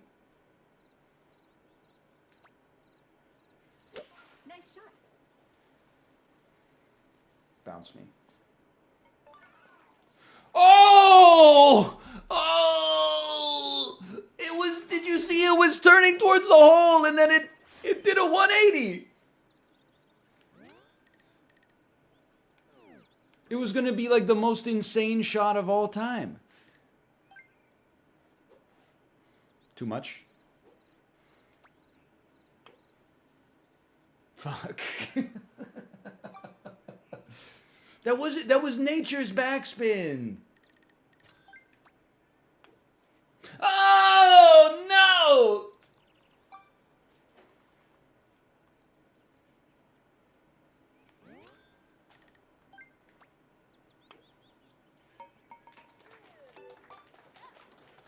It all fell apart.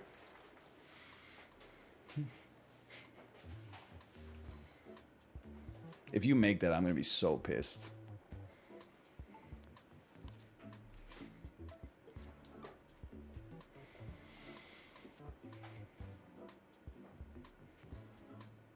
I still can't believe they screwed us up on the chips so much.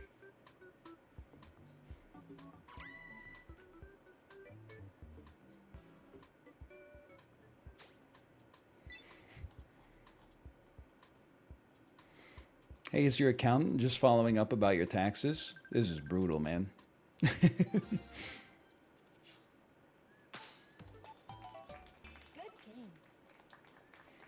Why does your game look more saturated than mine? Listen, I say this without disrespect, okay? How would I know that? Finish. Because, like, I don't know what your setup is like to begin with. And I don't really know what my setup is like either. And then we got it's all being filtered through, like, OBS and Elgato and stuff like that. I don't know. How would I know? That's like I need way more data points than I got access to here. I'll continue.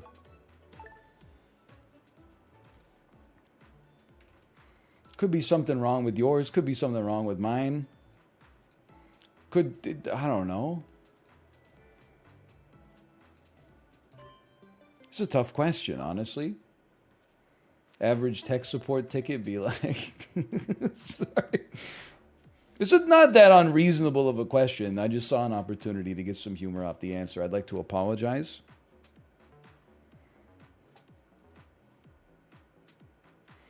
I feel for you if you work in tech support. They're gonna copium me with this. When I have to call tech support, I'm probably the ideal customer because I accept that the fastest way to get through the situation and make it better for everybody is to just do exactly what they say. So if they tell me to turn it on and off again, then I turn that shit on and off again. Because sometimes that does fix it. And usually I do it before I even call in the first place. But if they're like, hey, can you go into... Like, I don't know, the average person, is myself included, is really stupid. But for some reason, they'll hear them say something like, hey, could you go... Okay, open your start menu, type CMD. Then I need you to type /ipconfig space renew.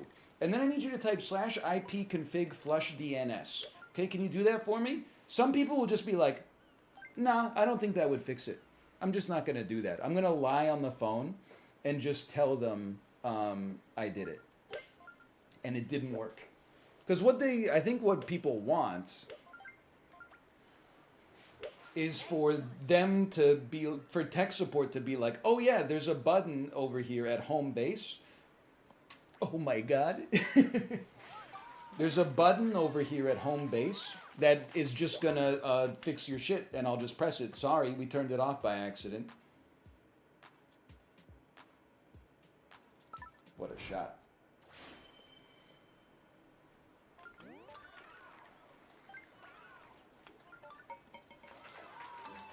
Nice birdie. That happens surprisingly often, though. Well, yeah, because, like, we used to have, like, bad internet problems, like, 6 or 7 years ago. And you would go through, like, the whole tech support checklist, and they'd be like, well, we don't know what's going on because everything on our end is fine. And then they would call you back, like, 2 hours later, and they'd be like, psych, we have an outage. We're sending a service call out to you from at some point between 8 and 4 p.m. tomorrow.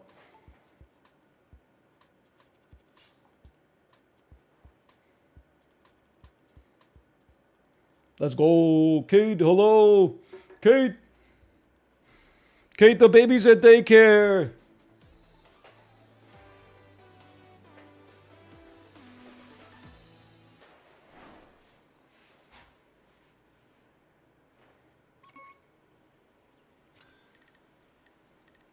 You think this will work? Nice shot. to be in the rough, past the tree.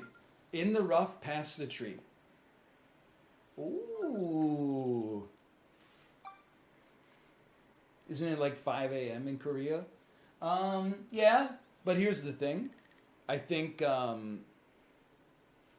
Kate's not in Korea for long enough that she's going to get over her jet lag. She's just got to live with her jet lag.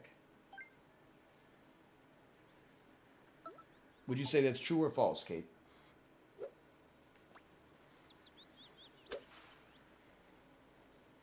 Oh, baby, backspin me every time I look around.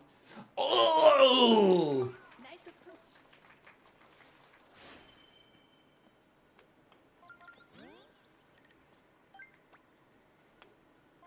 Almost. Nice birdie. Pretty good. Pretty good. I did not almost die, Kate, but I did have really bad diarrhea on Monday and Tuesday. But I'm 100% fine today. I think what worked its way through the daycare and then worked its way through the daycare provider, our daughter just like absorbed most of the illness without experiencing the worst of it and passed it right on to me. But we made it through. Monday, Tuesday were not great. But I woke up this morning and it was like I was myself again. But no, I told Chad, no joke. Between Monday and Wednesday, which is today, I lost 1.6 kilos. Now it's all coming back to me. I'll eat a delicious, maybe I'll eat a foot-long sandwich for lunch. I don't know, but infectious illness, keep it going, keep it going.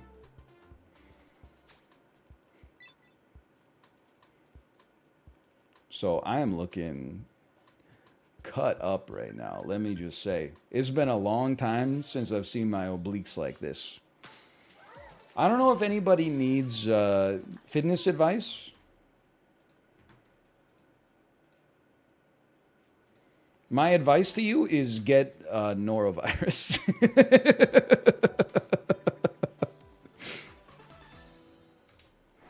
I wouldn't say it's the most comfortable way to go through the process, but it's very fast.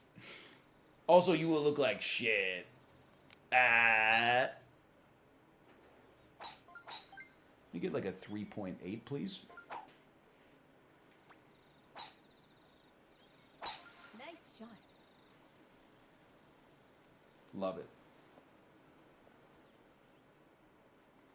It's a long putt, but you're always long putting here. Nice move. I was not on death's door.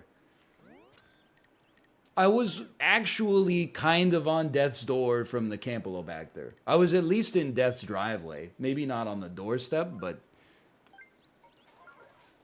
this, I was just like, I just wasn't feeling well.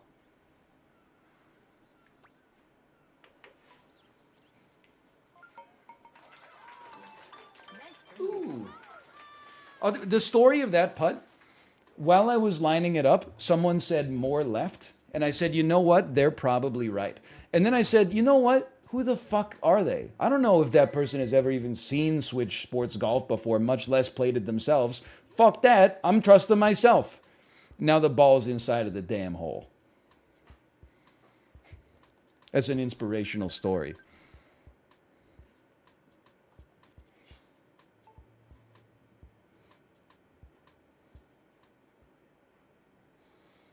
Oh, I had a text. I got so nervous thinking it was daycare being like, some other kid is sick, you got to pick her up. But luckily it was just a spam phone call that said the government deposited $100 in your account. Please click on this phishing link in order to receive the money. Oh, for a second I thought it was something serious.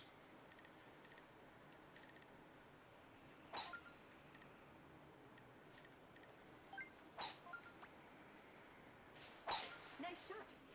Ooh, hello mouth, by the way. Ooh, make it buddy. Oh.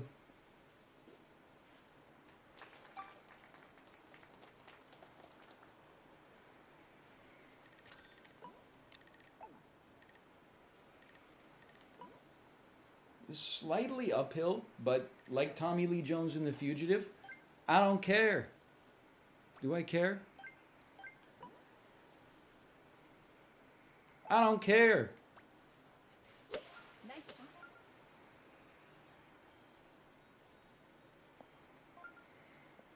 Wind was pretty serious, though. Somebody had an insane approach. Say ravioli, keep it going. Straight back to absolutely brain dead levels of discourse. Nice eagle, Nautilus. Nice eagle. I want backspin.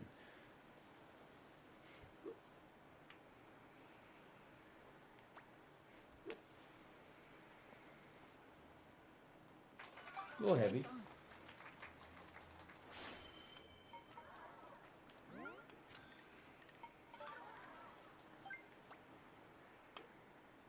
Oh, that was scary. I want my baby back. I want my board.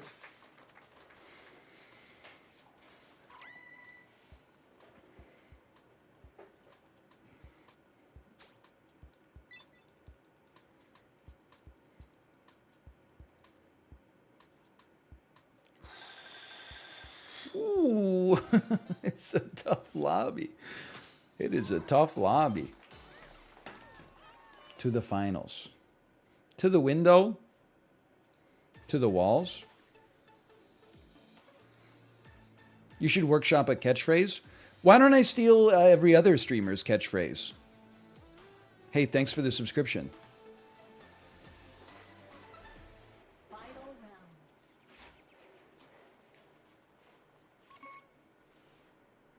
Hey, Satsiki Balls, thanks for the Twitch Prime.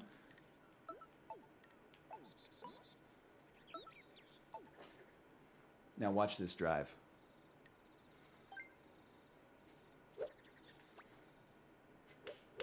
Nice shot.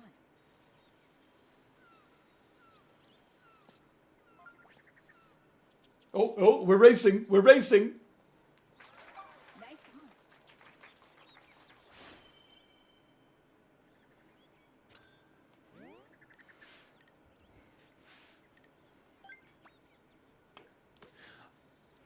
Oh!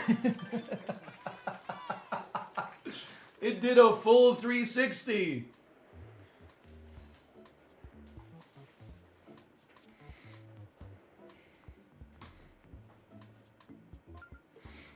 Oh, baby.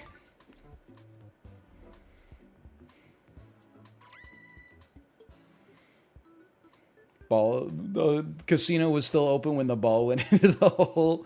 Yeah, but normally I'd cancel it because that's not fair, but this time I won, so I'm for it.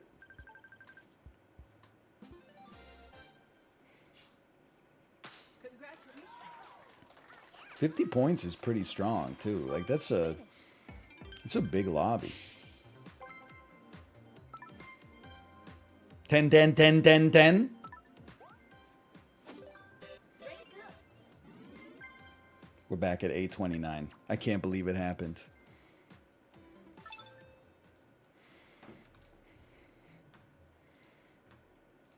What's a good score for a professional golfer on 18 holes? Like a minus 18 is something that does not happen often, right? What would you say is the average score of a win? I get that the tournaments are played over 72 holes, so this is kind of like, it's a tough question to answer.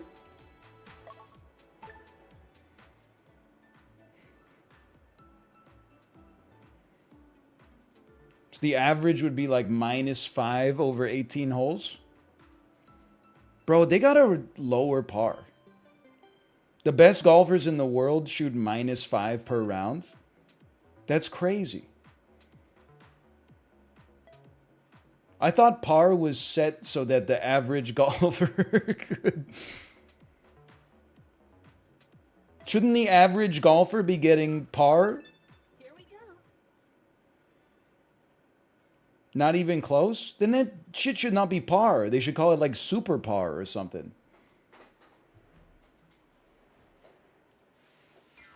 The contestants. Gigapar. 59 on a par 72 happens like once a year. Holy cow. A pro isn't the average? That's what I'm saying though. If the pros are getting par on 13 holes and birdie on 5 of them, they need to make par easier, man.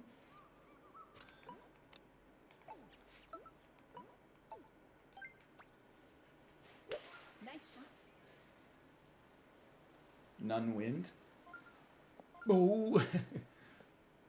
I mean, that's pretty good. Nice approach.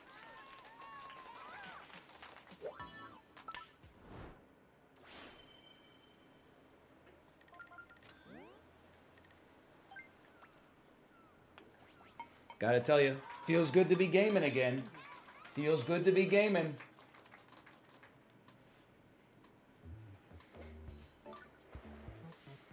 Kate, I'm trying to keep you updated on our baby's life as well.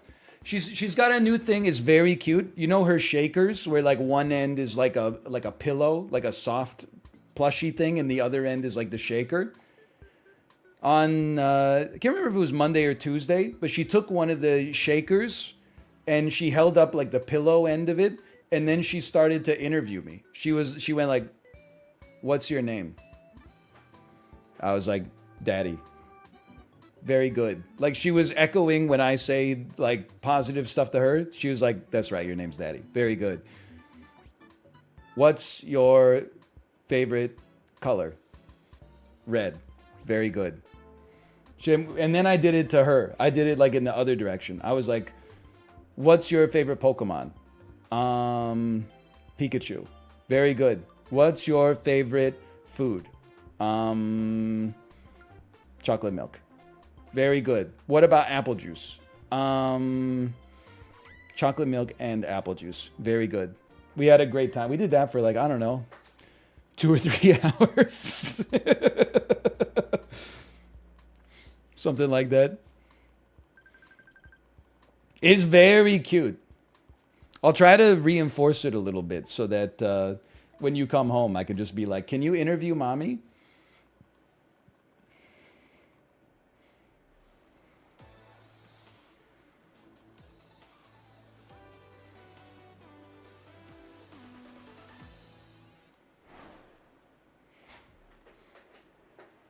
I'm trying to think of what else. Not that much, honestly. I said, "What's your favorite video?" She said, Genevieve Playhouse Cookie Monster. So, in case you're wondering what the go-to is right now, she's big into Genevieve Playhouse Cookie Monster. Oh yeah, that one's a banger. True, true. It's a tough betwixt, man.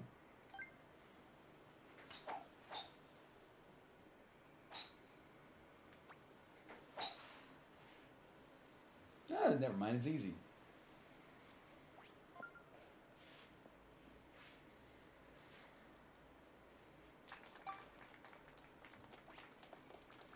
As far as songs, she's been singing a lot. She was singing "When Will My Life Begin" from Tangled. And she's like in love with Baby Shark Faster right now.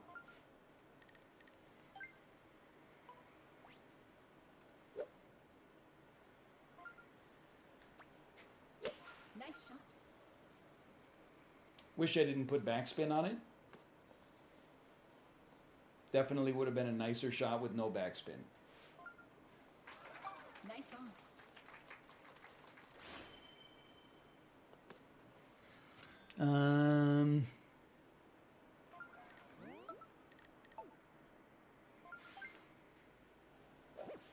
It's kind of a tough one.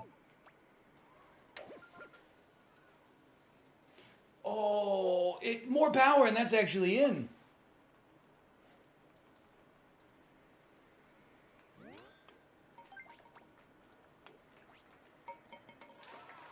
Still a decent par.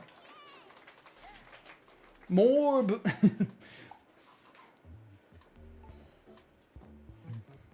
Ooh, that's about it. I'm trying to think of what else.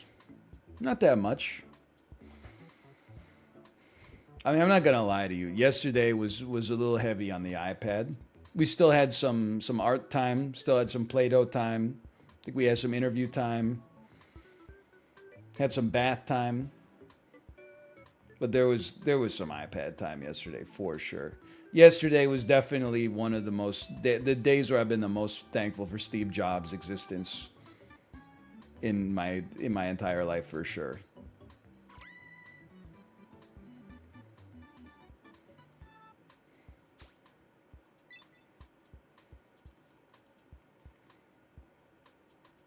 Would you ever let Josh meet your daughter? Yeah? Definitely. Of course. He's an old friend.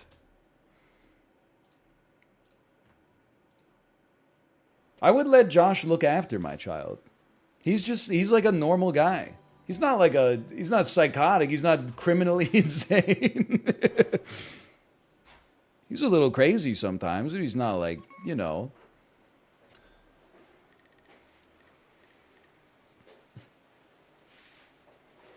He's crazy in a fun way, not crazy in like a scary way.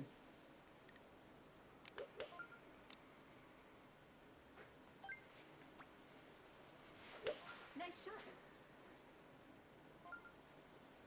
Oh baby. Oh no! Backspin! Nice move.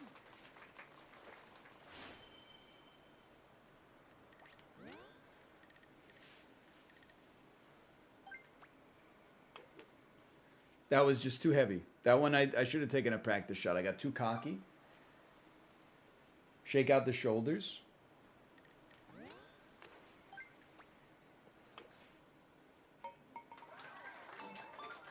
par. Take my part nonetheless. It's a deserved lesson.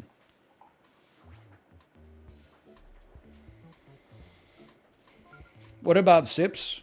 Well, people said, what about Sips? What about Dan? They have like 3 kids. I don't even, Sips might have like 5 kids for all I know. I would absolutely trust them to look after my children. What's going on with Maggie here? Imagine if they waited that long and then like landed it in the bunker after all that.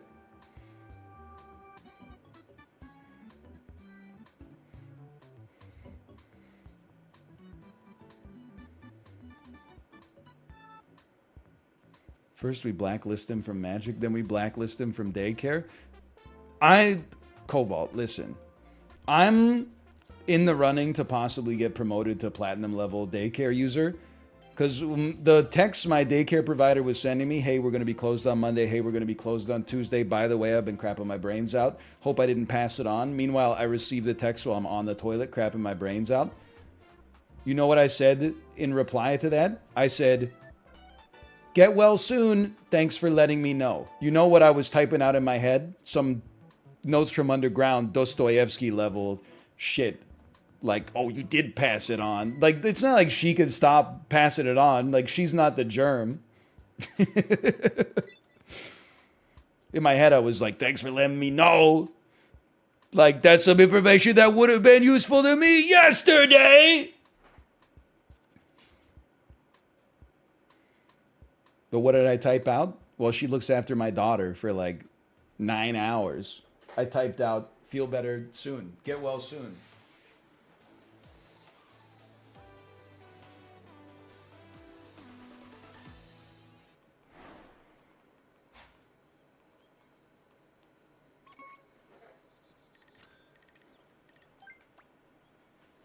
Ooh.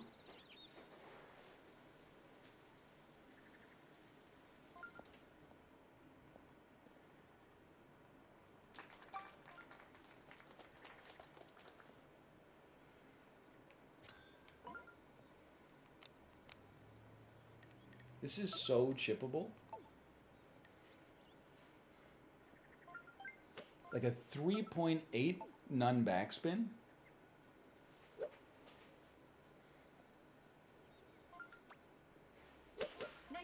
Little heavy, I think.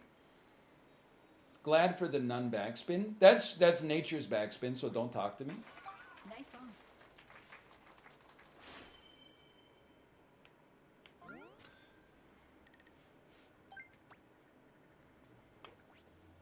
Beautiful putt. Beautiful putt. Nice birdie. Hello, Simvicta. Hello. Enjoying some golf today on the Golf Network.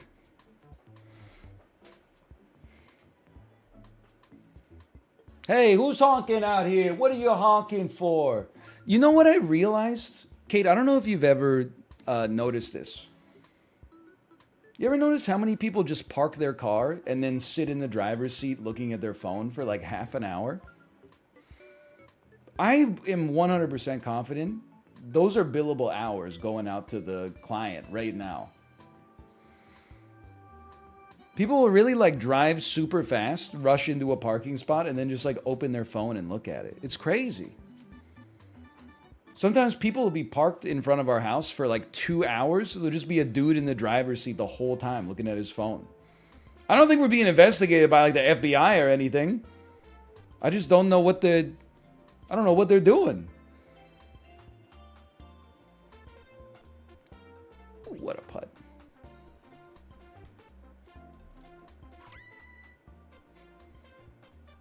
People do that with their headlights on. Okay, these people do not have their headlights on, but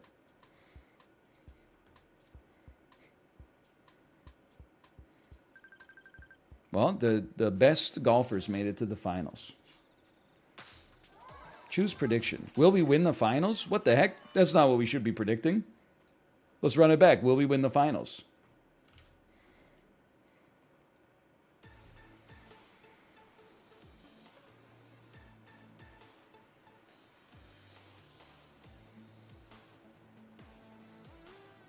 It's your accountant. He wants you to pay your taxes. I've never had a problem paying my taxes. It's filling out the forms that's annoying.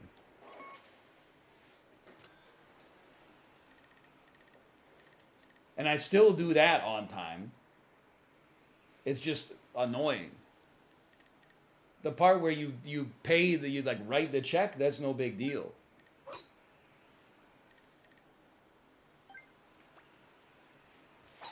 Nice shot. Because that means it's over. Until they send you an email back that's like, just a little more, please.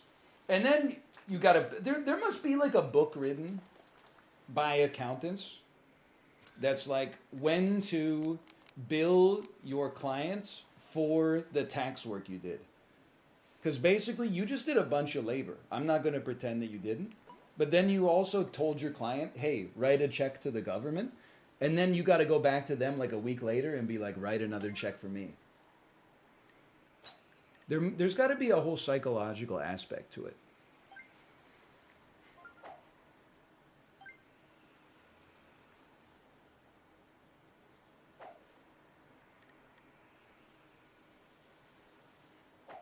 Too much. Just give me like a 1.2.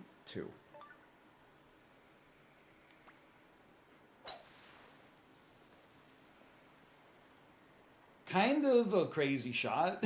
I should have, maybe 1.1 would have been better, but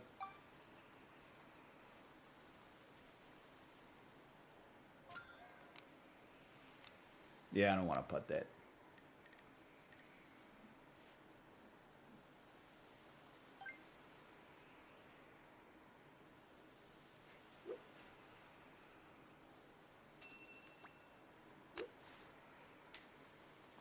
Bounce me.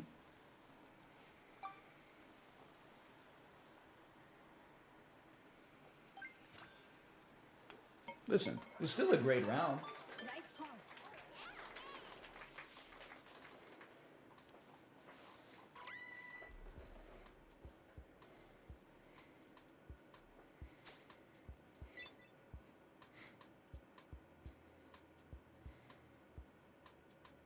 I'll take it. Dude, we're moving up. Cool. She actually said cool. That's like how I respond when my mom sends me a YouTube link that I'm never going to open.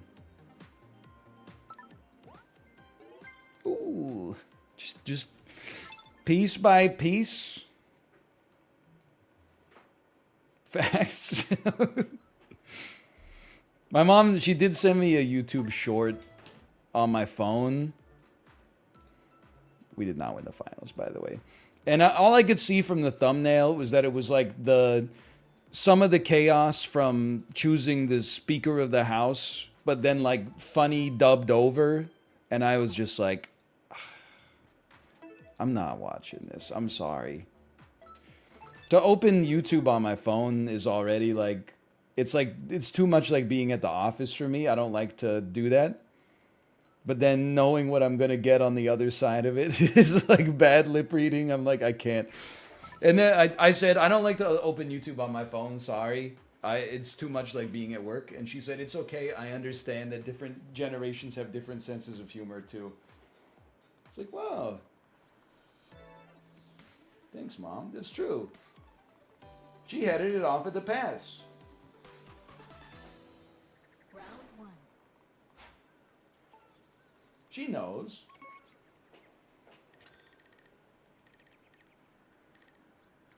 She knew I wasn't gonna watch that shit. Nice shot. If you didn't try for the shortcut, you might as well resign from this lobby right now. Like, you're not gonna make it. Did you see how many S-rank gamers there were?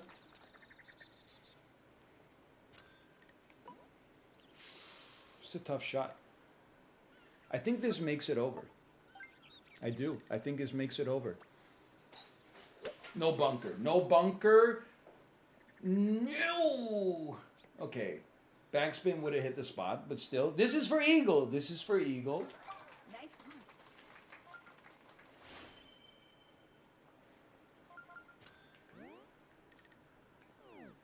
Not an easy putt.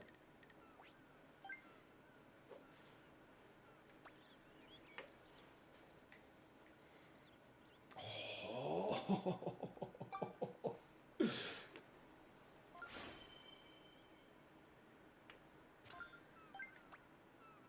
Very clean bird, though.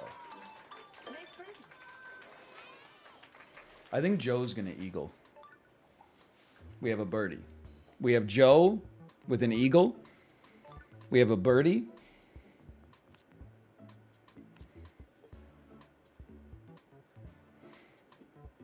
I don't want to know what that was.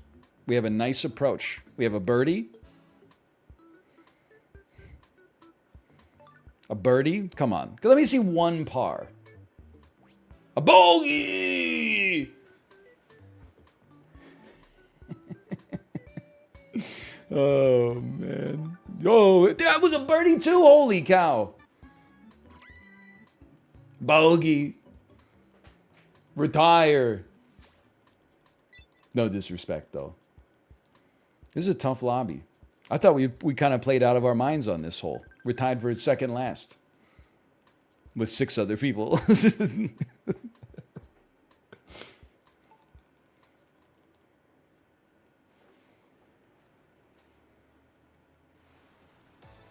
It is windy, dude. What does Anthony Kiedis mean when he says, she kisses me windy? Does he say that? Did I make that up? She sees my good deeds and she kisses me windy. Something like that, right? Like, is that a James Joyce thing? He does say it. She kisses me windy 'cause she's my companion.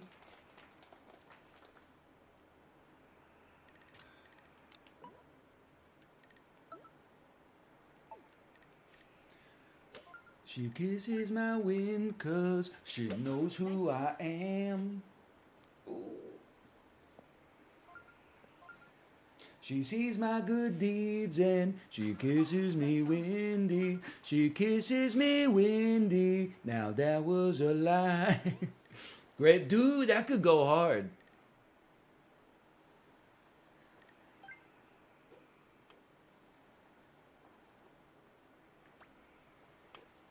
Oh, not even close.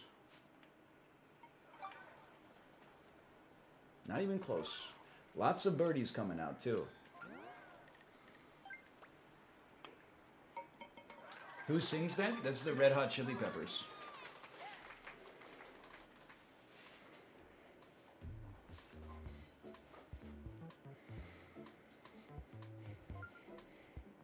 You always underestimate now?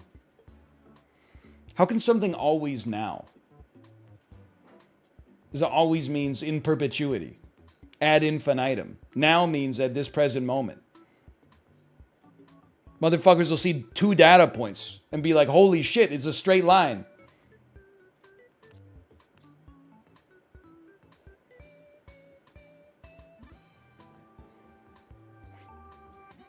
Bogey!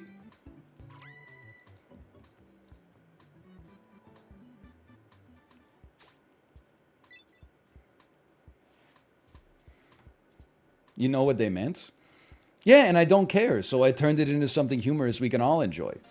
Instead of just what? I'm getting anonymously, asymmetrically coached in golf by a stranger in digital golf by a stranger online? We did make the semis. Will we make the finals? Will we make the finals?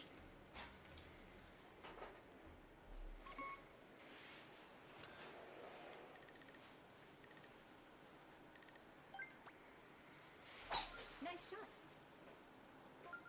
Ooh, dude, it's a gale force out there.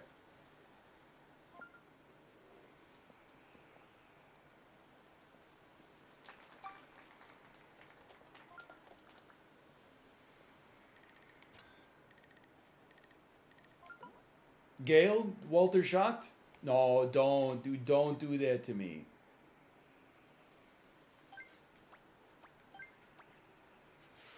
Nice shot. Insane approach, unbelievable approach. Oh, nice backspin.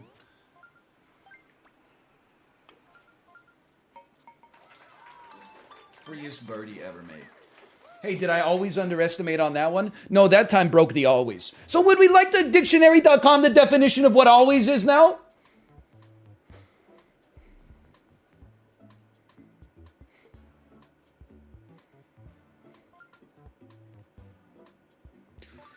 It's a good putt.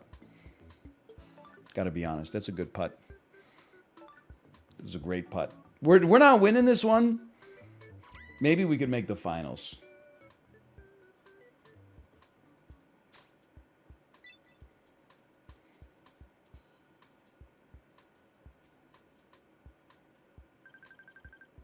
Don't kiss me windy like this. Come on. Can you guys just give up something? Just give up a little. Just a smidgen. Okay, so we have to get a hole in one, essentially.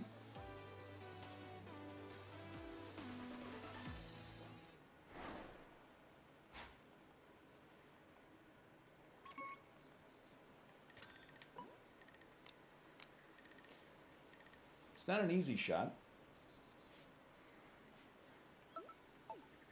Say you can make this work with like a 3.5 none backspin.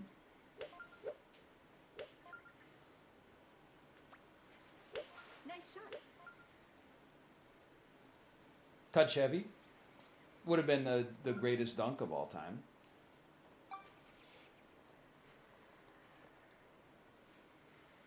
Okay. We're gonna wedge it. We're gonna putt it. Let's shake off the demons. Let's putt this one.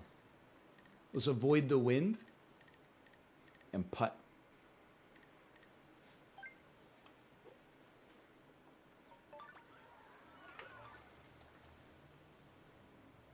Oh!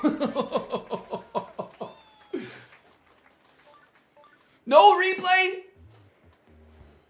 Come on, I need somebody above me to par. I don't know if Pachaco was the person I needed, but 2 pars?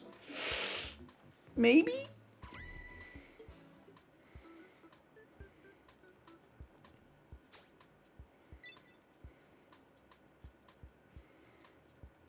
Please. No, no. Still, I mean, honestly, getting eliminated on a 37 is pretty good. I can't be too upset with myself.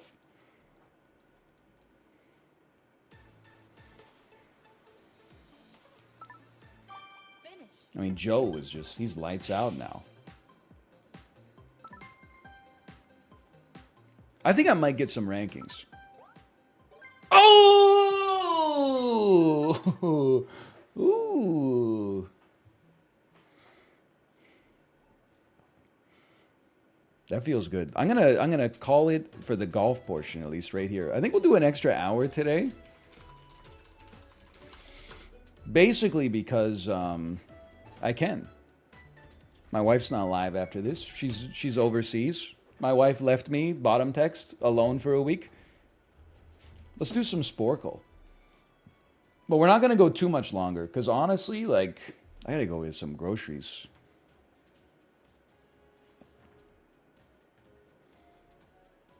And then, like, at the end of the day, I got to go pick up my daughter again.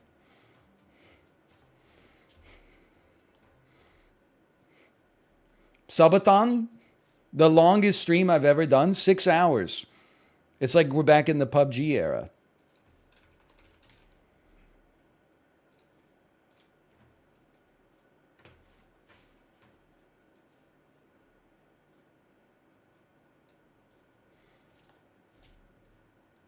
I miss Dadcraft. Okay, then watch someone play Dadcraft.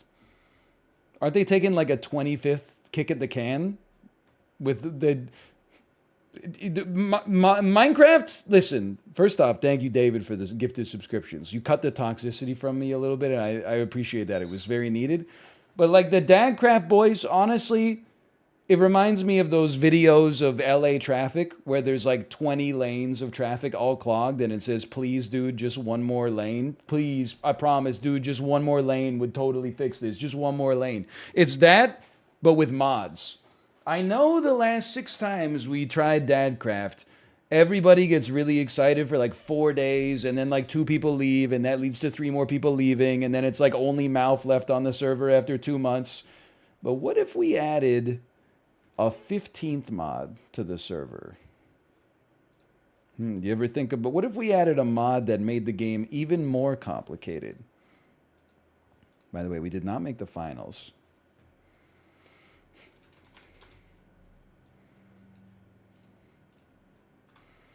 Movie to movie. Well, you know what? We should slash marker Sporcle. Hey, we're doing Sporcle, but we might as well do like a little semi-Sporcle by playing movie to movie first. We have to get from Stargate to Talladega Nights. So here's what I'm thinking. Stargate, I don't know that many of the actors, but I do know that Kurt Russell is in it. Talladega Nights, I mean, we've got Will Ferrell, who connects to Zoolander, which connects to everything.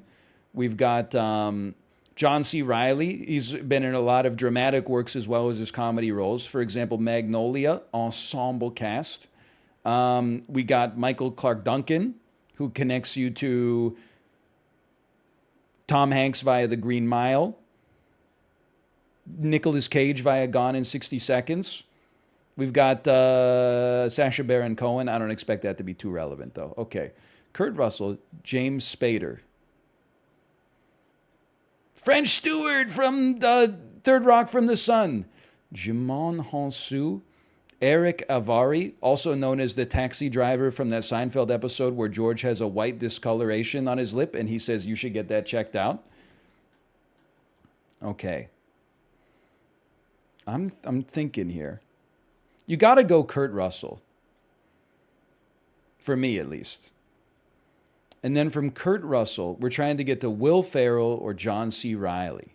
I mean, I'm very tempted to just go straight into Zoolander, which has, and we're not using Marvel, we're using Atriox rule set. So you just type Zoolander in there just to see.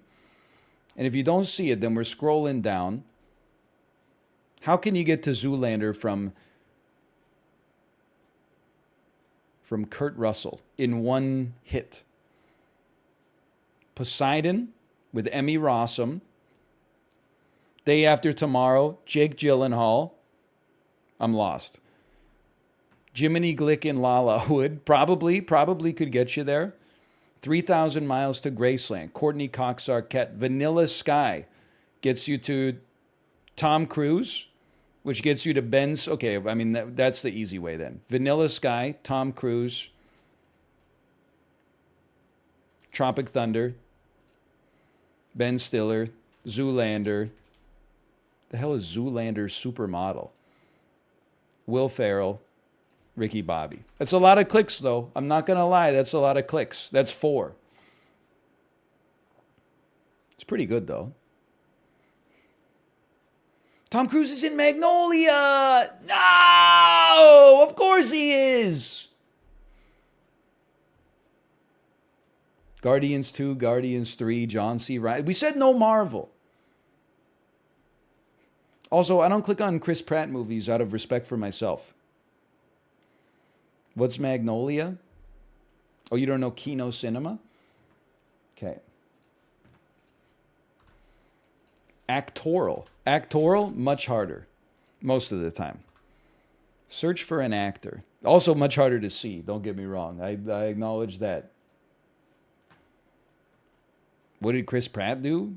I mean, like maybe some stuff, but mostly for me, just be in a lot of movies that are not very good. And he's also not very good in them. Okay, so first things, we're the career, at least for this, starting in 1986. Still working as of 2019. And they got some good movies. 7.5 on IMDb in 2019. In the Name of God. In the Realm of God. In the, I don't know what that is, but something like that. In the World of Men. Historical drama. Comedy. Schrodinger's Cat. I'm looking for big movies. Like movies that have like 8s. They've never been in a movie that got an 8. That's a sad story. 1997 with a 7.9. AMIST. It's not Amistad. 1997 with a 7.9. A romance drama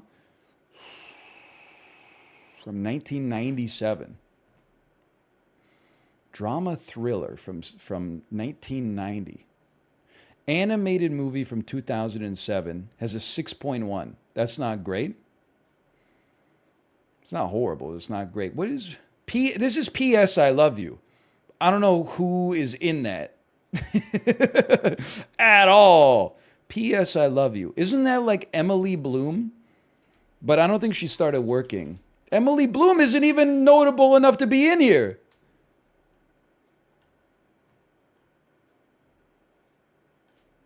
What?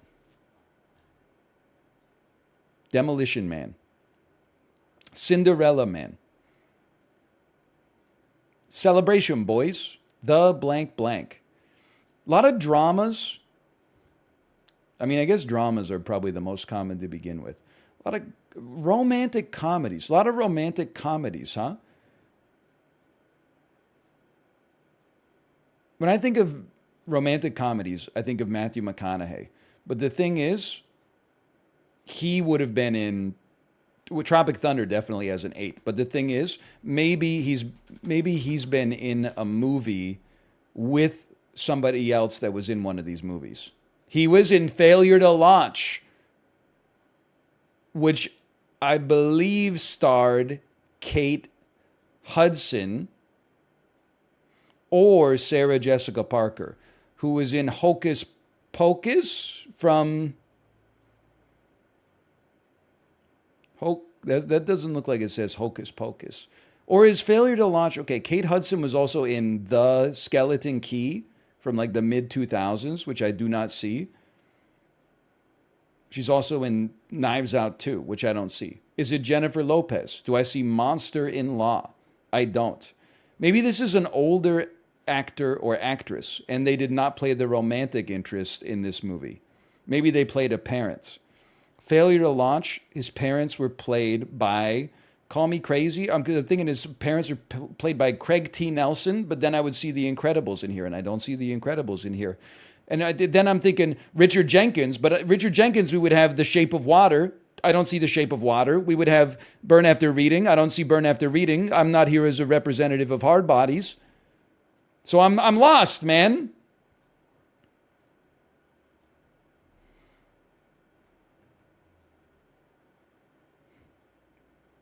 Who the hell's in P.S. I Love You?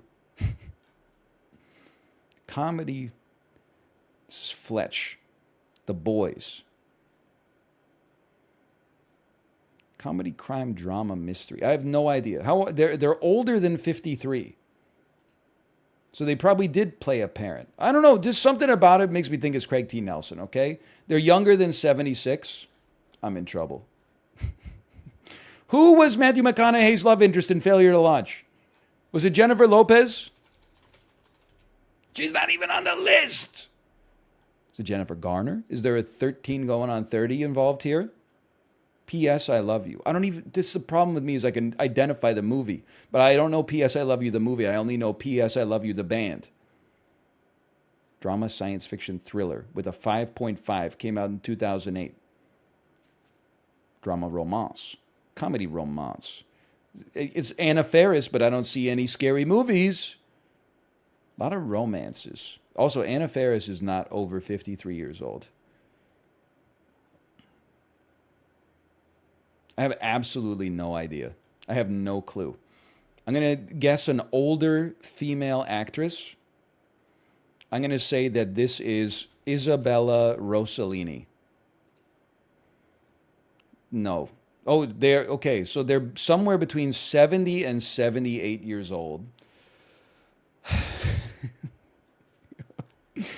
Actoral don't give you a septuagenarian challenge. Difficulty degree impossible. Who is Emily Bloom? Is Emily Bloom not the... There's two Emilys. There's an Emily Bloom and an Emily Blunt. And Blunt gets all the credit. But Emily Bloom, did I just imagine this person? You've been watching the wrong kind of movies? It's an adult film actress? No, she's done serious roles. She was in P.S. I Love You. You thinking of Emily Browning? 1 second. I said Emily Blunt like 10 minutes ago. Well, you should say it 30 years from now, because I'm pretty sure that Emily Blunt is not between 70 and 78 years old. Who the hell am I thinking of here?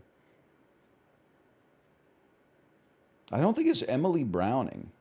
I don't know who it is. I have to save that for later.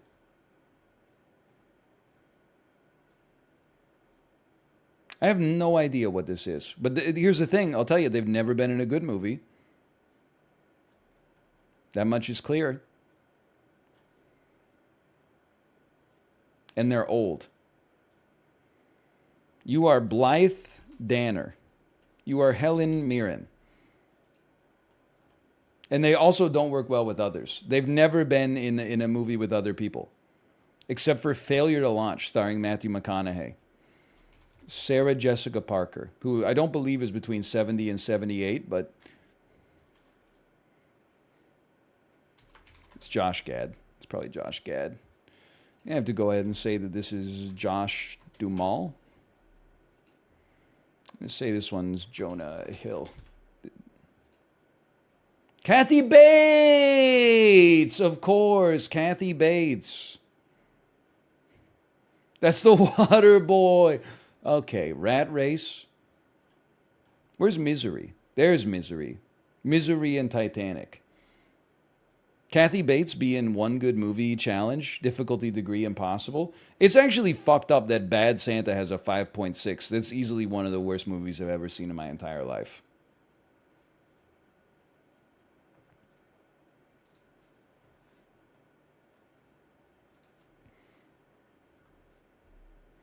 Bad Santa 2? Yes, Bad Santa 2 is horrible. I saw it on TV 2 or 3 times. Bad Santa. Did I say Bad Santa? Bad Santa 1 is good to better than good.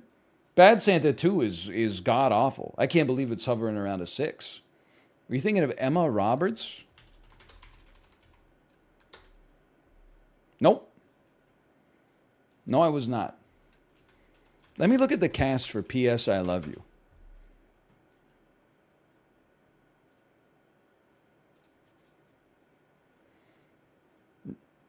Let me look at the cast of Nanny McPhee. I can picture... That's Emma Thompson. She's a British actress, but she looks like French actress Audrey Tautou. Not Juliette Binoche. Emily Mortimer! That's who I'm thinking. Yes! I was thinking of Emily Mortimer. Thank you. Who was not in P.S. I Love You. She was in Match Point. I'm so stupid.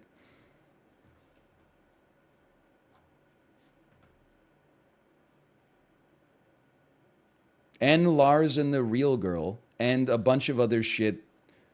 Her Wikipedia article ends in 2019, but she is not dead. That's not a good sign. But I'm sure she had an illustrious career, and I'm sure she's doing work on her own terms. Let's put it that way.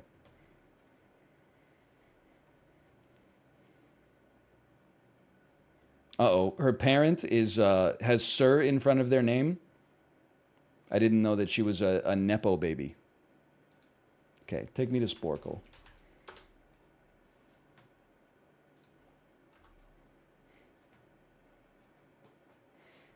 Song prequels? Why are you BMing? What is... What do you mean BM? I'm not BMing. We're just having a laugh. Can't help but notice when I made fun of Kathy Bates, no one was going crazy. I made fun of Emily Mortimer, who people didn't even know she existed for 4 seconds until we actually found her Wikipedia article, and people were like, hey, she's a younger lady, be nice. Kathy Bates, everyone was like, go in on her old ass. Get her, get her.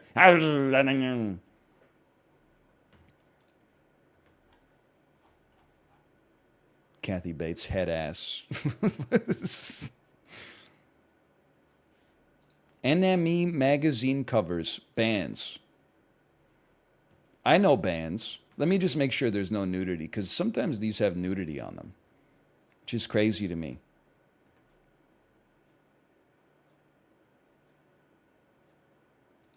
I see no nudity. Can you name these bands? The answer? It's a great question. I don't know. I can name some of them. I could tell you that right from the jump here. Put myself right around there. This band, I could not name them. Why New York's Finest will change your life. Forever. New York's Finest, that's Interpol. That's The Strokes. That's Radiohead. That's the Beatles. That's Oasis. That's the White Stripes. This one's tough. Just kidding. It's Daft Punk. It's the Monkees. No, that's the Who. Who are these guys? This is the Arctic Monkeys. This is Nirvana. This is the Arcade Fire. Let me scroll for you for a second. I see the Smiths.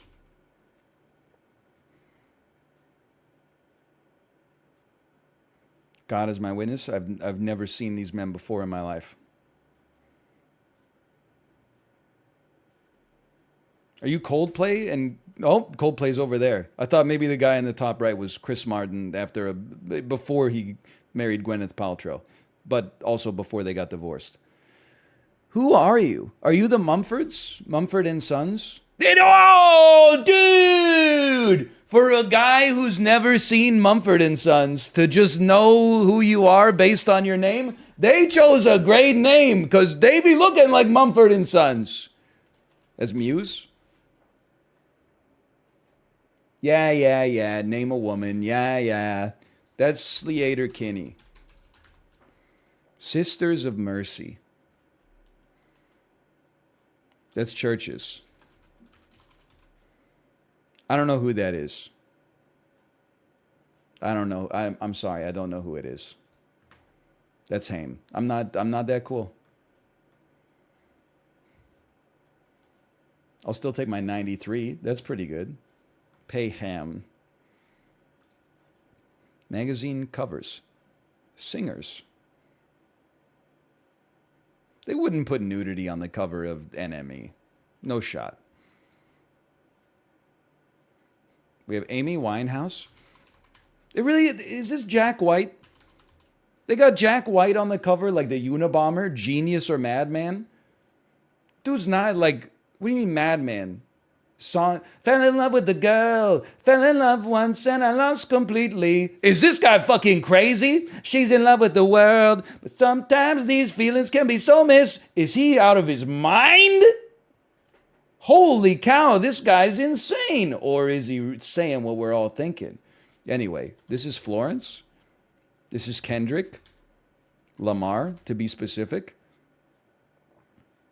This is Rihanna. This is Taylor Swift. This is Sam Smith. This is David Bowie.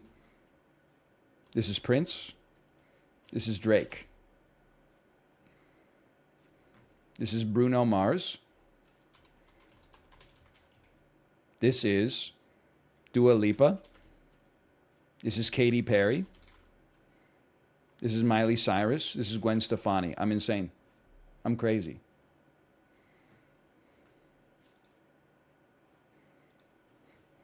Interview magazine covers 1990s. Why are they so...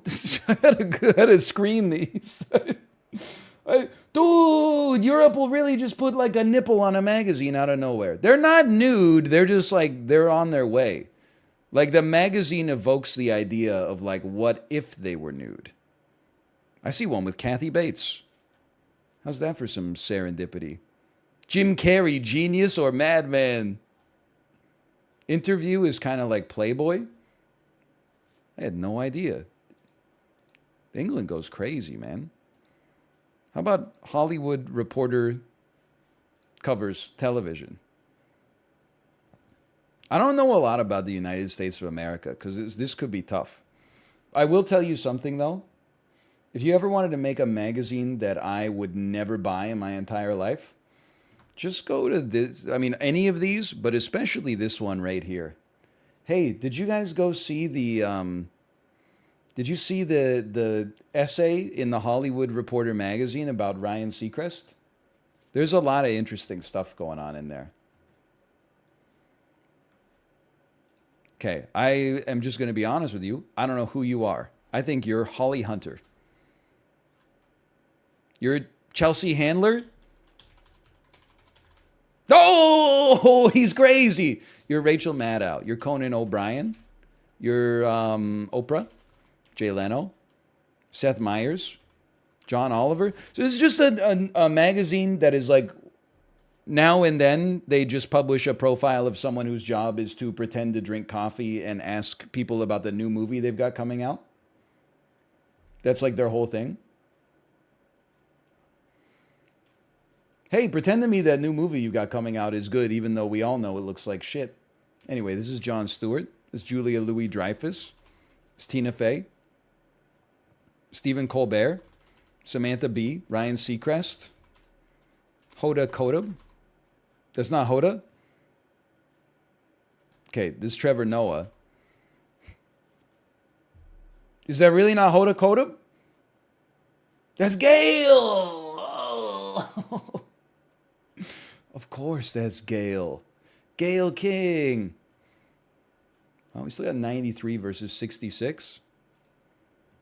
Acting duos. Okay. Name the duo. That's Halle Berry and Sidney Poitier.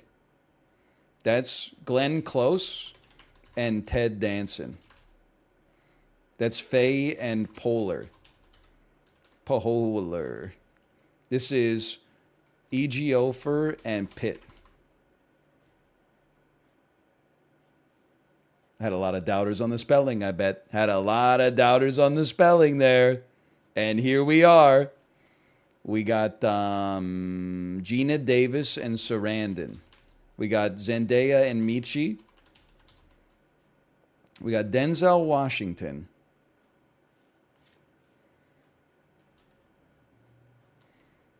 We have the same actress 2 times. No. It's Jessica Chastain. That's not Bryce Dallas Howard, though. That's Jessica Chastain and the older woman from I Heart Huckabees, who is not Isabella Rossellini.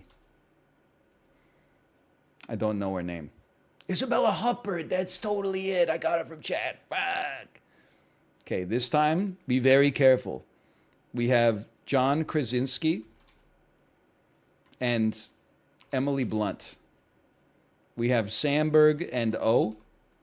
We have Javier Bardem and the AMC spokeswoman. And we have... I mean, I'm sorry. I just want to... This picture is too small for me to tell who this is. It's literally not visible.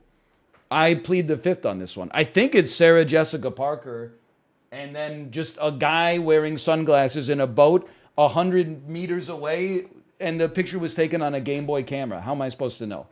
It's not even possible. I'm sorry, I don't know who you are. Viola Davis, Denzel Washington, Sarah Jessica Parker, Matthew Broderick, Isabel Huppert, and Jessica Chastain. Oh, it's so easy. Directors. This is David Cronenberg. You didn't think I was cool enough to know that, did you? This is Clint Eastwood. That's Peter Jackson. It's the guy who directs all the Bond movies. His name is Johnny Sins. Just kidding. I think it's Martin something. Are you Martin McDonough? Oh, I think it's... that's Sam Mendes. You're so right. This is Todd Phillips, most famous for licking Amy Smart's toes on the bus in Road Trip and then also directing Joker. This is Christopher Nolan. This is James Gunn. This is Martin Scorsese. This is the director of Wonder Woman. Give me a second. I know her name. I see Spike Lee.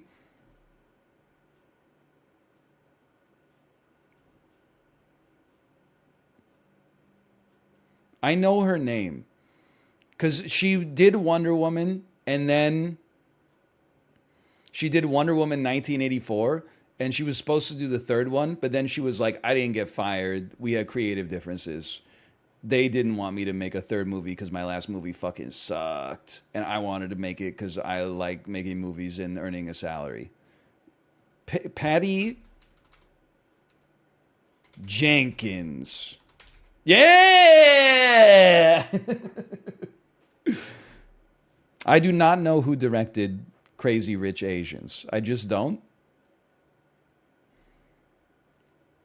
And are you, Ryan, the director of Creed? You are not. I thought it was. Is this not Shuri? All right, I pass. Steve McQueen! It's so much more obvious. John Chu? I thought John Chu was...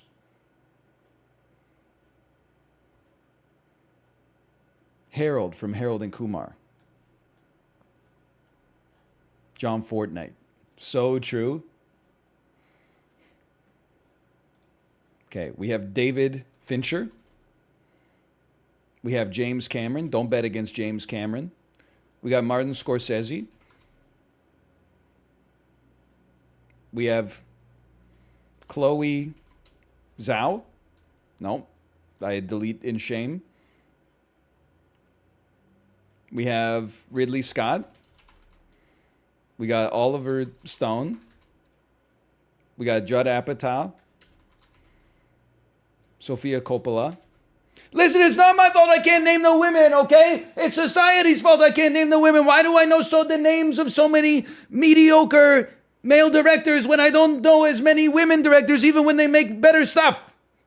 It's because every time Judd Apatow comes out with a fucking 4 out of 10 movie about what if we made a movie with stand-up comedians during the pandemic, he goes on the talk show circuit and does 1 million speeches. Comedy is really the art of turning tragedy into laughter. Blah, blah, blah, blah, blah, blah. And then when a woman does a movie that does really well, they're like, whoa, great movie. By the way, isn't it crazy? She's a woman. Anyway, the whole cast is nominated for Best Actor, Best Actress, Best Supporting Actor, Best Supporting Actress. You'll never even remember the director's name.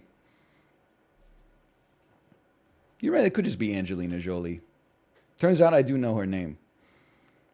I don't know this guy, though.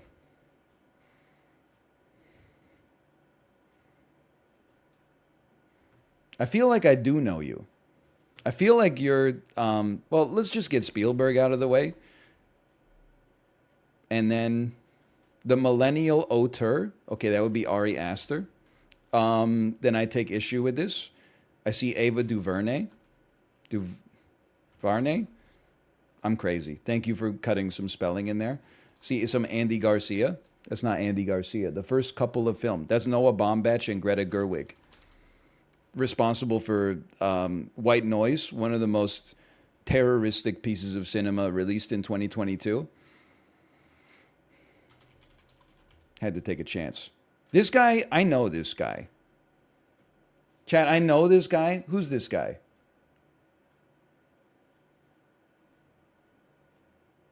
That's Aaron Sorkin. Of course it's Aaron Sorkin.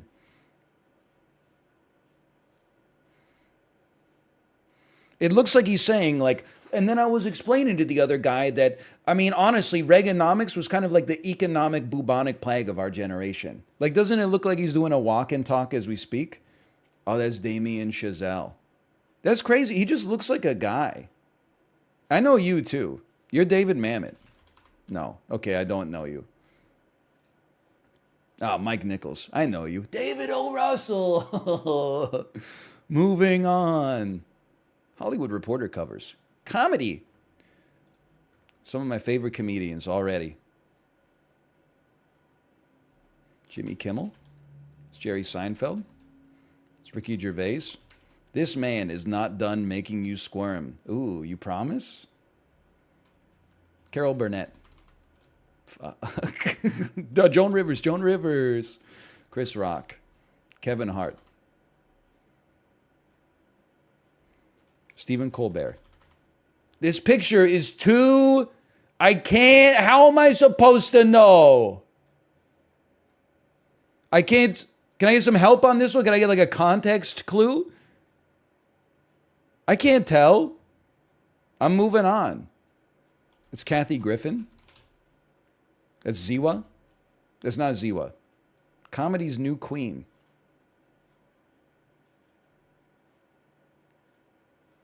Hannah Gadsby. I see Will Ferrell. I see Amy Schumer. I see Bill Hader. I see Maya Rudolph. I see Steve Martin. I'm just going to plead the fifth on this one. It's not possible given the context. Jerry Lewis riding a bike and Tiffany Haddish. Okay? Apparently I don't know the queen of comedy. Yeah, I'm sorry to say. Hang on, this is the hardest quiz of all time. We have to name 15 women. I'm just making sure there's no nudity. You know what's crazy?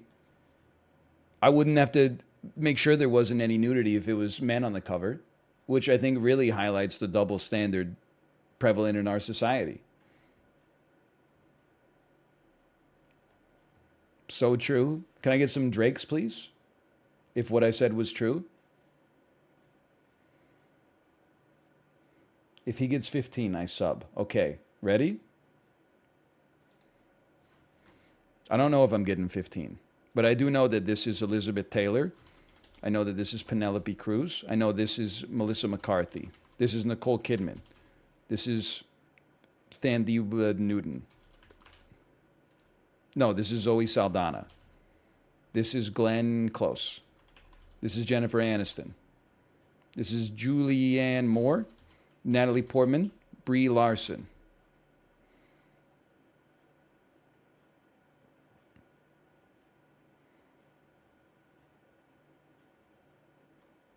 Renee Zellweger. Wager.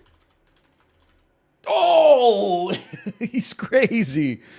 Elizabeth Moss, Jennifer Lawrence, Lupita Nyong'o. That's Jessica Chastain. I got to think about that one for a second. She's wearing a transformative amount of makeup. I see Scarlett Johansson.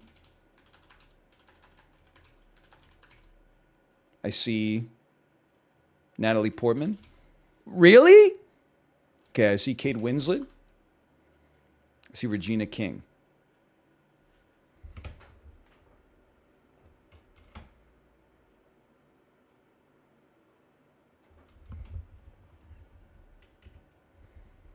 Are you Amy Adams? I see some Amy Adams in there. Okay, but then this one, I'm stunned that you're not Natalie Portman. You look so much like an older Natalie Portman, which is crazy because you don't look at all like Keira Knightley, even though they're duplicates. So what can we do with this? Because you kind of look like a younger, like a more modern Glenn Close sort of thing going on. Are you Diane Kruger? That's surprising to me. I really thought we might have it there. I'm trying to. I'm not looking. I need to look at something else to recalibrate.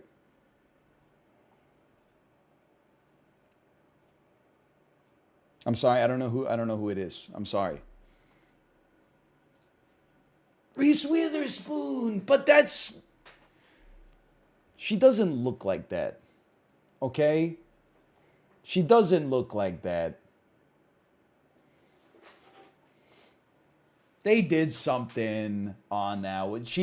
That's her, but it's like not really her. They said if you get 15, you sub. And you got 19. Well, that is true.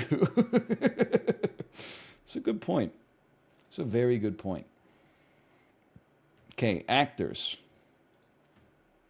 It's Michael Douglas. Michael Douglas. This is Jeff Bridges. Brad Pitt. George Clooney. Steve Carell. We got Bradley Cooper. Ben Affleck. Denzel Washington. Benedict Cumberbatch. Chris Pine.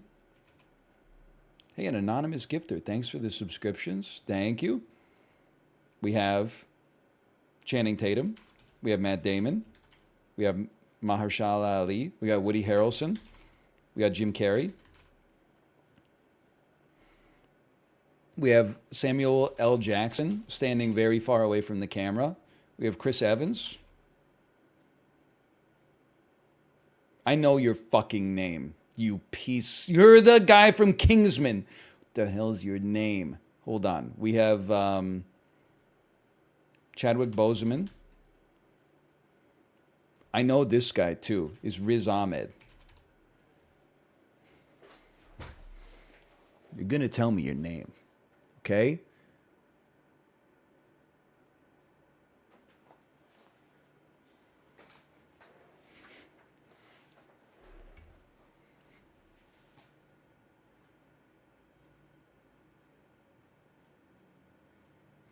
Is this Chad Eggersley?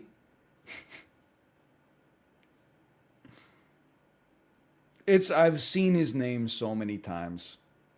I gotta give up. You're close? Oh, it is it's Taron Egerton. I was wondering why Chad Eggersley was popping up in my head. This is a picture of the Saskatchewan lawyer with the huge forehead. Film comment covers?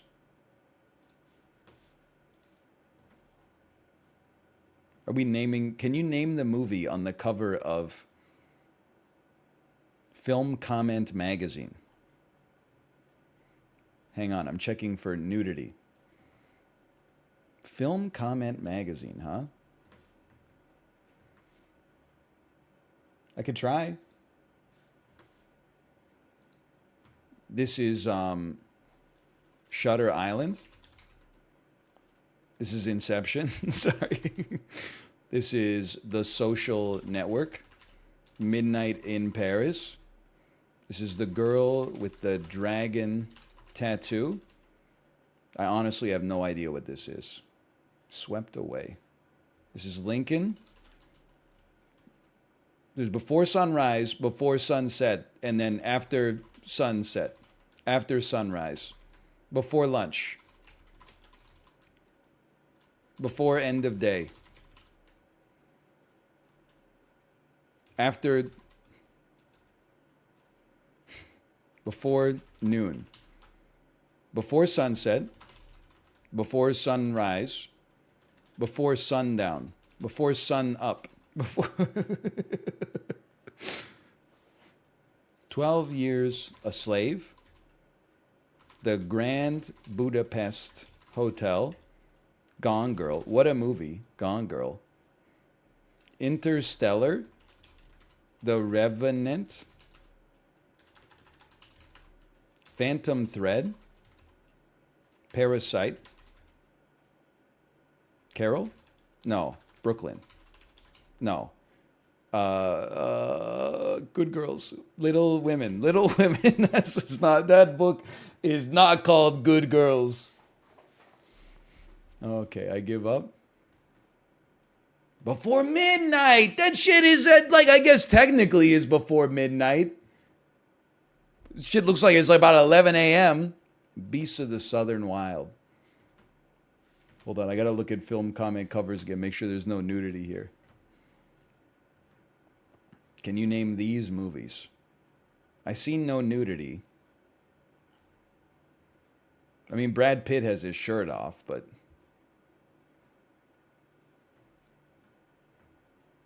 And Uma Thurman is kind of giving the camera like the middle finger, but I think that's okay.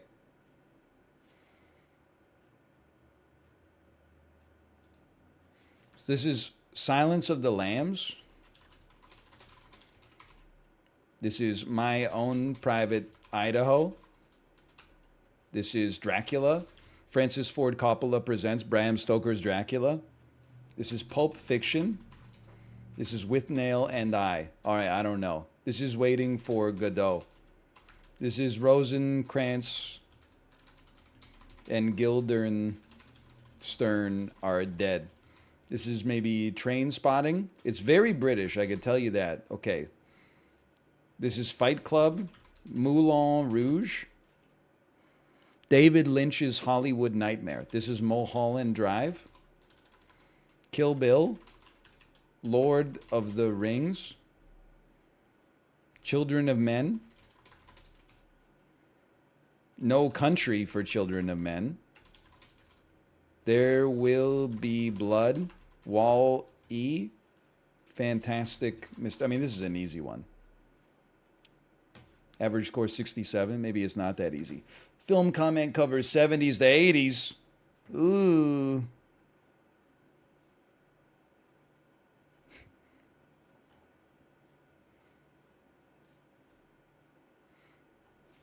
Let's not worry about that one so much. I don't know any of those.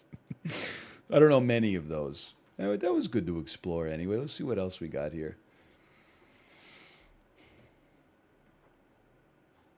Doesn't always have to be movies. Could always do some European geography quizzes instead.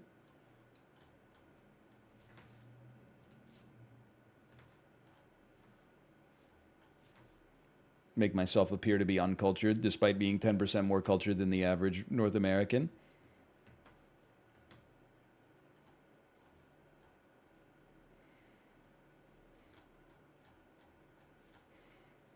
I'm looking for world geography quizzes sorted by popular today.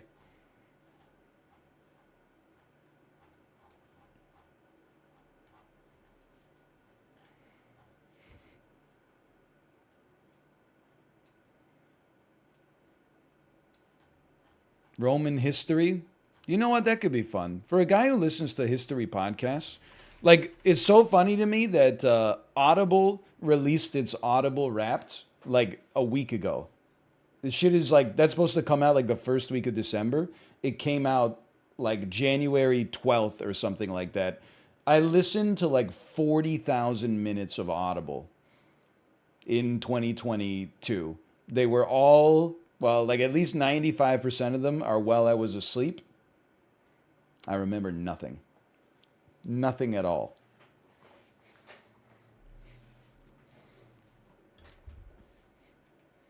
Checks out. Number one author, William L. Shirer, author of The Rise and Fall of the Third Reich. Number two author, Barbara Tuchman, author of A Distant Mirror, an exploration of the 13th century. Number three author, does not exist. Error. Not applicable.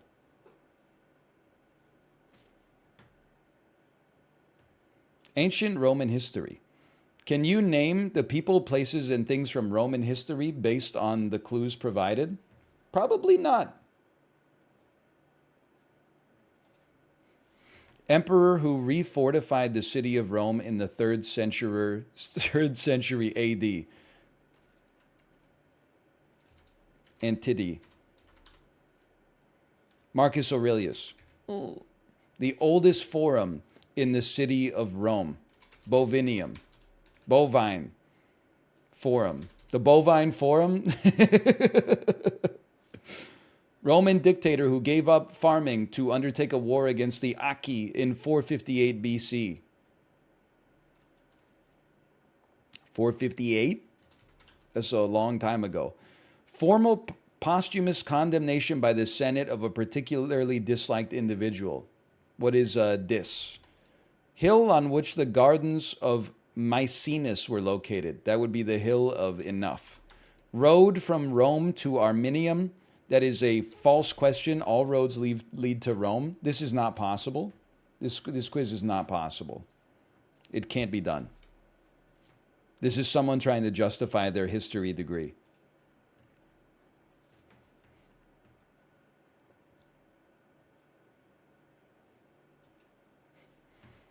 Can you name the famous people from Rome based on the clue provided? This mythical founder of Rome killed his twin brother and abducted the Sabinian women. This is Romulus. This member of the first triumvirate conquered the Gauls. This is Julius Caesar. The son of General Germanicus. Why does this shit be sounding like Star Wars, man? Like, come on, Rome, get it together.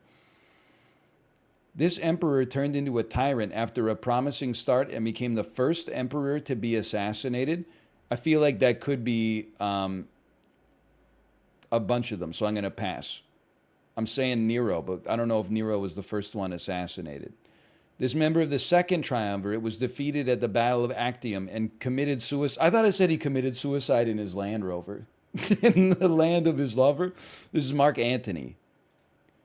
This statesman lived in humble circumstances, and when being called to serve Rome as dictator in times of an invasion, completed his task and resigned immediately afterwards. This sounds like some Cato the Elder stuff. Wrong. This emperor, who is said to have had a divine vision, called the First Council of Nicaea in 325. It's two Council of Nicaea references in one stream. You won't get that in any other channel on Twitch. And built a new imperial residence at Byzantium. Is this Justinian? Nope. This politician built the Via Appia. A politician building something? Now you know it's ancient history. And an important and famous road between Rome and Capua, as well as the first aqueduct in Rome, the Aqua Appia. Who is Appian? Appius Claudius Cassius? This general defeated Hannibal. This is Scipio Africanus. This statesman, who was known for his conservatism, tried to preserve the Mons Pubis and combat degenerate Hellenistic influences. I'm going to pass. That sounds like some Cato the Elder shit. This poet of the Augustan period is best known for his Aeneid. That's Homer. Never mind. It's not. Oh, I was thinking of the Iliad. There's Ovid and there's Cicero. They're both poets. I don't know which, the national epic? That sounds like Ovid to me. But didn't he write the Metamorphosis? That was like the Kama Sutra of his day. The reforms of this murdered plebeian tribune sought to transfer wealth from the wealthy to the poor and cause political turmoil in the Republic. I'm going to have to pass on that one. This statesman was noted for his important reforms of Roman armies. authorizing recruitment of landless citizens. This is the Gaius Marius reforms. This member of the first triumvirate was considered the wealthiest man in Roman history. That's Crassus. Ask me anything about the first triumvirate. This member of the first triumvirate, I'm going to say that's Pompey by process of elimination. This statesman, who was consul during the Catilinarian conspiracy, is widely considered one of Rome's greatest orators and prose stylists. That's going to be Cicero. This unsuccessful member of the second triumvirate was the last Pontifex Maximus of the Roman Republic.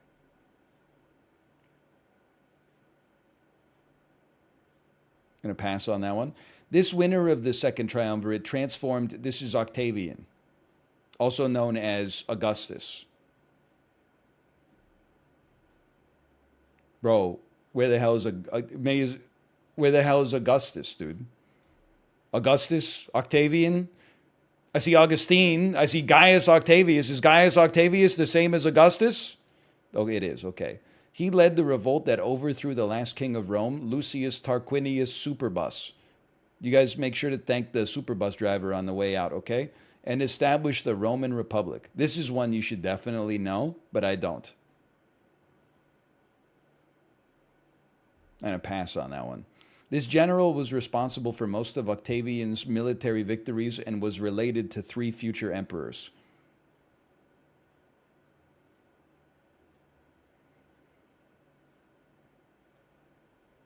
Kind of running out of easy ones. This poet, that would be Ovid. This author of the Odes was a leading lyric poet during the time of Augustus. I have to pass on that one. This Stoic philosopher, this Seneca, this last emperor of the Julio-Claudian dynasty who saw himself as an artist, was alleged to have killed his mother and stepbrother, as Nero. This emperor founded the Flavian dynasty. Who is Flavia? Implemented necessary financial reforms and commissioned the construction of the Colosseum.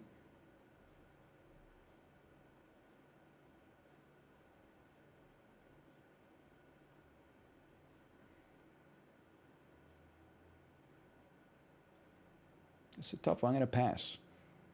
This emperor presided over the greatest military expansion in Roman history. It's a tough one.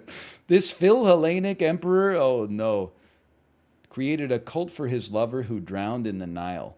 I'm running out of gimmies, y'all. I'm in a lot of trouble. This emperor is considered one of the most important Stoic philosophers. Who is Marcus Aurelius? With this emperor, the crisis of the 3rd century ended and the Tetrarchy was introduced. This emperor sought to revive the emperor's greatness and conquer the lost western half of the historical Roman Empire. That's Justinian first. This highly influential church father authored the Confessions and City of God.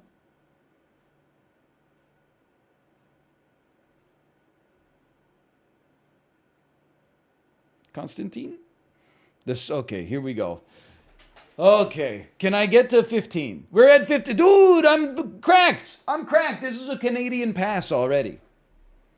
The son of General Germanicus, Caligula. I was waiting for one that was like, this guy married his horse. Turns out he did not marry his horse. He just named them president. This statesman known for his conservatism, Cato the Elder. This poet of the Augustan period, best known for his Aeneid. Virgil? The reforms of this murdered plebeian tribute sought to transfer wealth from the wealthy. I'm going to say that is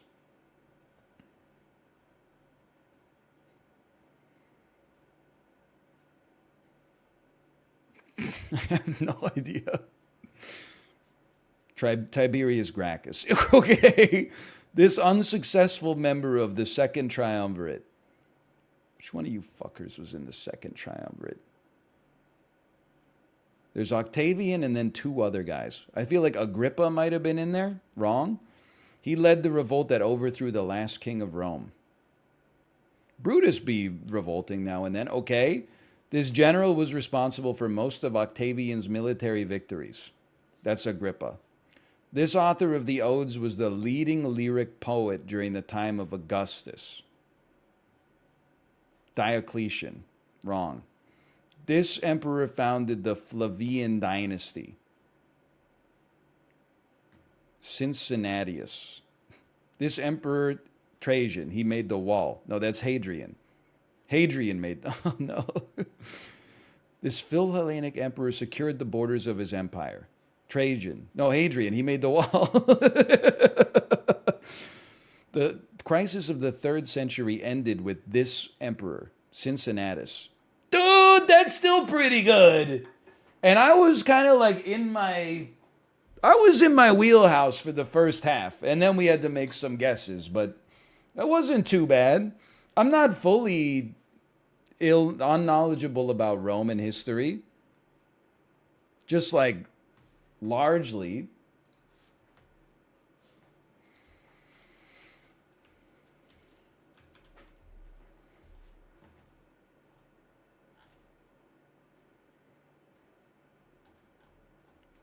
Pretty good, doesn't win medals.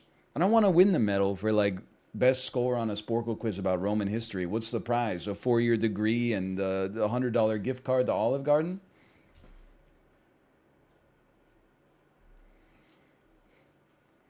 I'm just going to type burrito in the search bar and see what comes up. I'm getting a little hungry. Chipotle meals. No, Chipotle meats. Can you name the meats you put into a burrito at Chipotle?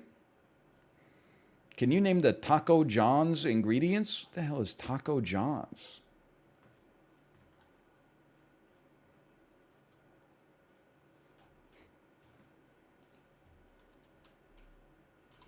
Burger.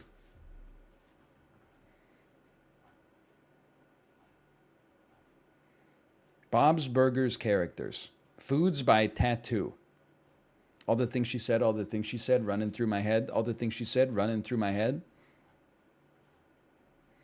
Bob's Burgers Burger of the Day board game. Help Bob answer trivia questions to build his burger of the day.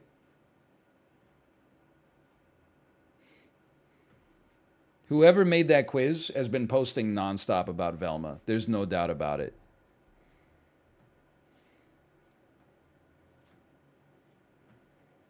Can you name the ingredients to the Travis Scott burger? When given the title, can you pick the Thanksgiving episodes from the animated sitcom Bob's Burgers? We're full on Bob's Burger quizzes, okay? We don't need 15,000 Bob's Burger quizzes. Like 100 will be fine. Different burger temperatures. When you're shown a temperature, can you identify what burger it goes with? You want to see some deductive reasoning at work? 130, 160, 140. I'm going to say 140 is medium. I'm going to say 130 is rare. I'm going to say 160 is well done. He's cracked. He's so smart. Holy cow. What a genius. Dude, you cannot go anywhere without them trying to Nirvana Nevermind you, huh? What does chicken have to be cooked to? Bro, 165 Fahrenheit. Can you name the movies classified by difficulty from the image shown? Let's just see what they got. Let's start at the back. This is Warm Bodies. Nope. All right, I can't do this. This is Black Snake Moan. I have no idea what this is. None idea. The hell's Rocky's trainer doing here? I have no idea. This is Pandorum. He's back, baby! No, other direction. That's Joe Montana. I see Joe Montana. I see Lawrence Fishburne. I see Ben Kingsley. I don't know the movie, though. I have no idea. This is Shattered Glass. That's an amazing movie.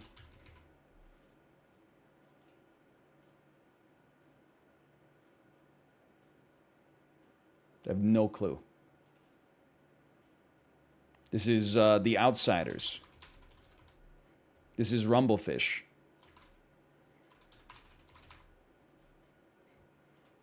That's not fake Jack Nicholson. That's Jack Nicholson. I don't know what this is. This is Shav. The Burbs. Okay, now it's getting too easy. We're back in easy territory. This is Lemony Snicket, a series of unfortunate events.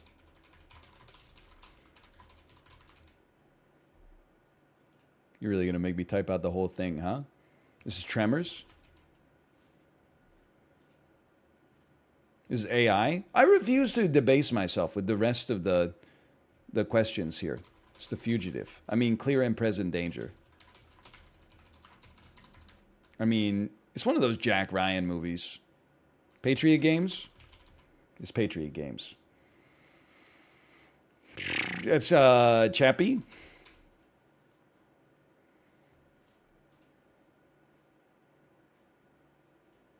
This is Blue Velvet. Didn't think I was cool enough for that one, huh?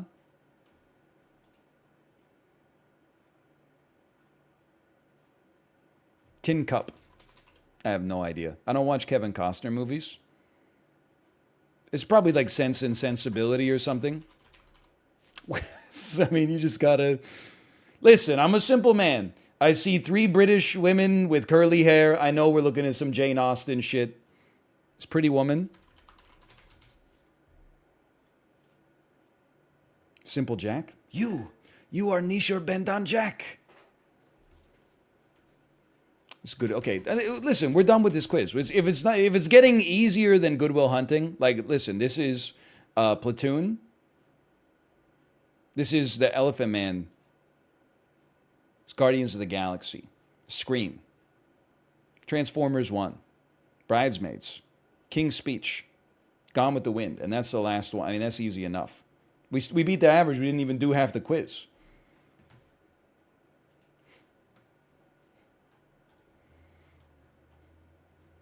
It was not Transformers? Bro, it was Shia LaBeouf and Megan Fox. It was the Transformers. I don't know what to tell you on that one. Slash marker Sporcle.